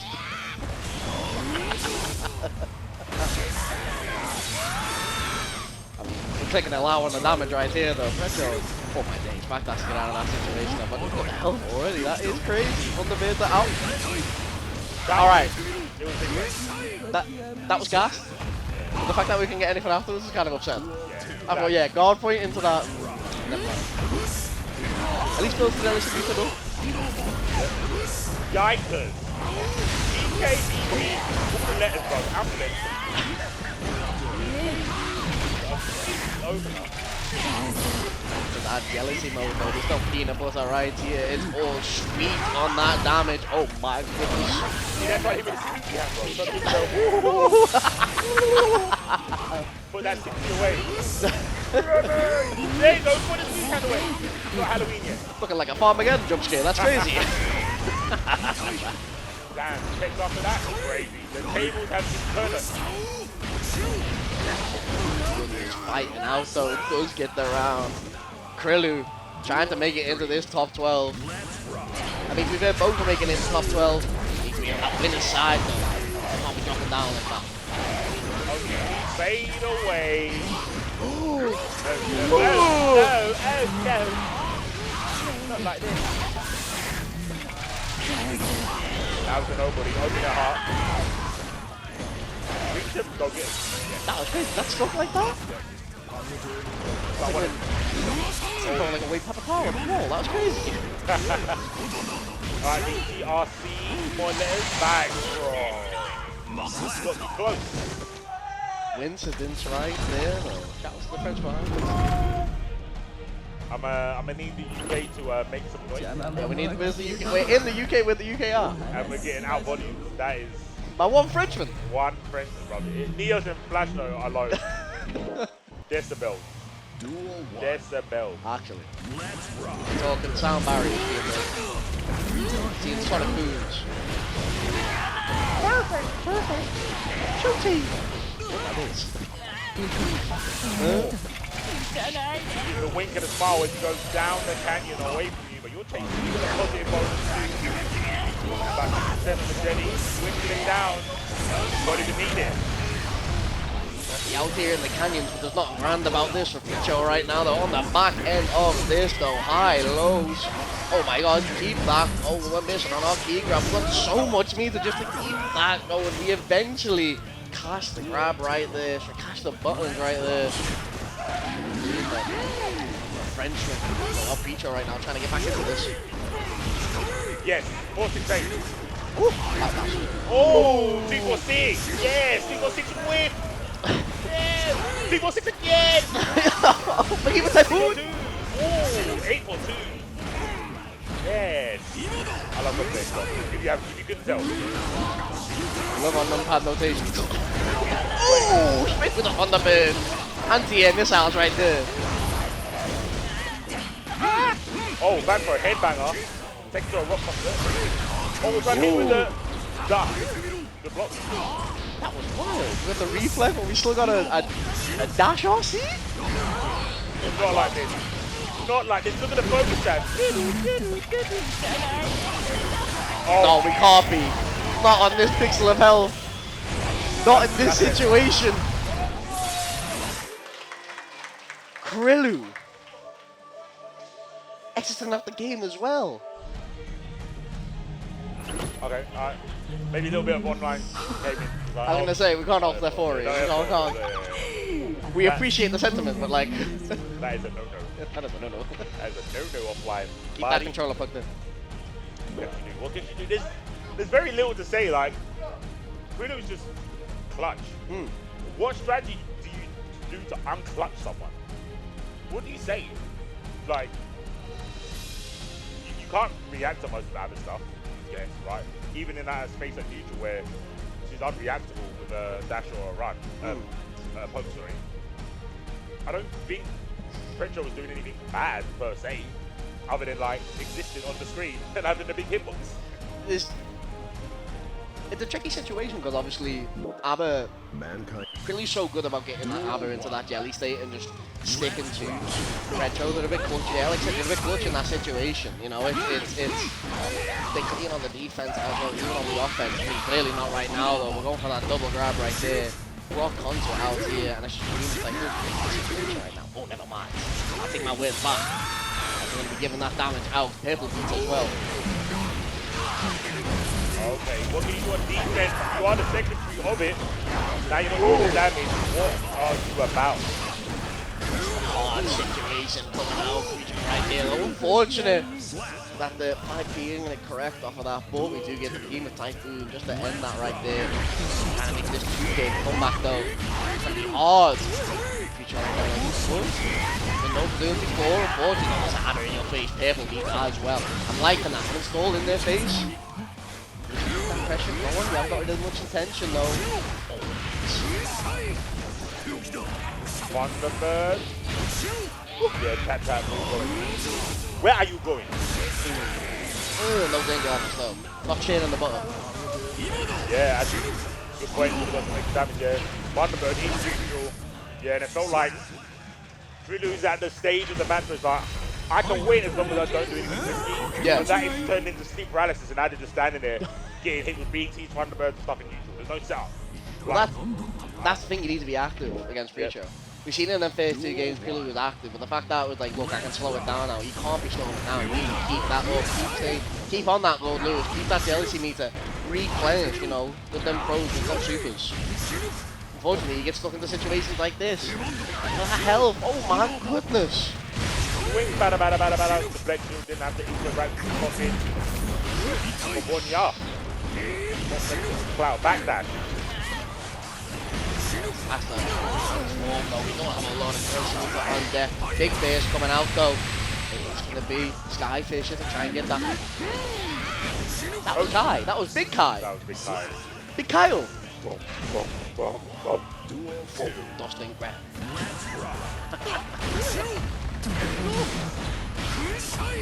Okay. Kick damage isn't bad for the BT.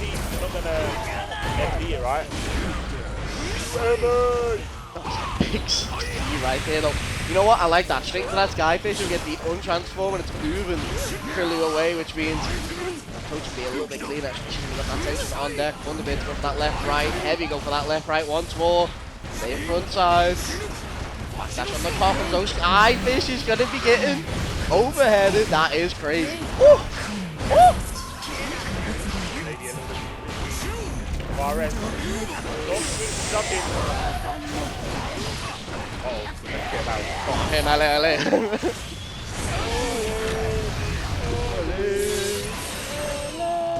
Alright, jab. Block! Retro! Counter confirmed. And now, that is like a game of competition. The pressure's on you now, Bruno. You are the one in the I could get clipped. Am I going to get free sweeps on being 2 up? Am I the choke artist here? Oh, that is what's going through Krillu's mind. Oh, yes, we have waiting down as well. The badge is off. I'm not here. It could be. Oh, don't talk. Ooh. Don't speak. Silence. Why not?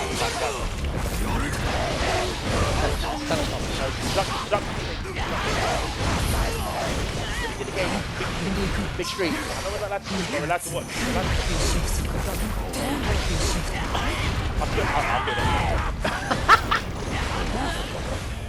Oh. That's right. We're good. We're gonna go.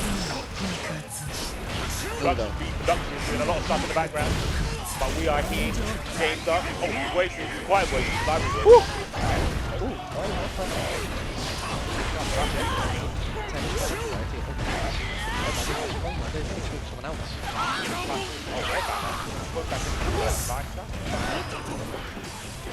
think it's quiet. You need to get quiet?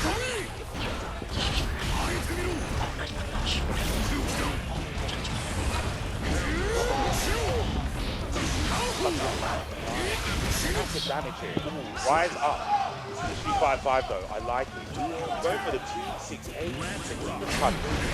Quality stuff.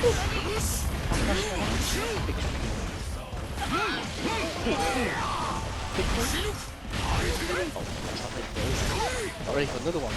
Not ready for the third. Go for the fourth? I like it. Commitment. That's fine. What the hell?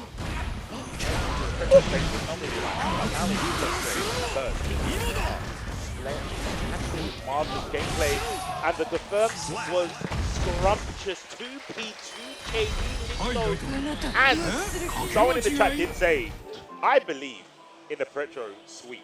Ooh, clearly. Dreams can come true. I mean, can you say anything less? It's Gold Lewis. It's Gold Pretro. Lewis. If anyone can do it, it would be Gold Lewis. They don't have the title of Secretary of Ultimate Defense for no reason.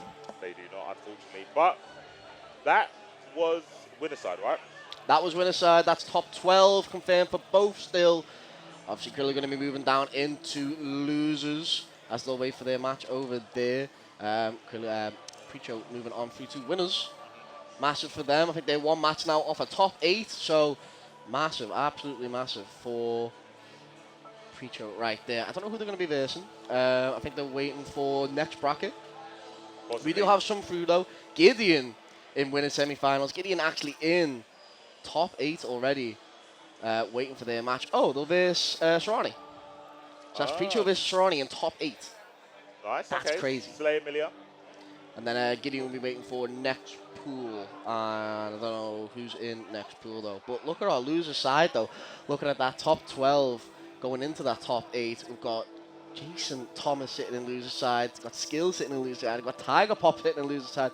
Along with Stedgy. That is stacked with the EU region right there though, as they all wait for their next games. That's going to be just before the top 8 right there. That'll probably get played today, and then obviously top 8 tomorrow. Yeah, I think that's how it's going to go down. But that is going to be it from us here for this vlog. Going to get hit with some ads. We've got to pay the bills. You know what it's like. Come on, guys, you know. And you can't kill time by hitting the match arena, but you can kill time by telling people to start watching VSFighting. We've got plenty of games here. Whatever tickets you fancy, Guilty Gear, Street Fighter, Tekken, BlazBlue, KOF is going to be on Suit, Dragon Ball tomorrow. You missed MDCI, so you're already sad, I know. But you can make up. You can cheer yourself up today and tomorrow here at VSFighting. Number 12, I remembered. Yeah, number 12. I mean, there's so much on this weekend, you know, make sure that you're sticking to the Twitter, the Start GG, checking out the schedule, making sure what we got. We've got like the Tekken Ball, MK, Virtual Fighter, KOF just about to start behind us as well, though. We've got Dragon Ball and all that tomorrow. Grand Blue tomorrow as well. Both part of that Arc System World Tour. Indeed. Both part of the own tour as well. So make sure you are sticking around. Once again, shout out to Merseyside FGC once more. Drowning. Pools is on its way in October. Make sure you are signing up to that. You'll see me there. I'm going to make you sign up right now with the power of telekinesis.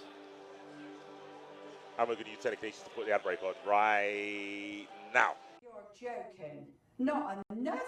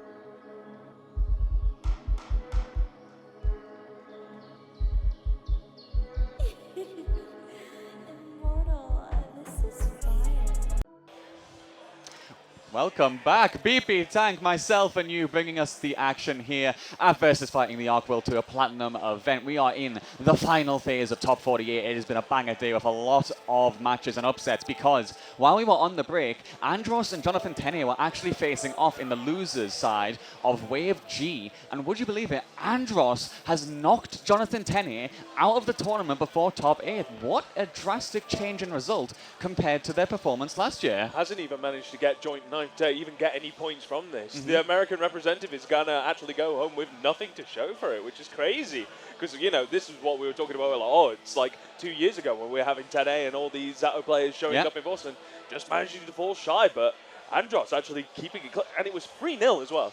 Oh, yeah. It was a clean sheet all the way through, so it's like, big call out. That's gonna, well, there's actually one match left that's in that specific pool that's going to be played off stream. That's Andros going up against Hawkey, who we saw lose to Preacher on stream just a moment before. Of course, yes. The break.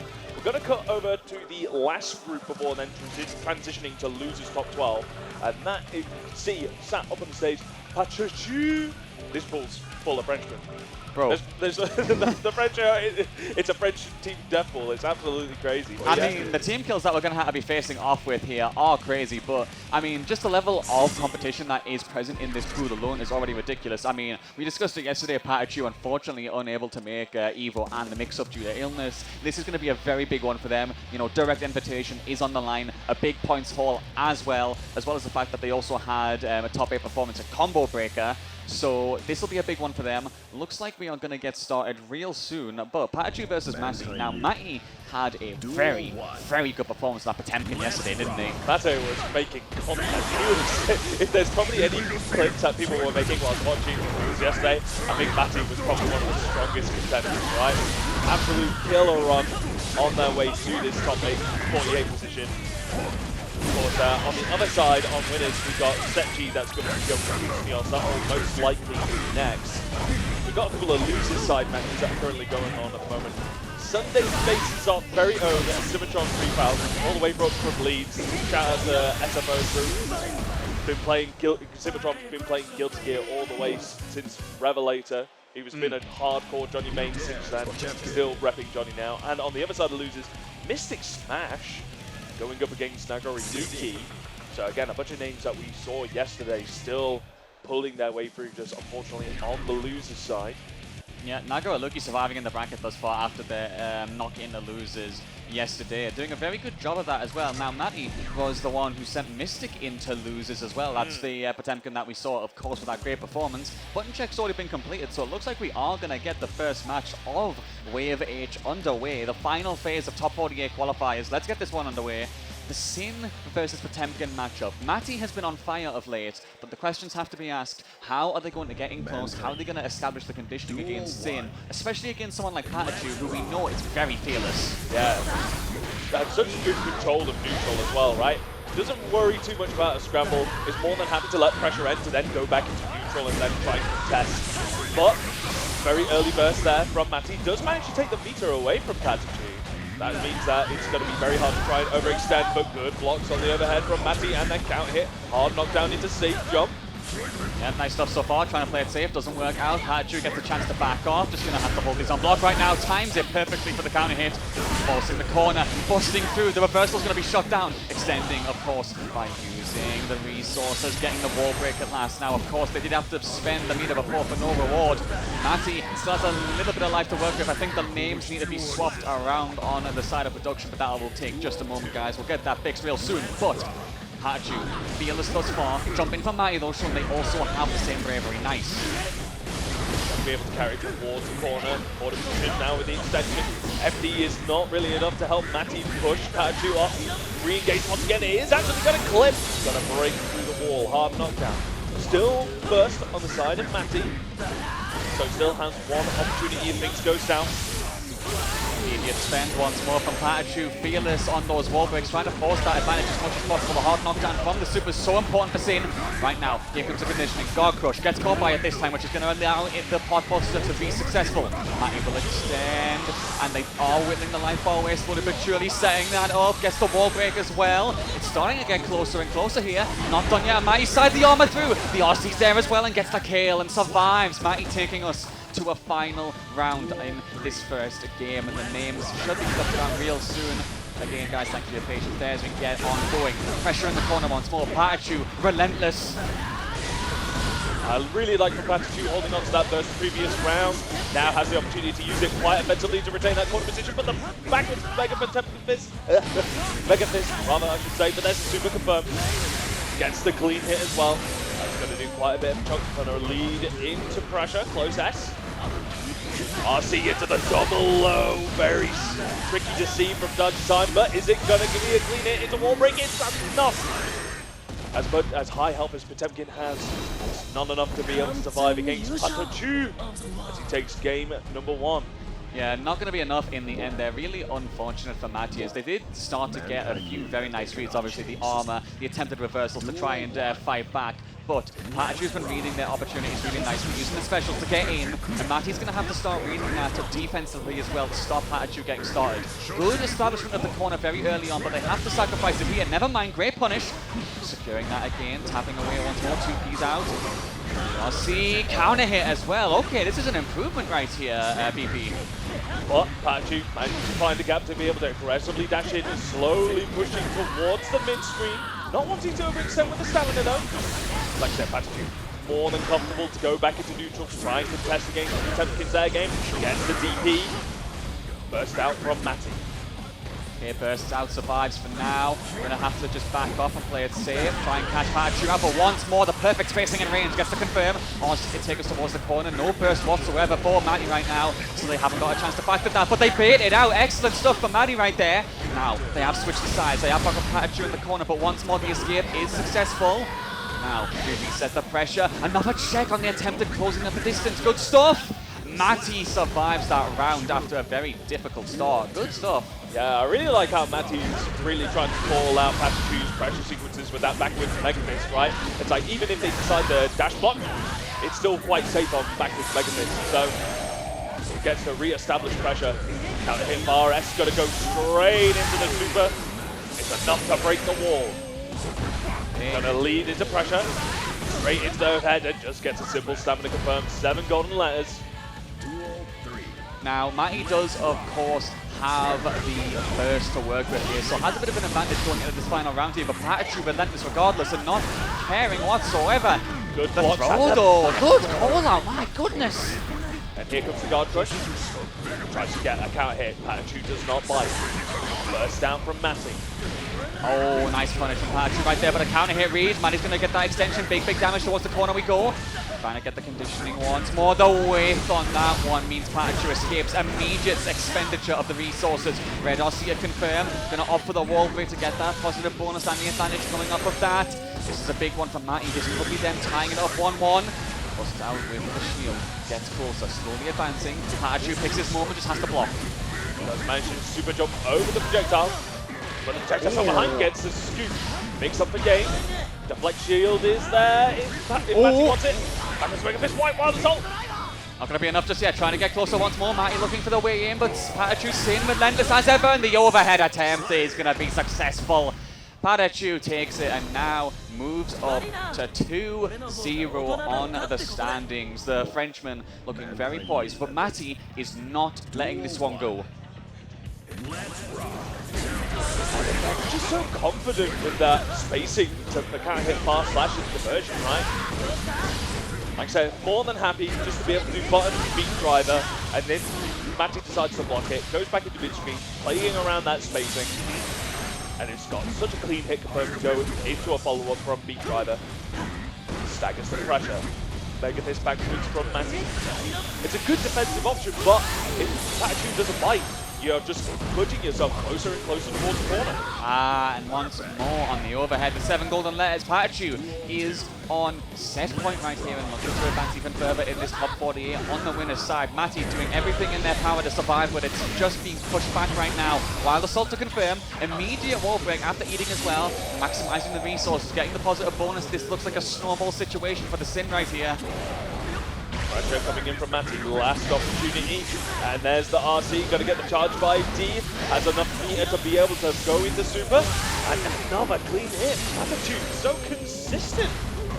Yep, another one. Gonna get the pressure follow-up. Wild Assault using that offense to try and catch Maddie out. Tries to get that cancel, but it's not going to work. And Patachu gonna be able to break the wall and finish it off. A fantastic set between both players. Matty did their best to take it the distance, but right now it's not meant to be. And Patachu, one more game away from the top 12 on winner's side BP. And obviously one of the favorites to do it, of course. Still, very, very good performance thus far. Yeah, and I really like the adaptation with Patachu on hard knockdown situation. Like, the recognition of Matty's resources, he was like, okay, I don't see you have anything to be able to work with. I don't have to go for a safe jump. I'll just go up and press close S, and then we'll just spin the wheel on either dash up close S or dash up overhead into RC.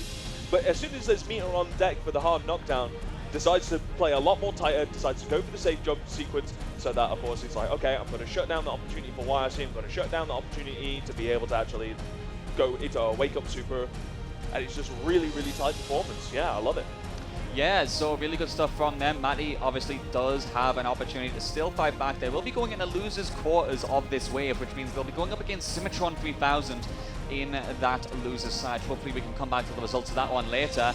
But right now in losers, Symmetron defeating Athenea, Mystic Smash and Nagaraluki appear to be playing right now, so we'll see how that one goes. But I believe the next stream set is going to be XII versus Neos. That is going to be a very good one now. If I am not mistaken here, feel free to correct me, that is obviously the second place of last year's VSFighting. Yeah. Another Zato, obviously we were talking about Jonathan Tene before. The one who just fell behind Tene last year. XII looking to make waves this time, it seems. Perhaps XII is able to do what Jonathan Tene couldn't. Be able to actually break through out of this side of the group and actually push forward into that finals day on Sunday. But Neos, like I said, no stranger, of course, to having to play against a lot of high-level players. Of course, repping up against the Leo Whitefang, and of course, on paper, Leo does have quite a good option. Just the Sonic Boom alone, of course, covers so much of that matchup, right?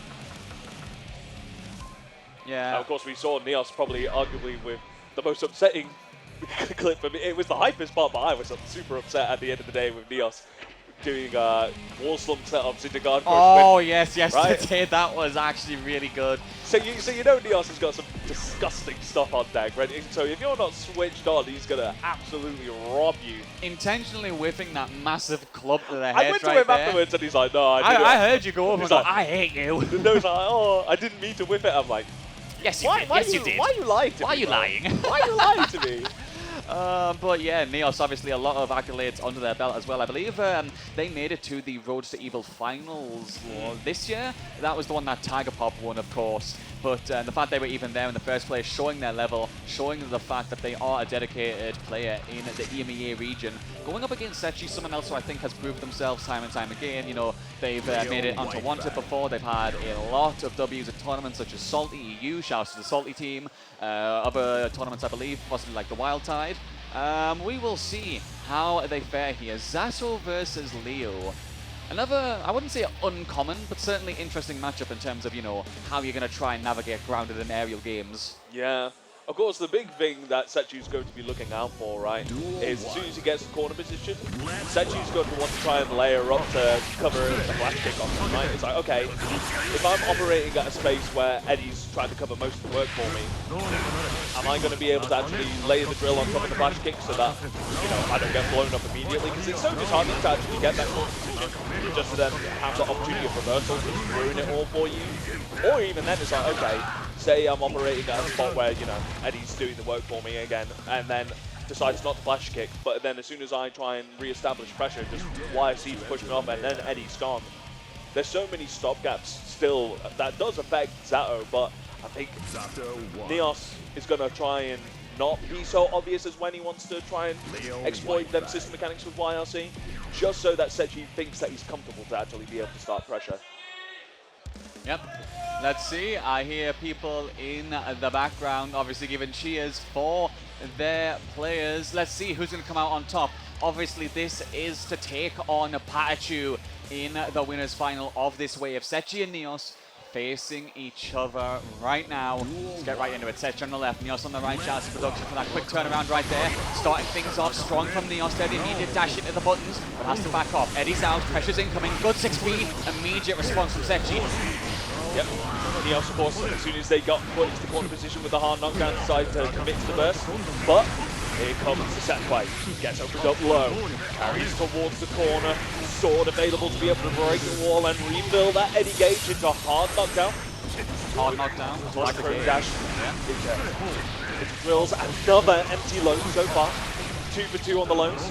Decides to go for the sword super. They're scaling probably a little bit too high for Amorphous to try and kill at that point. Pierce, gonna try and just go for it. Chip setup, doesn't even need to worry about Chip. Just decides, gets caught by the drill near towards the end of that pressure sequence. Round 1, going to Setchi. Hard knockdown. Eddie step play, gets caught by drills on wake up. Has to burst out. That's the burst once more. The trade right there on that clash. And then Neos is one who comes out favourable, starts the back turn pressure, but Setchi with the immediate read jumps out at the right timing and gets that escape. However, the BRC does mean the pressure will continue from here. Excellent response from Setchi, who saw the approach to shut it down in his tracks. And Eddie. low again! We're going 3 for 3 on the low setups here, coming in from Setchi. Sword summon once again. Now, of course, depending on what the next interaction may be, burst may not be able to even be a factor. Oh my days, my man is a blacksmith the way he's forging all these swords. That's 4 already in this round alone. So far, though, the pressure's there. 6B, excellent answer from Setchi as he tries to keep the pressure. The drills, the construction work is ongoing. Little bit of life left, so Neos busts out using the flash kick. Gambling it all. Has enough for any wild assault or maybe risk it on the pressure. But of course, Eddie is there as a walking shield and catches him out. A single tap is enough to get that last life gone. And the first game going to Setchi. You were talking about obviously Leo having a lot of opportunities to get closer using the boom for cover and the pressure after that, but it feels like Setchi, he's been timing his jump outs very nicely to get out of that pressure, using PRC to approach. We were talking about wing conditions. Feels like Setchi's the one fulfilling those so far. Yeah, and I do kind of like how Setchi's just taking that opportunity when he does get a super jump. He's not trying to force a re-engagement against Neos. He's just taking the opportunity just to fly and just hold the momentum so that Neos doesn't get an anti-air as easily as he would like, right? And we were talking about how Sonic Boom trying to cover that space for Neos, right? Whenever Eddie is out, but Setchi super happy just to be able to drill PRC, just to be able to cover that poking range in front of Neos whenever they want to try and throw out stuff to stop Eddie. It's an excellent way of getting closer, so I really like that from them, but Neos is going to fight back here, obviously going for the spin. While I have that, and gets the kill as well, just needs to cash out. Good stuff from Neos. Immediately getting that burst round and has a big advantage in the burst situation as well, but Setchi trying to fight back, floating. We got those wings out, but they're being clipped. Those are the frogs instead, from the skies to the water. Neos tries to get that lovely interruption. I remember Setchi is so good at those throws to interrupt those gaps and sequences. Eddie back out onto the field, has 50 meter to be able to extend it to sword. Baits the YRC straight into Amorphous. The scaling on that is going to be next to non-existent. Going to take the life bar and the round in game number 2. Did have to use burst though in order to be able to actually, well, more blue wild assault really to be able to pressure the sequence Neos. But look at this now. Has the back turn. What? Nice Amari there from Setchi. The red RC to confirm is going to get the corner position off this. Nice. Tab away at it. Not going to go for the break just yet. This time securing it instead. Now, we'll have the positive bonus and has Setchi on just a sliver of life here. Neos poised to get his first game, but Setchi's not done yet. Red RC to get the extension. Going to have to pay out the burst, but there's no option to do so. So they are in dire straits. The resources are beginning to dwindle, and Neos, however, is being backed up. Needs to find a way out of this corner desperately, but the Zato pressure becoming overwhelming. The wall is broken as well. Hold on, Setchi's going to be able to do this potentially. BRC is going to try and go for an air pro. Setchi disengaging. He's just wanting to let the BRC run and that flash kick to interrupt. Seeing that Setchi had no other option but to try and extend pressure without meter to back him up. No Eddie to back him up. Just lets a flash kick rip. Yeah, I mean, listen, sometimes you just got to gamble like that. Sometimes it's going to pay dividends, sometimes it's not. But Neos very clearly putting a number on the board here. It is 1-1 right now between these two competitors as we go into the third game. Setchi starting things off in the blender, gets to confirm. A punish, but that won't mean anything. Neos has already spent the burst, of course, and Setchi spending some of the wild assault extensions. Has the corner secured as well. I mean, this life disparity has the potential for the Amorphous. What a round from Setchi. Yeah, gets a hard knockdown, has a full Eddie Gage, going to be able to re-extend pressure. He's going to force Neos to try and FD if he wants to try and push himself out of this pressure. Yeah, just layering the drill, and just clips Neos' ankles there. Like I said, more than happy to try and wait for Neos to overextend themselves with that drill and PRC to be able to follow up afterwards. But heavy flash kick gets into back turn, pressure engage. Trying to get something out of that one with a potential parry. Doesn't work out, but Neos still has the corner, so Sechi's going to have to consider the defense right here. Holding on to the burst for dear life right now, and they are being very brave with that. They do get clipped. Burst finally is spent here, but Sechi willing to use that because they can immediately go for the frog and get the confirm. Baits the flash kick as well. What a coast-to-coast sequence here. Not able to break the wall just yet, but the follow-up confirms. Defense can't hold on forever. Gonna go for the Amorphous once more. Hard knockdown. Sechi looking poised. Be able to dash extend pressure. Drill's already out. Brings out the shield. BRC slowdown does get count hit on the way down. That actually, fixed the game. Into the headbutt. Tying it up around a piece. They're going final game, final round on each every single one of these so far. I mean, hey, it's been a banger so far. Tail end of the flash kick is going to be able to confirm there. This is a big one, of course, because it's all about taking the lead in the set and maybe moving for that mental stack. Drill being a very good use of the challenge on those boots. They're not working out right now. The layers on the Eddie mix-up, catching them out. We're peeling them back like an onion. And once more, the wall break, the 50% on the tension gauge as well. BRC to get close, but it doesn't work out. Sechi reading that, gets caught on the punish. YRC, and the pressure resets. Back into the mid-screen, Sechi now with full Eddie Gage is going to be able to try and re-establish, gets the RC, baits the burst. That's going to be enough to get a kill confirmed. Frog fractions. Unfortunate for that one. One of the most boneless creatures of all, breaking the bones. The frog coming in clutch. Now we are going back to the character select screen. A possible break for the mental or a re-evaluation of the game plan here.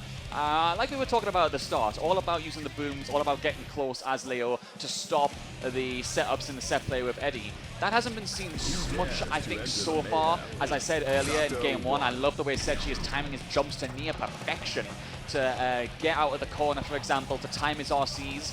If he can keep doing that, Neos is going to have an absolute nightmare getting in close, which is what I think we've seen so far. Yeah. So, yeah, I'm not sure what Neos needs to do different, BP. Yeah, it does really feel that Sechi's not really being conditioned on flight out of the corner, right? Like, Sechi is more than happy, and like, being able to stagger out Neos, like you see Neos whiffing at 6p as he's just there on the ground. It's like, oh, cool, free whiff punish.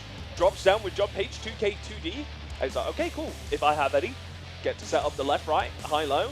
And if I don't have Eddie out, meaty drill, go back into a spacing which I'm more comfortable with. Duel 1. Yep, let's see what happens in this fourth game right here as we launch right back in. A challenge attempted from Neos right there, not going to work out. Counter hit on that falling blade. The guillotine coming down to say goodnight. Not going to work. Neos, a very early spend of the burst bar as they want to try and keep momentum in the neutral, but it's not working out. They back themselves up to the corner, BP. Can't be doing that when Sato's still got Eddie almost ready to go again. But does force Sechi to use the burst. Frog is out, but the flash kick. This is Neos' opportunity now. Does spend the RC, has the back turn. Going to be able to mix in the corner. Okay. Here comes the back turn. Forces Sechi to YRC. Pressure out. Eddie now in the sandwich. Carry towards the corner. Two moving layers of bread right there. This is a sandwich, but Sechi looking to make it work. A challenge and last. Nice from Neos there. Gets the extension. While the sub to confirm that. Take us towards the corner. Next hit should be enough with the YRC. Sechi escapes. Still trying to get the momentum. Challenges, but doesn't work out. PRC. Oh, he whiffs. He's not going to get the kill just yet. Oh, the 6p. Yeah. Back and forth like a pendulum, but it swings in the favor of the Welshman. Sechi is now on set point and looking to move on. Gets the overhead, gets opened up. Going to get carried towards the corner with Frog. Oh, and just manages to build the meter to be able to get Eddie back out. That is not looking good for Neos. Going to set up Pierce, bursts out, gets rid of Eddie. But of course, with that new change this season, already the gauge is back up to full. Eddie back out on the screen. Gotta get them to pick up. No, not quite able to catch a drill, but it is going to lead into a mix-up 4 game. YRC does manage to go through. Take throw on back turn. Nice, backs off for now. Sechi looking for that final hit. Confirmed, still has burst available, of course, but they're not going to spend it just yet. Counter hit right there, no confirm afterwards. A challenge from Neos, who tries to stay alive. Backs off to evade the 6p, reading that really well, but he's only got a sliver of life to work with. A single straight drill could be the end right now. Oh, there it is. On the way down. tries to try and hold Sechi's aerial momentum, possibly trying to go for an air grab there, but Sechi already swinging the anvil. And Sechi carrying on through onto winner's final of this group, going up against Patachu, whilst Neos will have to sit a little bit further down. Having to go up against Mystic Smash on the other side of the loser's quarter. Taking a look at that right now. Matty moving on. Oh, hold on a minute. You know, could we potentially see a Matty versus Mystic run back in losers semis of this wave? There is a potential to do it, yeah. But of course, I think we're actually going to be sticking. Oh, which one are we going to be sticking with? Are we going to see losers side first, or are we going to see winners final? That is the question. We've got a lot of options. I'm sure we'll figure it out in no time right now. Just taking a look at the standings right now. So obviously, for those who may have joined us just now, of course, it might be helpful to kind of catch you up on what's been happening so far in VSFighting for top 48. So thus far in top 48, we've had people qualify at top 12, and those players are in the winner's side, Gideon TG, the Great, obviously, with his beautiful plushie, getting the pictures around. You know, if you're at the venue, make sure you get a picture of him. You got Sarani going up against Preacher. That could be a very good set, in my opinion. In losers, you've got Quilu versus Jason Thomas. The GOAT with that name right there, obviously. And you've seen him with the shirt as well. Skill in losers from top 48. We'll be seeing him against an undetermined opponent right now. Tiger Pop in losers as well. Steggy and Andros as well. Obviously Andros, we talked about that one earlier, eliminating Jonathan Tenney from the tournament. But that's the standings thus far. We have got more games coming your way. I mean, what a brilliant, brilliant day of games. So those who have actually managed to get out of that group on winner's side have already qualified for top 8. That's your top 8 standing on right there. But once we actually manage to finish the groups, that loser's side, 12, get jumbled up. Oh yeah. So they will actually start playing against other players from other groups as they get jumbled back up to then determine top 8 for the final stage. You love to see it. I mean, perfectly right from what I'm seeing as well. But a lot of names that are in the contention for that one. Now, we were talking about the points leaderboard yesterday. If I recall correctly, there was 3 French players that are all tied on 20 points right now. If I'm not wrong, it's 2 of them are tied for 20, and I think Patachu is slightly ahead on 36. I think there was this third on 20. Might have not been a French player, to be fair. Could have been someone else. Yeah. But what I remember was Neos, was it Skill as well? Skill, yeah. And the third, not sure on who that was. But yeah. Well, we can have a quick nosy. We've got a little bit of time. Why not? Why not?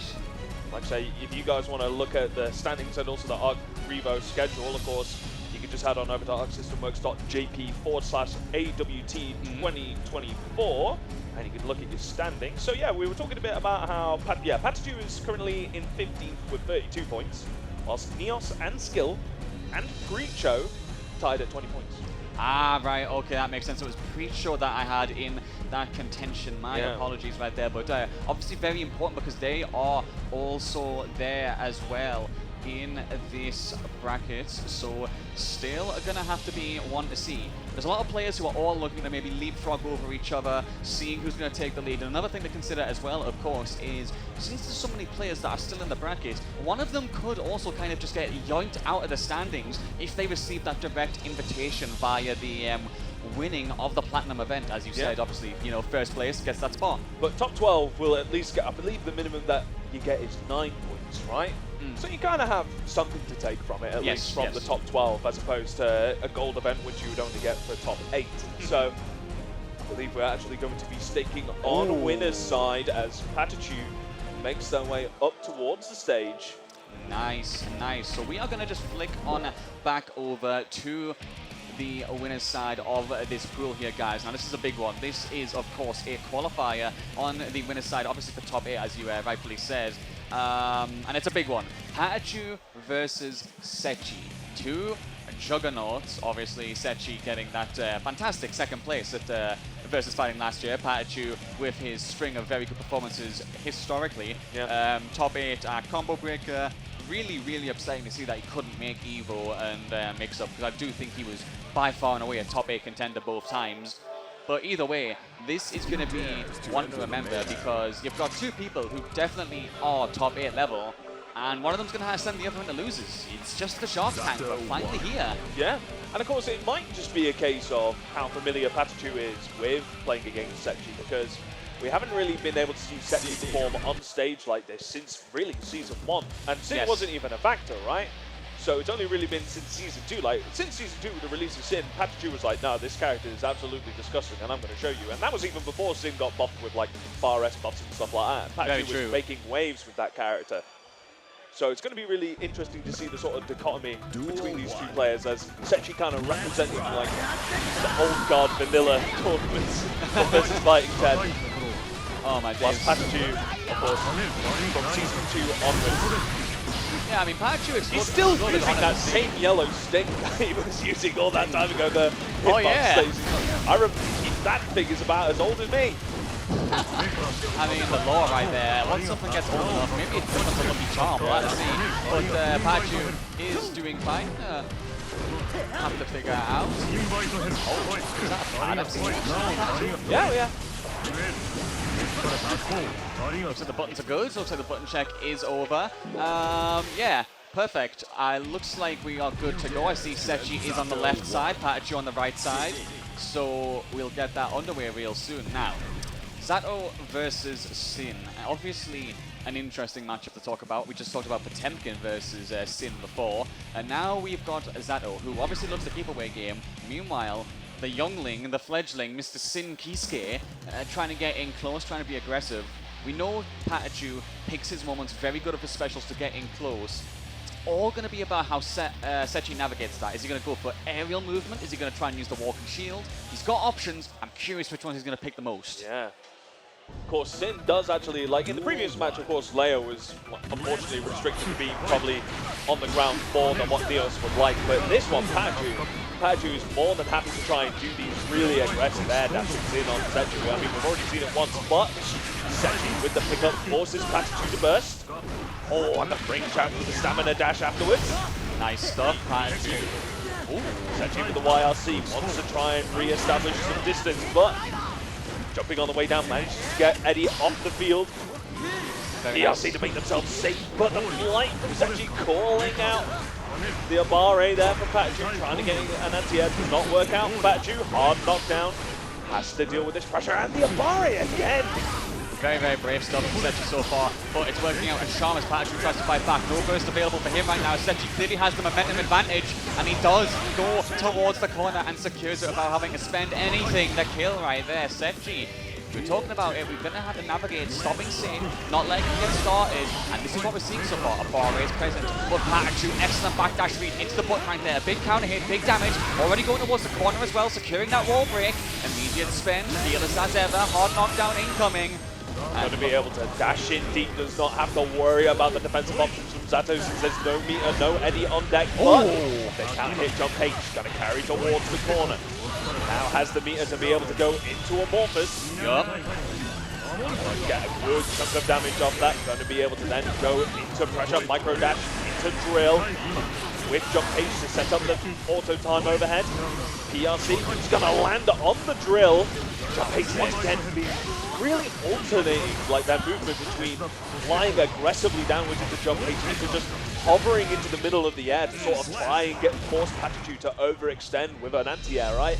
100%. I mean, I love that, and I also love that backwards movement using the PRC as well. Recognizing that Patachu's been going for those long range, I believe, on the fast slashes and the pokes, and also obviously the specials we were discussing earlier. And even just like instant air dash jump S, right? Yes, like trying to just cut down this distance really back, and it's just like, okay, I'll buffer in this drill and I'll just PRC backwards. I'll be able to create that breathing room.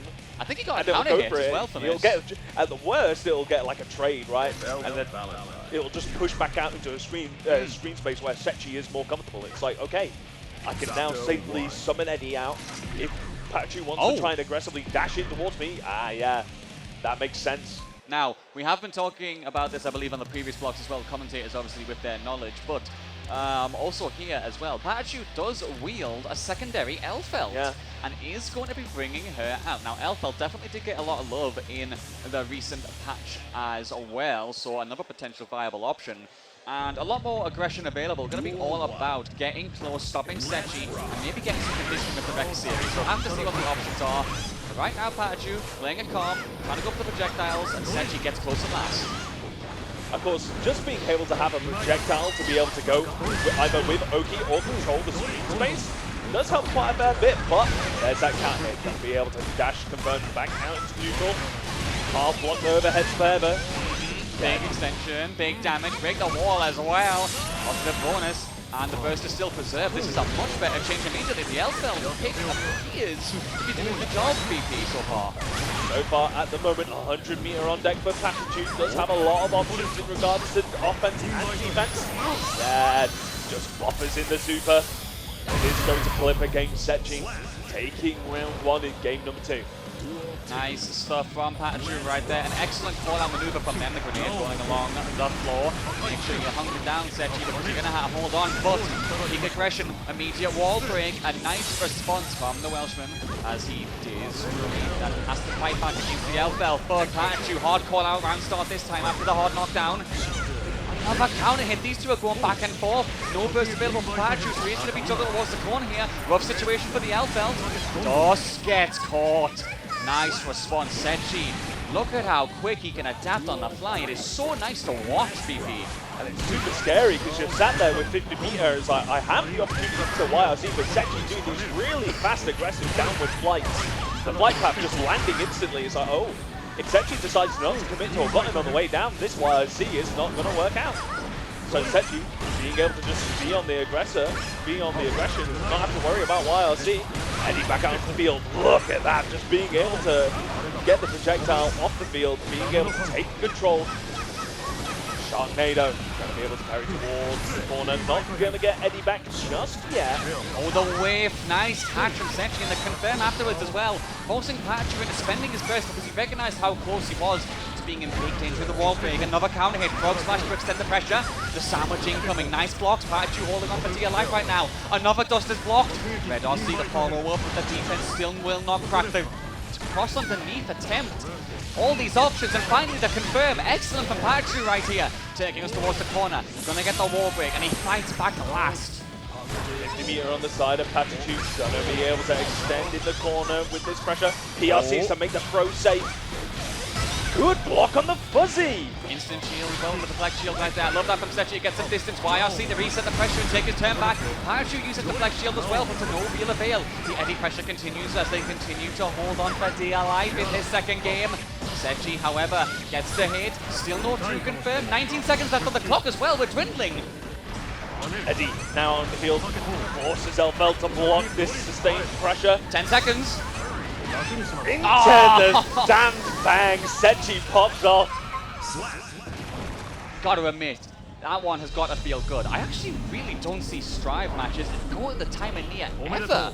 The fact that was almost a factor in that one was very interesting, but Sechi saving the best for last, gets that next game, and does, of course, propel themselves closer and closer to that winners top 8. Now, you said that they hadn't signed up for UFA either, so this is actually going to be a really big tournament for them. I think winners top 8 has got to be the biggest objective of the year for them because it puts them in such a good position. Let's find out what Sechi's got as we go into the next game. Right back in, Pikachu appears to have the lead.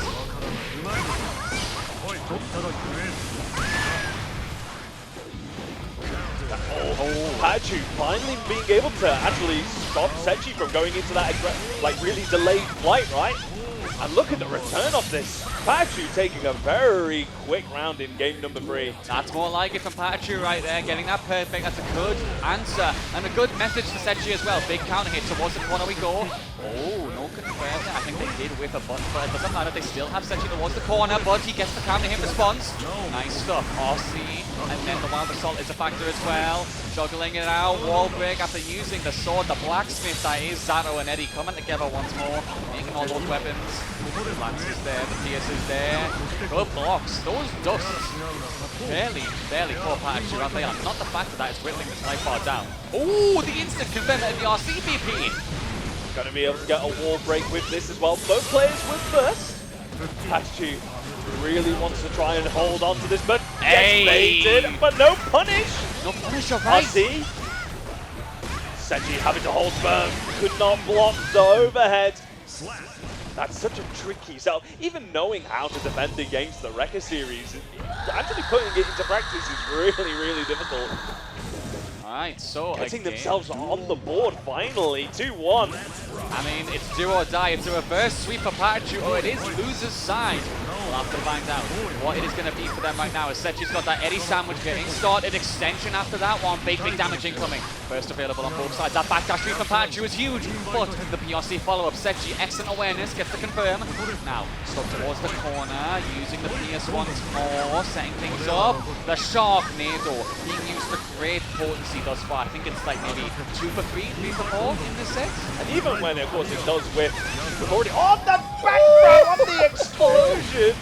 Actually has the shield to be able to cover against the explosion and just chuck straight back into the corner. But yeah, as you were saying, even if Sechi does whiff the command grab, normally Sechi has the meter to be able to just PRC to be able to actually reevaluate what's happening in the neutral space, right? So Sechi not really afraid of actually throwing it out. Not at all. Extension and pressure. What a response from Pikachu right there. That's huge, that back throw.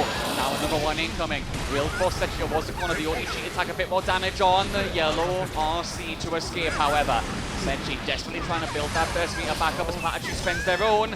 Looking for a way in projectiles there, but it does get traded out. Good block on the cross on the whip of breaking the law. Gonna go back into that flight. PRC to avoid the punish on the throw whip. Hard knockdown. Eddie's out. Good blocks on the overheads. Gets tripped up low.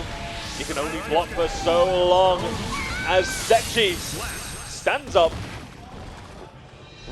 Not really popping up the same way that he did at the end of game 2. I think that last game kind of shook him up, so I'm just happy this to be over. Yeah, I honestly think, like, as I said, you don't see timers happening that much. When you get one of those and you get to make it work using the command grab of all things, the Sharknado, I mean, that's got to feel good for Sechi. But a lot more composed as they have secured themselves into a position for top 8. That means they are done for today. But for now, guys, after that brilliant performance from these two, there will be more games coming up today. But before that, myself and BP Tank will be taking us to a quick 5-minute break. Once we are done, though, we are coming right back to the action. So thanks for joining us so far. My name is Serge. This was BP Tank. See you in 5 minutes. Peace out and take care. You're joking. Not another one?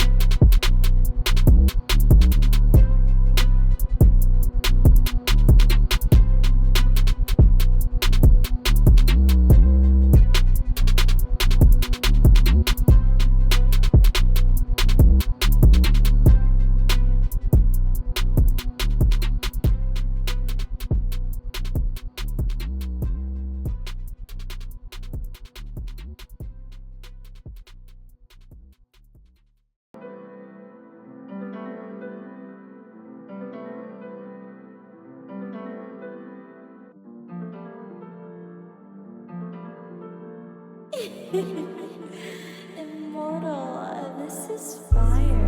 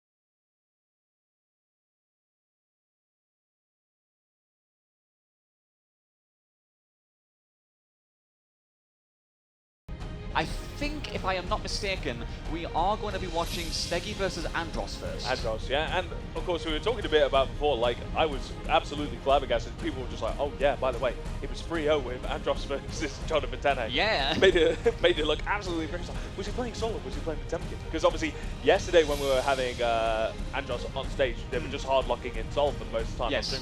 But I was told that it actually was playing Potemkin against Jonathan Tene. So Oh, like, yeah, really? Yeah, locked in Potemkin pretty much the entire set, and it was pretty crazy stuff. But yeah, we got Andros currently sat on the stage alongside Steggy. Yeah, and of course we'll be able to fill you in on that last spot on the losers. Like I said, everyone that's managed to win on their side of the group have already managed to secure themselves a spot on finals day tomorrow.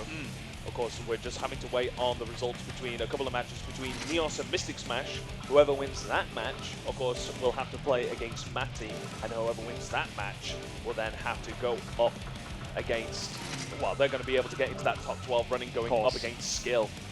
We'll So have it's just to see about that one. Going back into PLH right now, just really curious how those guys are faring, as you rightfully said, outlining the scores. Definitely a few upsets, a few names that you're like, wow, they're not going to be in the top 8, or wow, they're at risk of not being in the top 8. But I do think with the condensation of, you know, the character strength in this game as well, there's definitely been perhaps a bit of a condensation of the skill level as well. Like, you know, a lot of players are getting closer and closer. They are on the verge. We've got a few people who could make some breakout results into this top 8. So I really want to see how that fares. But Matty waiting for Neos versus Mystic, obviously. That could be an absolute banger. Now, Matty versus Neos, obviously a great game alone. But Matty versus Mystic, the run back from pools yesterday, that could be a good one. But let's get right into the action. Top 12 losers should be the final 4 games of today. And we are starting things off with Steggy versus Andros. Let's go. Now, I'm quite curious if what I wish I could listen into Andros' mind to think what character would probably be going into this matchup, right? Because of course everybody knows Andros for their absolutely killer Potemkin, but Sol on paper does have like an array of defensive tools that will be able to actually abuse Milia trying to overextend in a lot of over semi situations, right? Just the threat of 5k alone kind of makes Milia hesitate a little bit more, I would imagine, in over semi situations, whilst Potemkin, I guess the only thing that I could really consider with Potemkin is that with Milia at least, you're going to have to mix Potemkin up at least like 6 or 7 times. Very true. And sometimes being able to only have to mix them one less time makes all the difference, right? Very true. We've seen characters be on pretty much the end of their life just to be able to then snatch it back from the cause of defeat. So having a much greater life pool can actually make the difference, but we'll see. Yeah, we will have to see as we launch into it. I believe the button check is complete. But the first match of top 12 losers is starting here and now. Thank you guys for sticking with us throughout the action for today. Of course, we've been going for quite a few hours now. Same again for yesterday. And you guys who have been following us over at Tron Gang have been doing amazing. Please make sure you're following Tron Gang on the Twitch. They will, of course, show some support in the future. Much love to them. Let's go. Steggy versus Andros, Milia versus Potemkin. Now, as you were saying, obviously Potemkin's life and defense, it's just all about the snowball, because I think it gives Andros a few more chances to build their resources back naturally. Could give them a few more chances to escape where other characters might not from the snowball. Oh, here we go. And of course, all it takes is 2 of those. Oh! And that will be brown bread. A Oh, look at that! Just rolling his shoulder after Yeah, just, this. you know, as you do. Starting things up strong with the double Potemkin Buster right there. Excellent options. Oh, but Milia counting right back in. The pressure's right there. Andros, offensive burst in my opinion, to keep the corner positioning as they want to focus on the momentum and the conditioning. Oh, gets a flick. Tries to catch Milia, trying to jump out the corner position, but here comes the Garudas.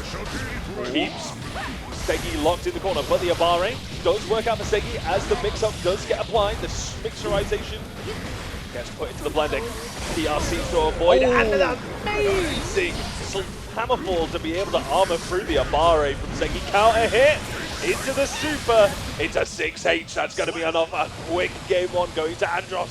That was gas from Andros right there. The hardcore reads and coils. Honestly, that attempted RC from Steggy that we noticed being shut down by the armor, that was godlike to me. You know, you've got your options, you're recognizing that you're having to spend resources to keep things safe. Well, you're not going to be able to keep it safe against knocking those two metal fists together. I also love like the recognition from Andros wanting to be able to keep Milia grounded. Milia just holding up back. What does he do on the reset of pressure? 2H. Milia has to block into the flick, right? That was a good observation. That only happened once, but it did actually shut Milia down towards the corner. But Andros is under pressure here. Steggy's doing a phenomenal job of turning the tides. YRC forces Steggy to back off. Still has burst on their side, though. Counter hit. Big damage, but still, they have over 50% on the tension. They could use RCs. They have burst available. Mix-ups incoming, and that is going to catch. Tandem top to set things up once more, and this time makes it work. Steggy gets the round. Very good execution. That was very standard fare for Milia, and I do like that one. Going back right into it.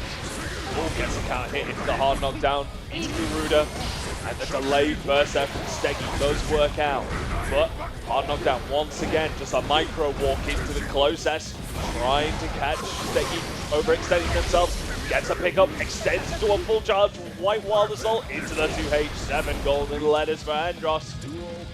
Both players not really having burst at the moment, but I feel like that's actually working out in Andros' favor so far this game. Yep, very much so, as Steggy is not really able to get out of there, especially with that conditioning. We saw the flick, the spacing was perfect for that when it happened to hit on counter hit twice. So when there's no way to just easily escape, no way to say get off me, then Andros is the one I think winning in that situation. But Steggy sets the tandem tops up, excellent confirm, crosses back underneath, gets the extension, wall break, spending on the super as well, not wanting to take any chances. Back to the corner we go, Andros having a block. Oh, the delayed PRC again, trying to get Steggy to overextend. But Andros losing the burst, hard knockdown. BT Garuda gets FD'd, another FD. Oh, catches it with the forward Mega Fist. PRC has the carrot into the grab. Is that enough as well? It is. Just about, but that is going to be another one. I love that as well, because he managed to get the actual heat grab before Steggy got burst back. As soon as burst got back, because it's a pro, you can't burst out of it. You're going to get locked in. Very good point. It was the time to use that option so that there was no method of escape right there. Excellent awareness and resource management from Andros, who is 2-0 up right now. Going into the third game, Steggy doing their best, but the falling fists once more. God rush into the pop buster, damage abound. Extension for a little bit more damage tacked on. Oh! And the frame kill as well into the 5P. Catches Steggy trying to wake up with a button. Set point for Andros right now. Just blocked right there. Nice defense. As the pressure continues. Another one as well. Andros unfazed even as the risk gauge begins to build. Like attempted, not finding anything just yet. Has to go and take to the skies to evade the imminent armor. Now tandem top is set up. Offense is there. PRC to keep it going. First Tangu right there. Nice one from Andros. And that backdash to avoid the slide head is able to re-establish the corner, but Andros fighting their way out, gets a hard knockdown. Nice buff from the new balance patch, and manages to catch the deflect shield. Gonna ask PRC, get the corner position into super, and Andros with a clean confirm. GG's, shake my hand. Andros popping off as they continue on through the loser side there. We're going to be seeing Andros perform tomorrow, which does unfortunately mean we will have to say goodbye to Steggy. Unfortunate right there, but GG's to Steggy, of course. They definitely had a very good run as well. And I mean, getting into that should be a joint 9th place. Joint 9th, yeah. Yeah, I mean, we'll be able to get as some points. Yeah, of course. So big ups to Steggy. That's still, I think, a consolation for them. But we will have to move on because these last 3 games now are coming thick and fast. Oh my days, is that the man, the myth? Thomas? Jason Thomas taking it on. Thomas. And then they will be going up against Krilo. Yeah. Nice. Okay. So French versus Italy. Now, there's not much Italian representation, but Italy are very, very noisy when their players are up on stage. Yes. Whilst the French, I would argue, just as noisy. So unfortunately, we won't be able to hear the Italian crowd. Of course, I hope the Team Spaghetti are watching online. Of course. You'll have to just shout through the chat. Whilst, of course, we do have quite a lot of French representation here that are going to be backing up Krilo. But it'll be super exciting to see these guys throw down once again. We'll have to see how they face off, of course, 2 players that have absolutely incredible standings and results behind them. Think they are just getting some equipment sorted before they lock in and get ready to go. But yeah, 2 very high-level players, and I mean, you have to admit, it does hurt that one of them isn't going to make top 8 tomorrow. But this is it. This is technically your qualifying ticket to ensure you're going to be playing in the auditorium. Obviously, VSFighting having that godlike feature for some of its main games where you get top 8, you get to play in essentially a converted out theater with the crowd all there in the movie seats just cheering on. It's a lovely setup. Now, Jason Thomas is a bit of a tease, right? We've already seen Jason pick multiple characters, both on and off stage. I'm pretty sure off stage I saw Jason actually play Gold Lewis. Really? In one of their loser side matches. Okay. That was held off stream. But we already know that, of course, he also has been playing a lot of Slayer, like we saw the mirror match, of course, before. Playing, I think it was against Gideon. Was it Gideon TG that you were playing against in the mirror match in the pool stage? I believe just before so. progressing through? Yeah. Would have to confirm that one if I check the bracket again real quick, checking a look at Jason's run through the bracket right now. Yes, it was against Gideon. I saw that in winners semis of Pool E, or the Wavy, I should see, for top 48. But yeah, we'll have to see what the pick is going to be this time. I mean, obviously, Krilu's character composition might be a factor that will decide who they want to play, obviously. But having a lot of pockets, having a lot of options could come to benefit. I mean, we saw, obviously, Pachu going up against, I believe it was, forgive me as we go back to the top 48 brackets. Forgive me, they were on stream in the winners final of that wave against... Oh, I'm going to have to look at that one as well. Was that Krilu for them as well? It could very well have been. I think there was like a French team kill during a full stage. There was, yes, there definitely was a French team kill, but the point being obviously that Patachu switched over to the Elf belt. Oh, it was against Sechi, where they changed over the Elf belt. Now, I didn't pay the full dividend, but obviously the fact that they were able to make that work out for a couple of games, where before they were being blown back, does show the need for those tactics. But right now, what is being done, have to see what the options are going to be locked in. Just swinging the coffin around, making sure we're all good. Looks like we are. So, this is going to be the second of the 4 games in Losers Top 12, unfortunately, guys. There is the Gold Lewis as well. Yeah. Oh, you're right. Interesting. Yeah. Okay. But, yeah, we are at the second of a 4th game right now.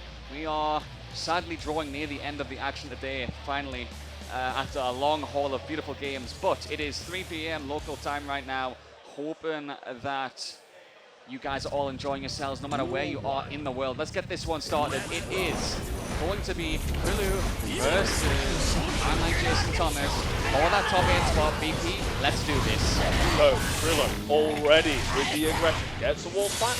Is not going to be able to maintain Jealous Rage, but will get that positive bonus. We'll be able to use that to be able to push Jason Thomas as Jason now goes on the offense. Gets the 50 meter, spends it on the RC, gonna extend with the Behemoth into the wall break. Back into neutral, 100 meter on the side of Krilo, BRC starts off the pressure. Oh, and the throw tech, excellent stuff there from Jason, good situational awareness. Scoop through the coffin, hard knockdown. Sets out the Thunderbird, baits out the Gold Burst, and the Thunderbird actually managing to get the punish there for Jason Thomas in round 1. Yeah, excellent from Jason Thomas right there. Good awareness, spending the resources at the right time, of course.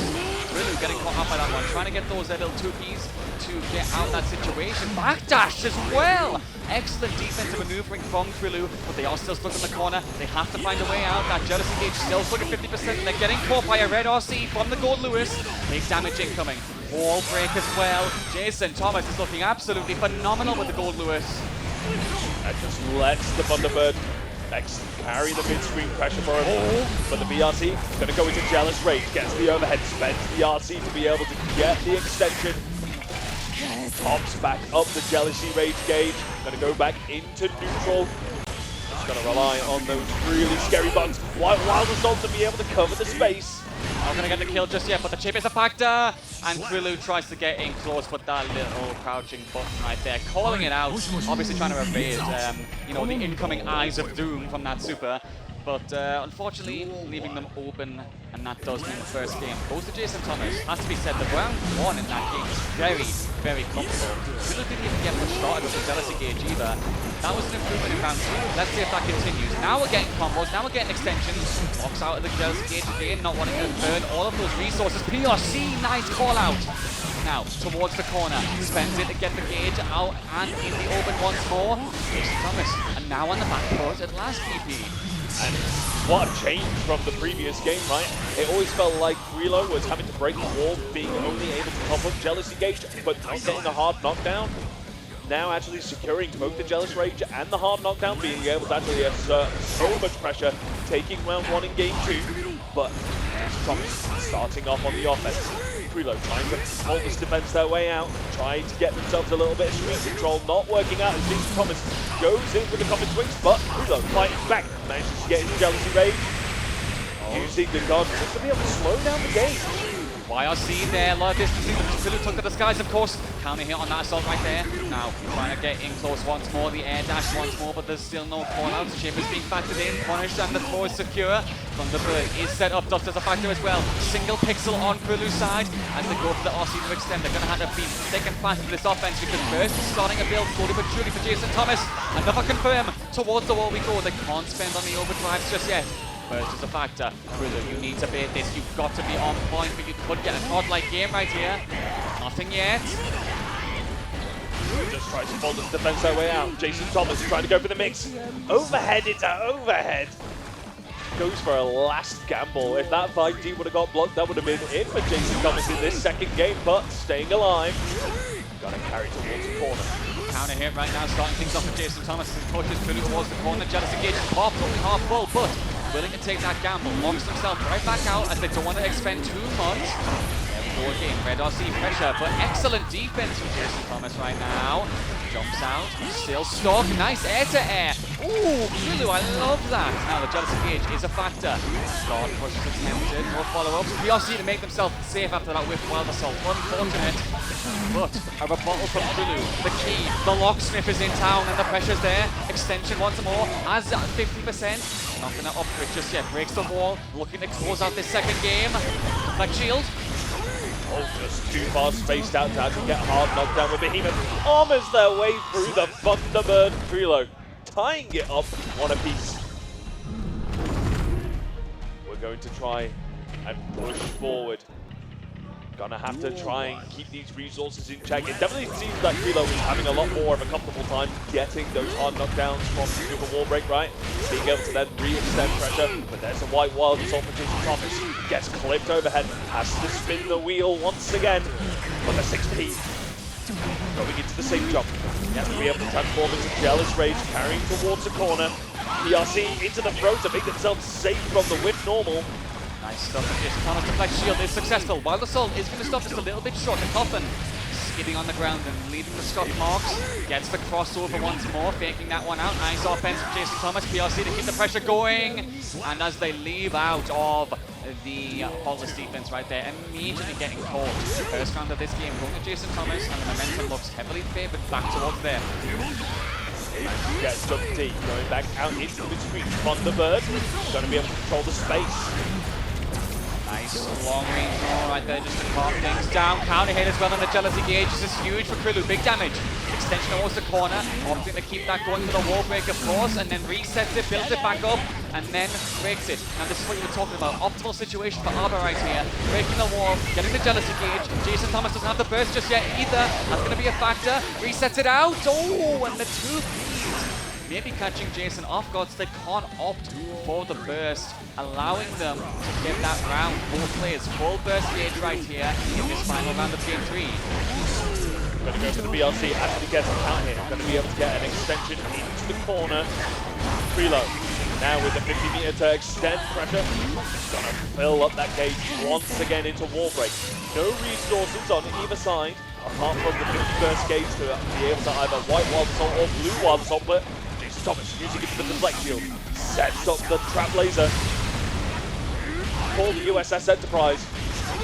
We are firing Beam me on up, all Scotty. cylinders. I wish that maybe Krillin could get beamed up right now. They definitely needed it, but they're going to spend on the overdrive and get the kill. And Krillu is actually going to get their second game right there. Now, it started off quite difficult for them. Jason Thomas looked absolutely in control of the gold. Lewis, the call-outs using Wild Assault. There was the counter hits as well. And there are a few moments where those flame caps are working out wonders. But Krillu, full aggression, I think is starting to use that jealousy gauge so much better in terms of when they're activating it and building it up to maximum. I also feel it's like the spacing from Krillo to sort of like work around the distance of White Wild Assault alongside of Jason Thomas, right? Jason Thomas's White Wild Assault very effective in those first couple of games, but I feel like Wild Assault and Deflect Shield just hasn't really been working out in these later matches going on. But the pressure and the backdash just towards the tail end of the Behemoth. Krillo still having to firm the defense. Lots of chip being a factor here. Thunderbird is going to be evaded, but still the PRC to continue the pressure. Nice props. Faultless defense is a factor as well. Risk gauge almost at complete full. And there's the danger sign. Hazard incoming. Can't go there, sir. Jason Thomas trying to fight back and keep the pressure, and the usage of the minigun cashing out on that bandolier of bullets. And the round goes to the Gold Lewis, and the Italian player still in it. Yeah, saw the threat, of course, from the risk gauge. Krillo having to commit to faultless defense. As soon as they run out of faultless defense, lets the minigun chip away at the remaining life bar. Krillo, once again, stuck in that awkward position back towards the corner. White Wild Assault does work out this time. Good blocks, still plus, however. And the Wild Assault, as soon as you do the forward Behemoth Typhoon, as soon as there's minus frames, just to be met with a Wild Assault 7 golden letters for Jason Thomas. And look at Krillu's face right there. This is a Game 5 showdown, and I think the mental factor of that could be beginning to play on them here, because they are aware this is do or die. This is all about getting that final game to make it to the auditorium tomorrow, and look at them taking a pause, taking a breath, and we're going to the character select screen too. They really want to just make sure they are in the best state of mind. Yeah. But the thing is, look at the way they're just pausing for a moment. Could they be considering, are they locking in on the Arbor? Are they maybe going to bust out another option to go against Gold Lewis? I'm curious because that is the face of someone who's considering a very big decision for their tournament life. I think the main thing that they're considering at the moment is that last game, Jason was pretty much firing on all cylinders, right? They were really struggling. Krillo was really struggling to try and get Jason Thomas to play at a more slower pace that Krillo was comfortable with. So just going back into characters like just having a bit of dead air, just so that, of course, the pace may get slightly lowered down. Just try to bring that heart rate down a little bit. Just start slowing things a little bit. Make the neutral a little bit more comfortable for you to operate at. Yep, we will see as we go into game number 5, the final showdown between Krillu and Jason Thomas here. The Arbor versus Gold Lewis. One more time, one last stand. Starting off strong for Krillu here. Gets the OTG extension. Deflect shield's going to be baited. What a huge bait right there. Gets the punish on the throw. Now towards the corner. Backs off so they don't get caught by those 2Ks. Another counter hit as well. It looks like that pause has actually done great dividends for Krillu right now, BP. But Jason Thomas finally manages to fight their way out, and now it's Jason Thomas calling out on the deflect shield as he's going to be able to push towards the corner. Behemoth Typhoon going to get backdash, going back into the neutral space. Aber having to FD, good backdash against the Behemoth, been working absolute wonders for Krillo here. Yeah, they've been doing so good at that in these sets so far, and I think it's been a vital factor in the defense. A punish on the throw once again, they secure the corner. Jason Thomas backed up to the wall. Red RC to confirm, and breaking the wall actually secures the round as well. Set point Krillu. Now, that pause, that moment of breath has done huge wonders for them. Jason Thomas, this is your time to rebuttal. This is your last chance. Counter hit Wild Assault. Good start. Backdash to the overhead. Gets caught. Pushing back out in towards the mid-screen. Trying to build up that gauge, but unfortunately getting pushed back towards the corner. Thunderbird out. Has to deal with the pressure. ERC to extend gets caught low. Oh dear, big damage incoming, swinging the coffin around. Have some respect for the souls within, Jason. Oh, big punish, however. The jealousy gauge is quite high right now. Jumps over the throw! That was so huge, but that's not going to be converted on. Kulu fights back regardless. Big damage incoming. Extending towards the corner. 50% on the tension gauge as well. Trying to get that wall break, but it's not meant to be. The jealousy gauge runs out. Red RC's there. Blocking it. YRC. Jason Thomas tries to survive. Almost there. And we're going to a final round. It's a showdown between Kulu and Jason. One more round to determine who's moving on. BP, let's do this. Both with relatively close resources on deck. Very close towards Burst. Gets a counter hit on the 2S. Is going to be able to pick up. No, Burst right at the very end to deny the Jealous Rage. Backs off to try and get the Jealous Rage going. And the meter input as well. Gets a slam. Has the meter. Yep, you got to spend here. It's going to be mixed for game. Now Jason Thomas has to make an absolute miracle happen here with the Gold Lewis. Nice response! There's the back throw. Goldburst is not going to be baited. Here comes the Red RC pressure. Counter hit, and that is going to be it. Krillu responds in earnest and gets the way through after the Red RC mix-up. And after that big pause, they move on 3-2. And look at the two of them popping off together. Jason holding up Krillu's hand. Big respect between these two. Honestly, round of applause to the both of them. But unfortunately, only one can move on, and today it will be the Frenchman, Krillu. GG's to both. A brilliant set, genuinely. That was an absolute banger right there. But we're not even done. That was such a good one. Jason picking up some points. You know, I hope they are happy with that haul, but it's not meant to be. Krillu is now going to move on, and would you believe it, Matty has made it into top 12. Where did these Potemkins show up from, man? Where have Bro, they been? Matty eliminated Neos. Oh no! So a recap, guys. Obviously, Wave H for top 48 was still ongoing while we moved on to top 12. The remaining games were Matty and Symmetron and Neos versus Mystic Smash. Matty beat Symmetron, Neos beat Mystic 3-2, and then Matty has defeated Neos 3-1, which means one of the Zato blockers in the initiative right now is in losers and is on the verge of a top 8 potential placement. They will be going up against the juggernaut that is Skill. That is going to be a huge one.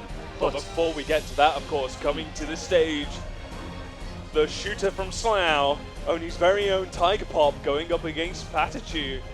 This is stuff that you'd see from top 8. Like this we haven't even got to finals day. This is something that you'd normally tend to see on the big stage, but now, with how volatile, of course, this tournament's been this weekend. Yeah, this is going to be a very big one. And there's actually a lot of storied history between these two in brackets. Salty EU comes to mind, obviously, once again, shout outs to Ice and the team.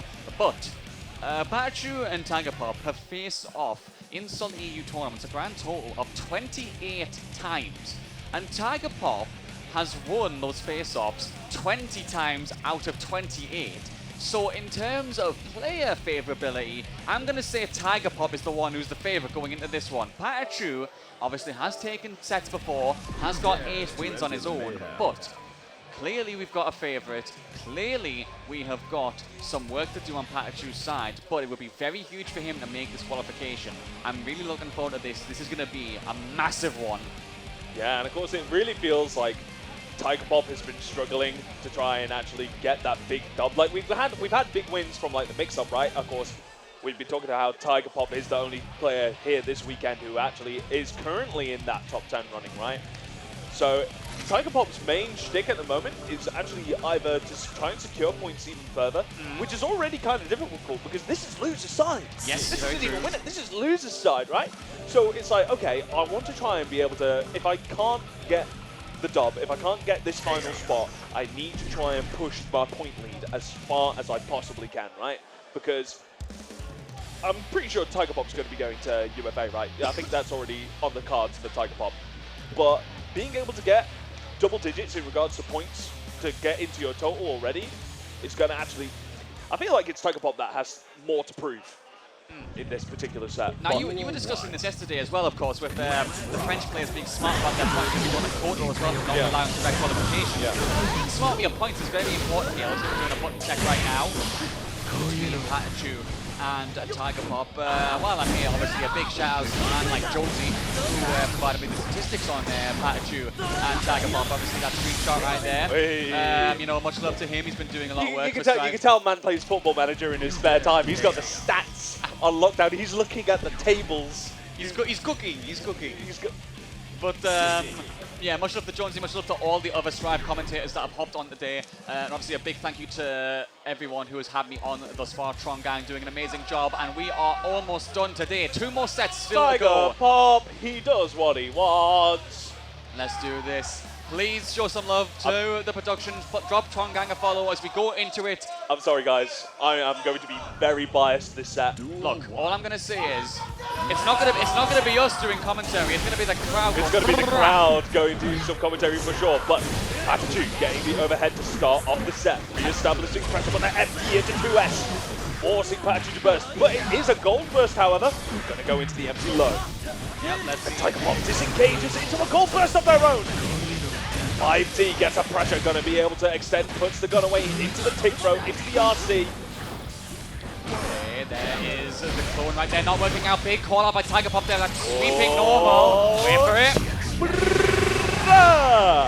There we go. Not enough to actually take round 1, but safe jump into the whip, into the jump back gunshot, and the stagger into the low. Yep, Tiger getting that first round there, and a very good start for him. I think a few big call-outs on those counter hits. Patachu whiffing right there, and an immediate punish. Tiger Pop so aware. Now, the corner secured, the pressure is there with the bullets, and another big counter hit. Baits the burst as well. Tiger Pop is on fire. Roll it up one more time, please. Thank you. Big damage, hard knockdown, of course, as well from the super. Oh, the wild assault, the fake out. Good block on the roll. Patachu responds. Nice Patachu. Back row into the corner. Gonna put on the curse. Gonna just jump out. Gonna force Patachu into an option. Just has that crosshair on lock. A full clip to let go. And Tiger Pop taking game 1. My man is hiding those bandoliers in the body with all those bullets available to him. Happy Chaos shoots when he wants, as does Tiger Pop, as the first game goes to the Brit. Patachu, however, is going to fight back as we start off game number 2, getting a few straight confirms here. Roll, nice punish, the back throw right there, as Tiger Pop rolls through. Big call out, and excellent awareness and reads. Now, special dodge tested, huge counter hit though. Pulls out the gun. Loads into the chamber, is able to get the concentration gauge going. Staggers the pressure, gets the cross up this time, goes into the concentration super install, but Patachu swinging in towards the corner.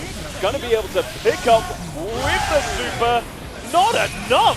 Pixel in it, mind you, careful, wait a moment, Patachu just needs one simple confirm. YRC is the call out, however, so Tiger Pop survives. No bullets though, gonna load the clip. He reloads, he uses that to get some distancing. Nice tech on the throw right there! 2S! Patachu, excellent button to confirm that one, and we go to the next round. Patachu, not done yet, and he is looking to get in there. The curse state attempted to be applied, but not going to work out. Corner already secured. Break that wall. Get the positive bonus started for the same kind here. Good start, but a response already. Double overhead, but the counter hit low. Forces Tiger Pop to immediately burst. Guard push, has the curse applied. Going to be able to transition from zoning into the mix-up, gets opened up at the low.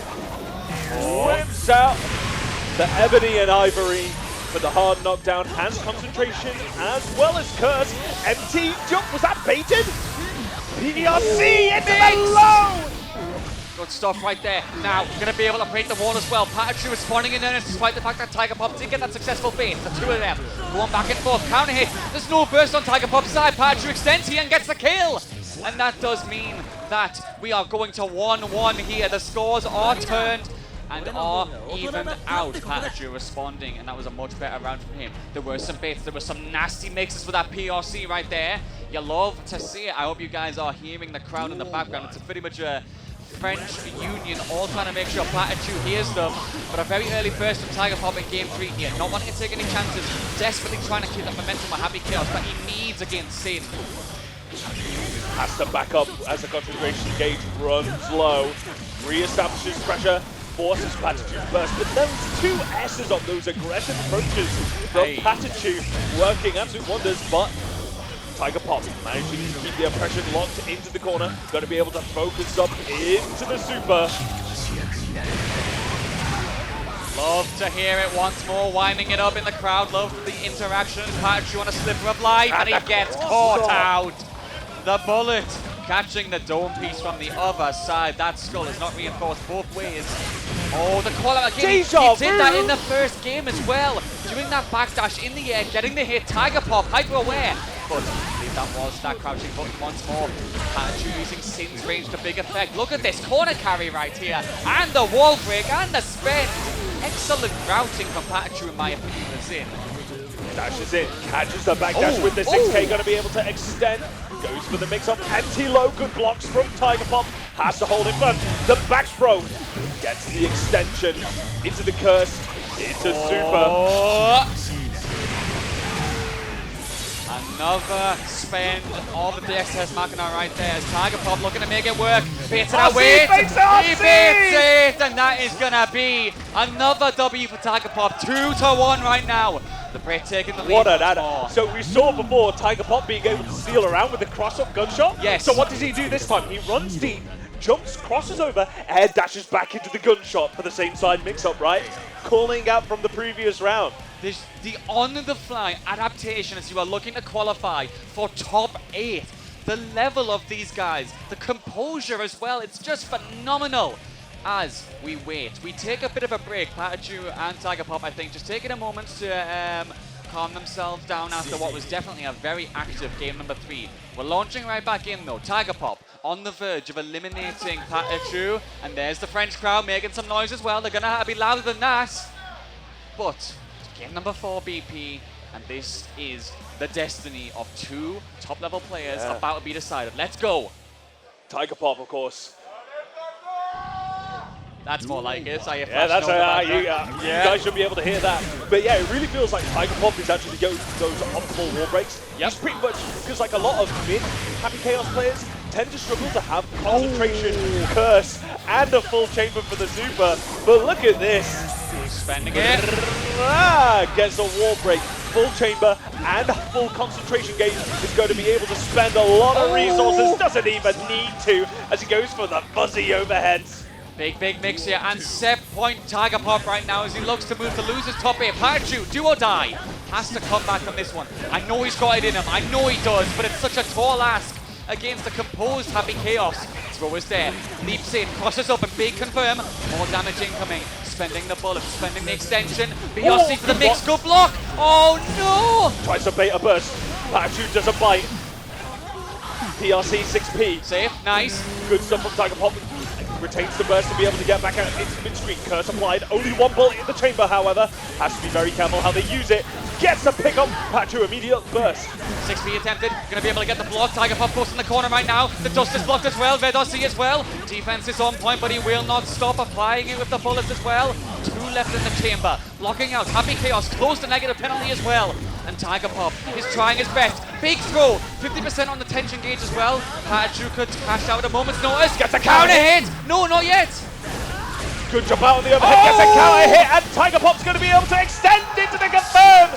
Tiger Pop securing top 8 losers side. Highly unfortunate for Pikachu.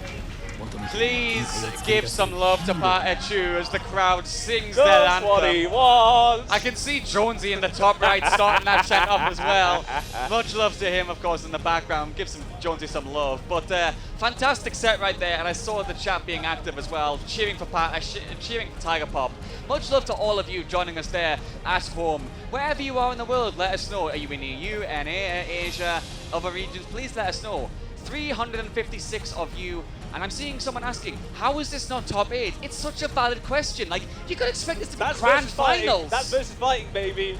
Upset. Top 8 matches have been happening all weekend. Those have been crazy sets that have been going so far. Yeah. As we now reach the final game before top 8 finals on Sunday. VSFighting previous champion, Skill. Yes. Coming up to the plate. Going up against Zato Blocker International Matty. Another Potemkin representative out of an absolute tear this weekend. That is going to be a big one for Matty. Best of luck to them. The Saddle Blockers, I know for a fact, they're going to be here in full swing. So genuinely, if Matty starts getting games here, I expect that this room's going to erupt even more than just what we heard from Patachu versus Tiger Pop. Because like getting onto the ZBI in top 8 is going to be so gassed, and I mean, big respect to every single one of them, because I got a chance to, like, you know, be on the mic for them while they were cheering their friends on to Strive, Wake Up Super, Street Fighter as well. They're a very good community. But they are going up against one of the greats, a former champion of VSFighting, as you rightfully said, VP Tank.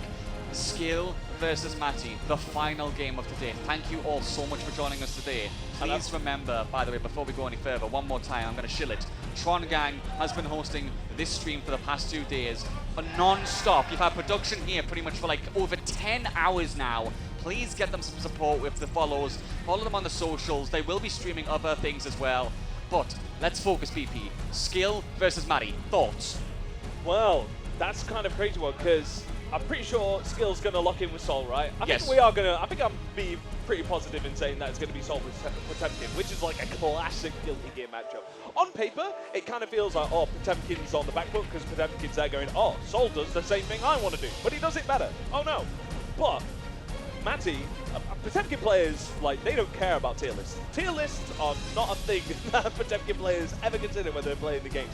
They just want to be able to actually just exert an exuberant amount of pressure. There's nothing that makes a Potemkin player happier than doing Kara, Gauntlet, Kara, Gauntlet, Yeah, just like Kara, like back and forth, you know, just Please. deploying the flames as much as possible. Really good stuff. And Matty's probably been one of the more prolific ones in regards to that as well, right? Really, like, mixing up between that Gauntlet mix-up between the 2K, 2D into just 2H into regrab. Yes. It's pretty crazy stuff, but Skill's neutral. Like, the way that he staggers is neutral, just to be able to call out on buttons, just getting whipped out in the middle of the screen. Yep. It's like almost second to none. Absolutely. So we are going to let these two rock it out, maybe go for the button check. We will find out momentarily. But thank you so much for joining us. The matchup is going to be one to explode.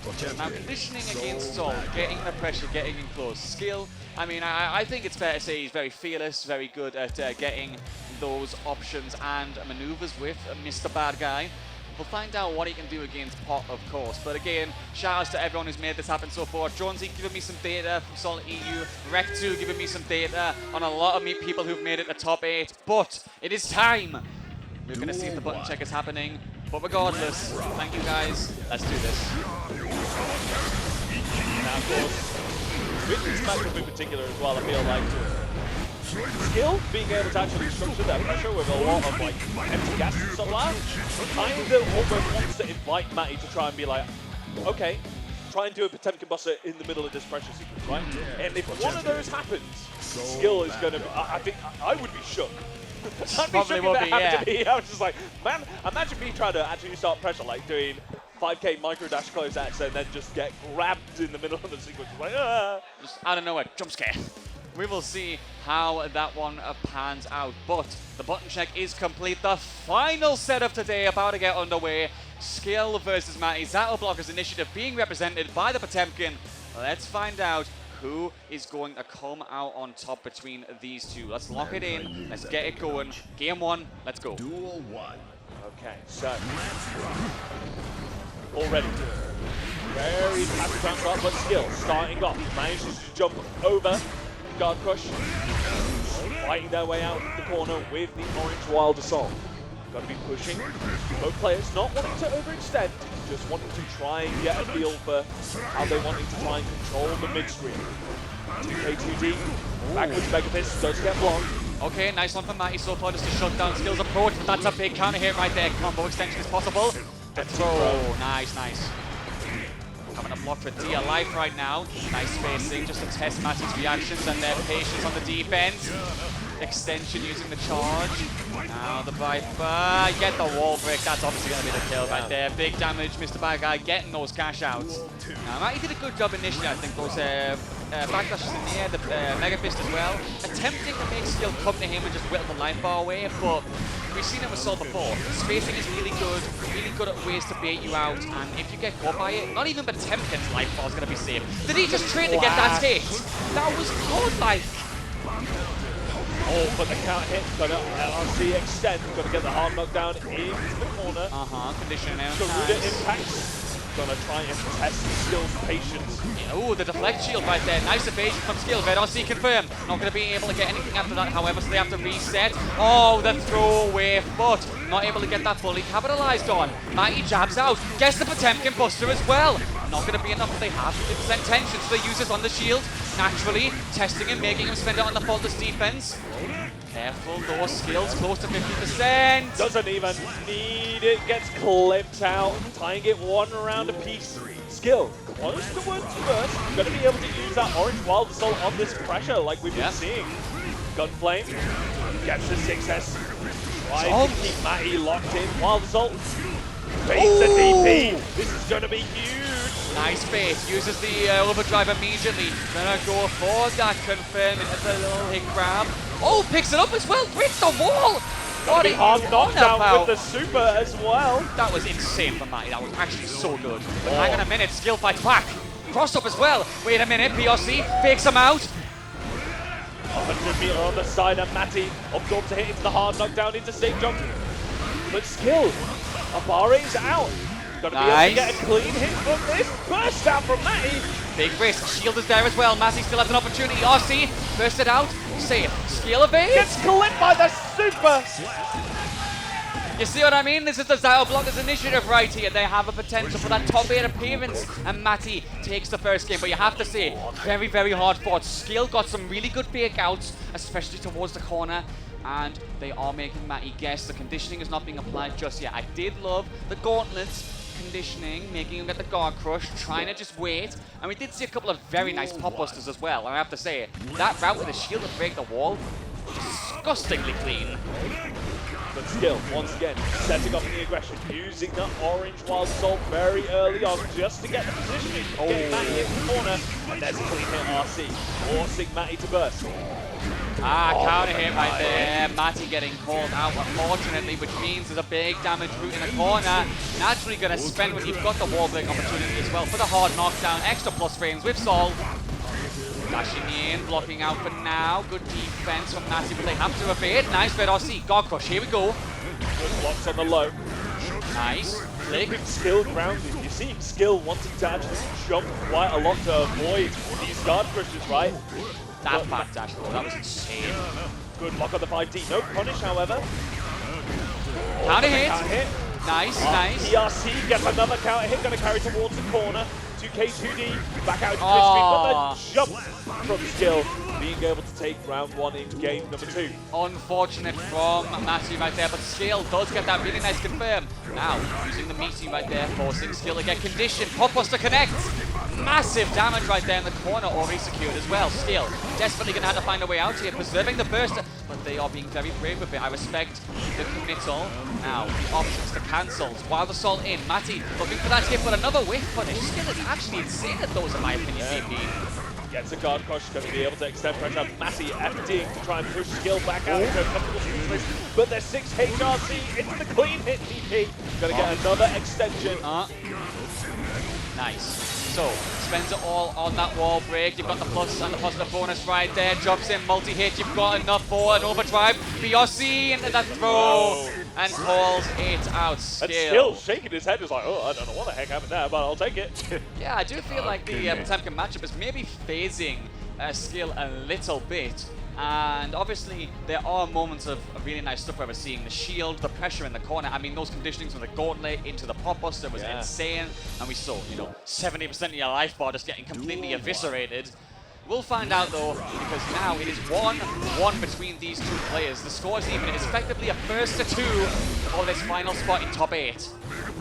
Backwards Mega Fist. Nice. To try and get on the ground nice and safely. White Wild Salt for the hard knockdown. Nice. Just remember DP on wake up.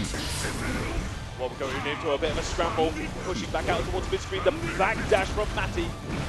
Those backwards Mega Fists are being used so much on Matty to great effect as well. Maybe just pausing Skill's offense in its tracks. Good defense as well, but having to spend a lot of tension gauge on the faultless defense. But Skill finally finds the opening they're looking for. Naturally going to spend once again. Not taking any prisoners here as they get the hard knockdown.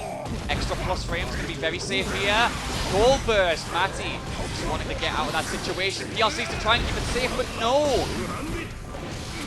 Good challenge, good challenge. Gonna cancel into the super, gonna carry towards the corner. Into mix up once again. Hey! Takes a DP! And surely that'll be enough. It is for Matty there. Nice stuff from Matty. Both players not trying to give an inch to the other. Goes for the guard crusher, gets the Potemkin Buster. It's going to be a very strong start here for Matty as he gets the corner position. Trying to keep skill locked in the PRC, but Bandit Revolver's out. Does not want to have to deal with the PRC. Wild Assault's in. Matty wants to close that distance once again. Back dash into the Mega Fist. Another potent option that we've been discussing thus far. Spacing from skill though, finally gets in close.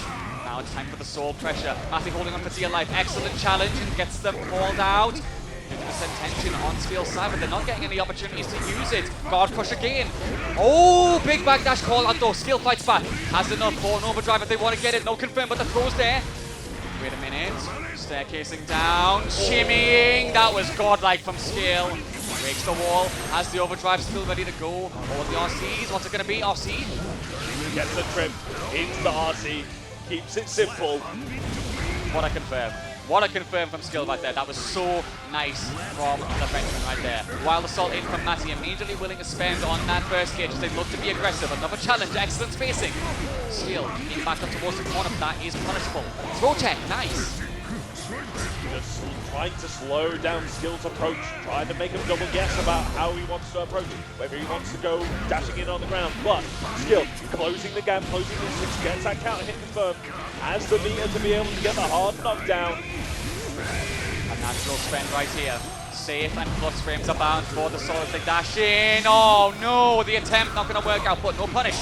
Now Skill has to block once more. The guard crushing coming, gets close while the Soul is jumped over and actually crossed a punish.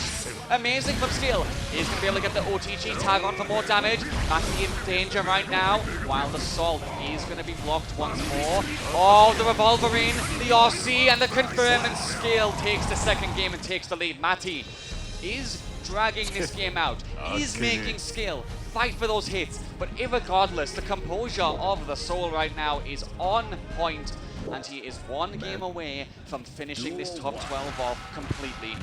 I just feel like the main thing that's been distinguishing is like Skill hasn't really felt conditioned to do anything outside of backdashing on the Garuda impact loops, right? Like we haven't really seen Matty commit to something like a raw 6H on like Garuda Oki loops to try and call out the backdash, or perhaps going for a heat extend. Hey, but big look damage. at this extension. Didn't get the combo, hit a few R's from the crowd as well. They're really unfortunate, but Skill, insane life deficit to overcome right now. If they made this comeback, I've got to question the mental stat. Matty fighting back though. Nice spacing, nice punish. Skill getting ones in.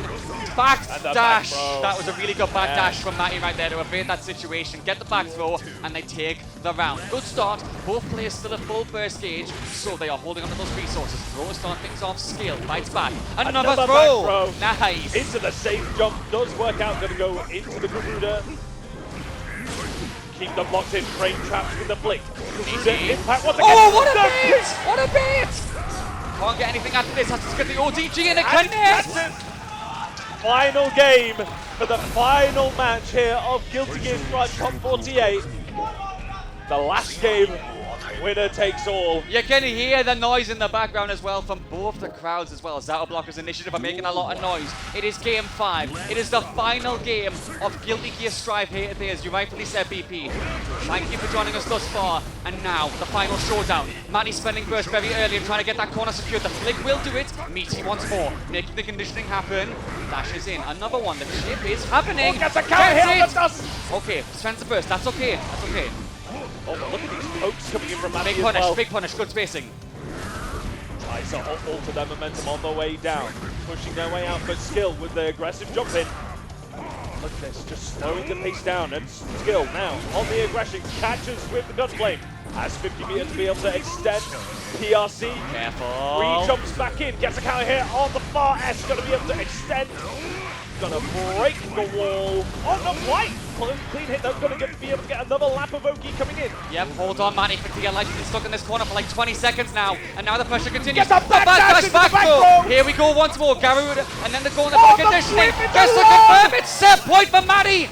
One more will do it, and Skill has got to make a comeback, and miracles happen right now because the Zato Blockers initiative are riding the wave. Big counter hit to start things off, gets in close, beats the DP as well! Maddie's on fire right now! And that's going to be super to break the wall. It's a hard knockdown.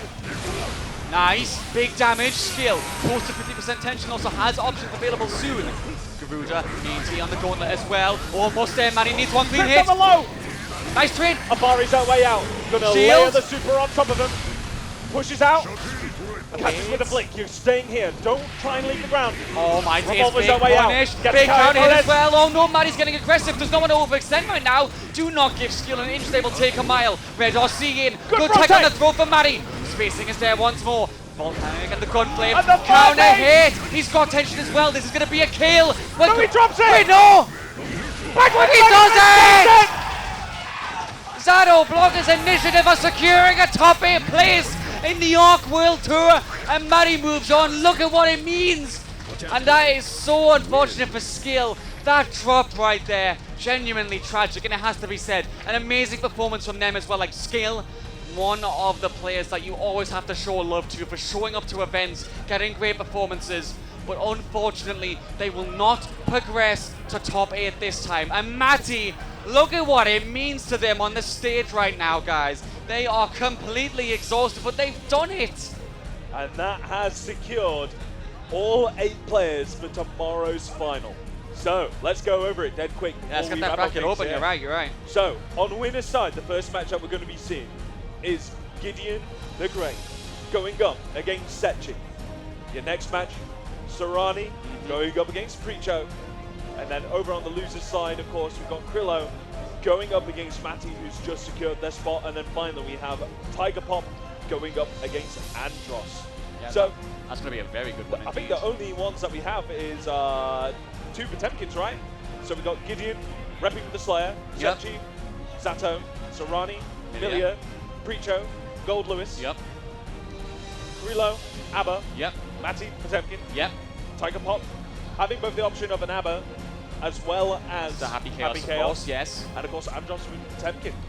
Yeah. It's great, because normally you'd like, in most it's like, oh yeah, you're expected to have like 2 Nagaruyukis, 2 Souls. Yeah, the standard fare. Yeah, standard fare. But the fact that the 2 characters that have been able to actually double up in this top 8 is Potemkin.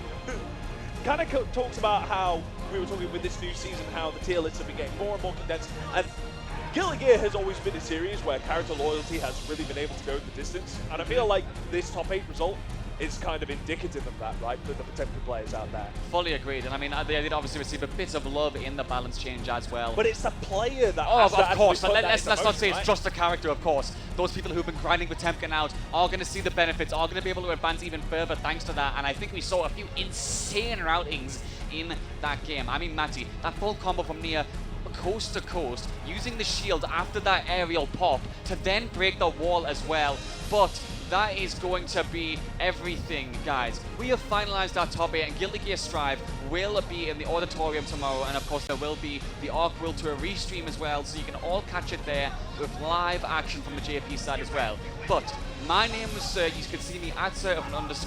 BP, plug yourself as well, please, I beg. Yeah, I'm BP. You know who I am. I'm the old user that go and tell here.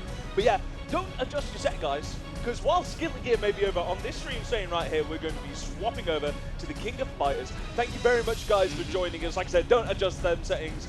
We'll see you guys later. Take care. Enjoy the rest of VSFighting day number 2. You're joking. Not another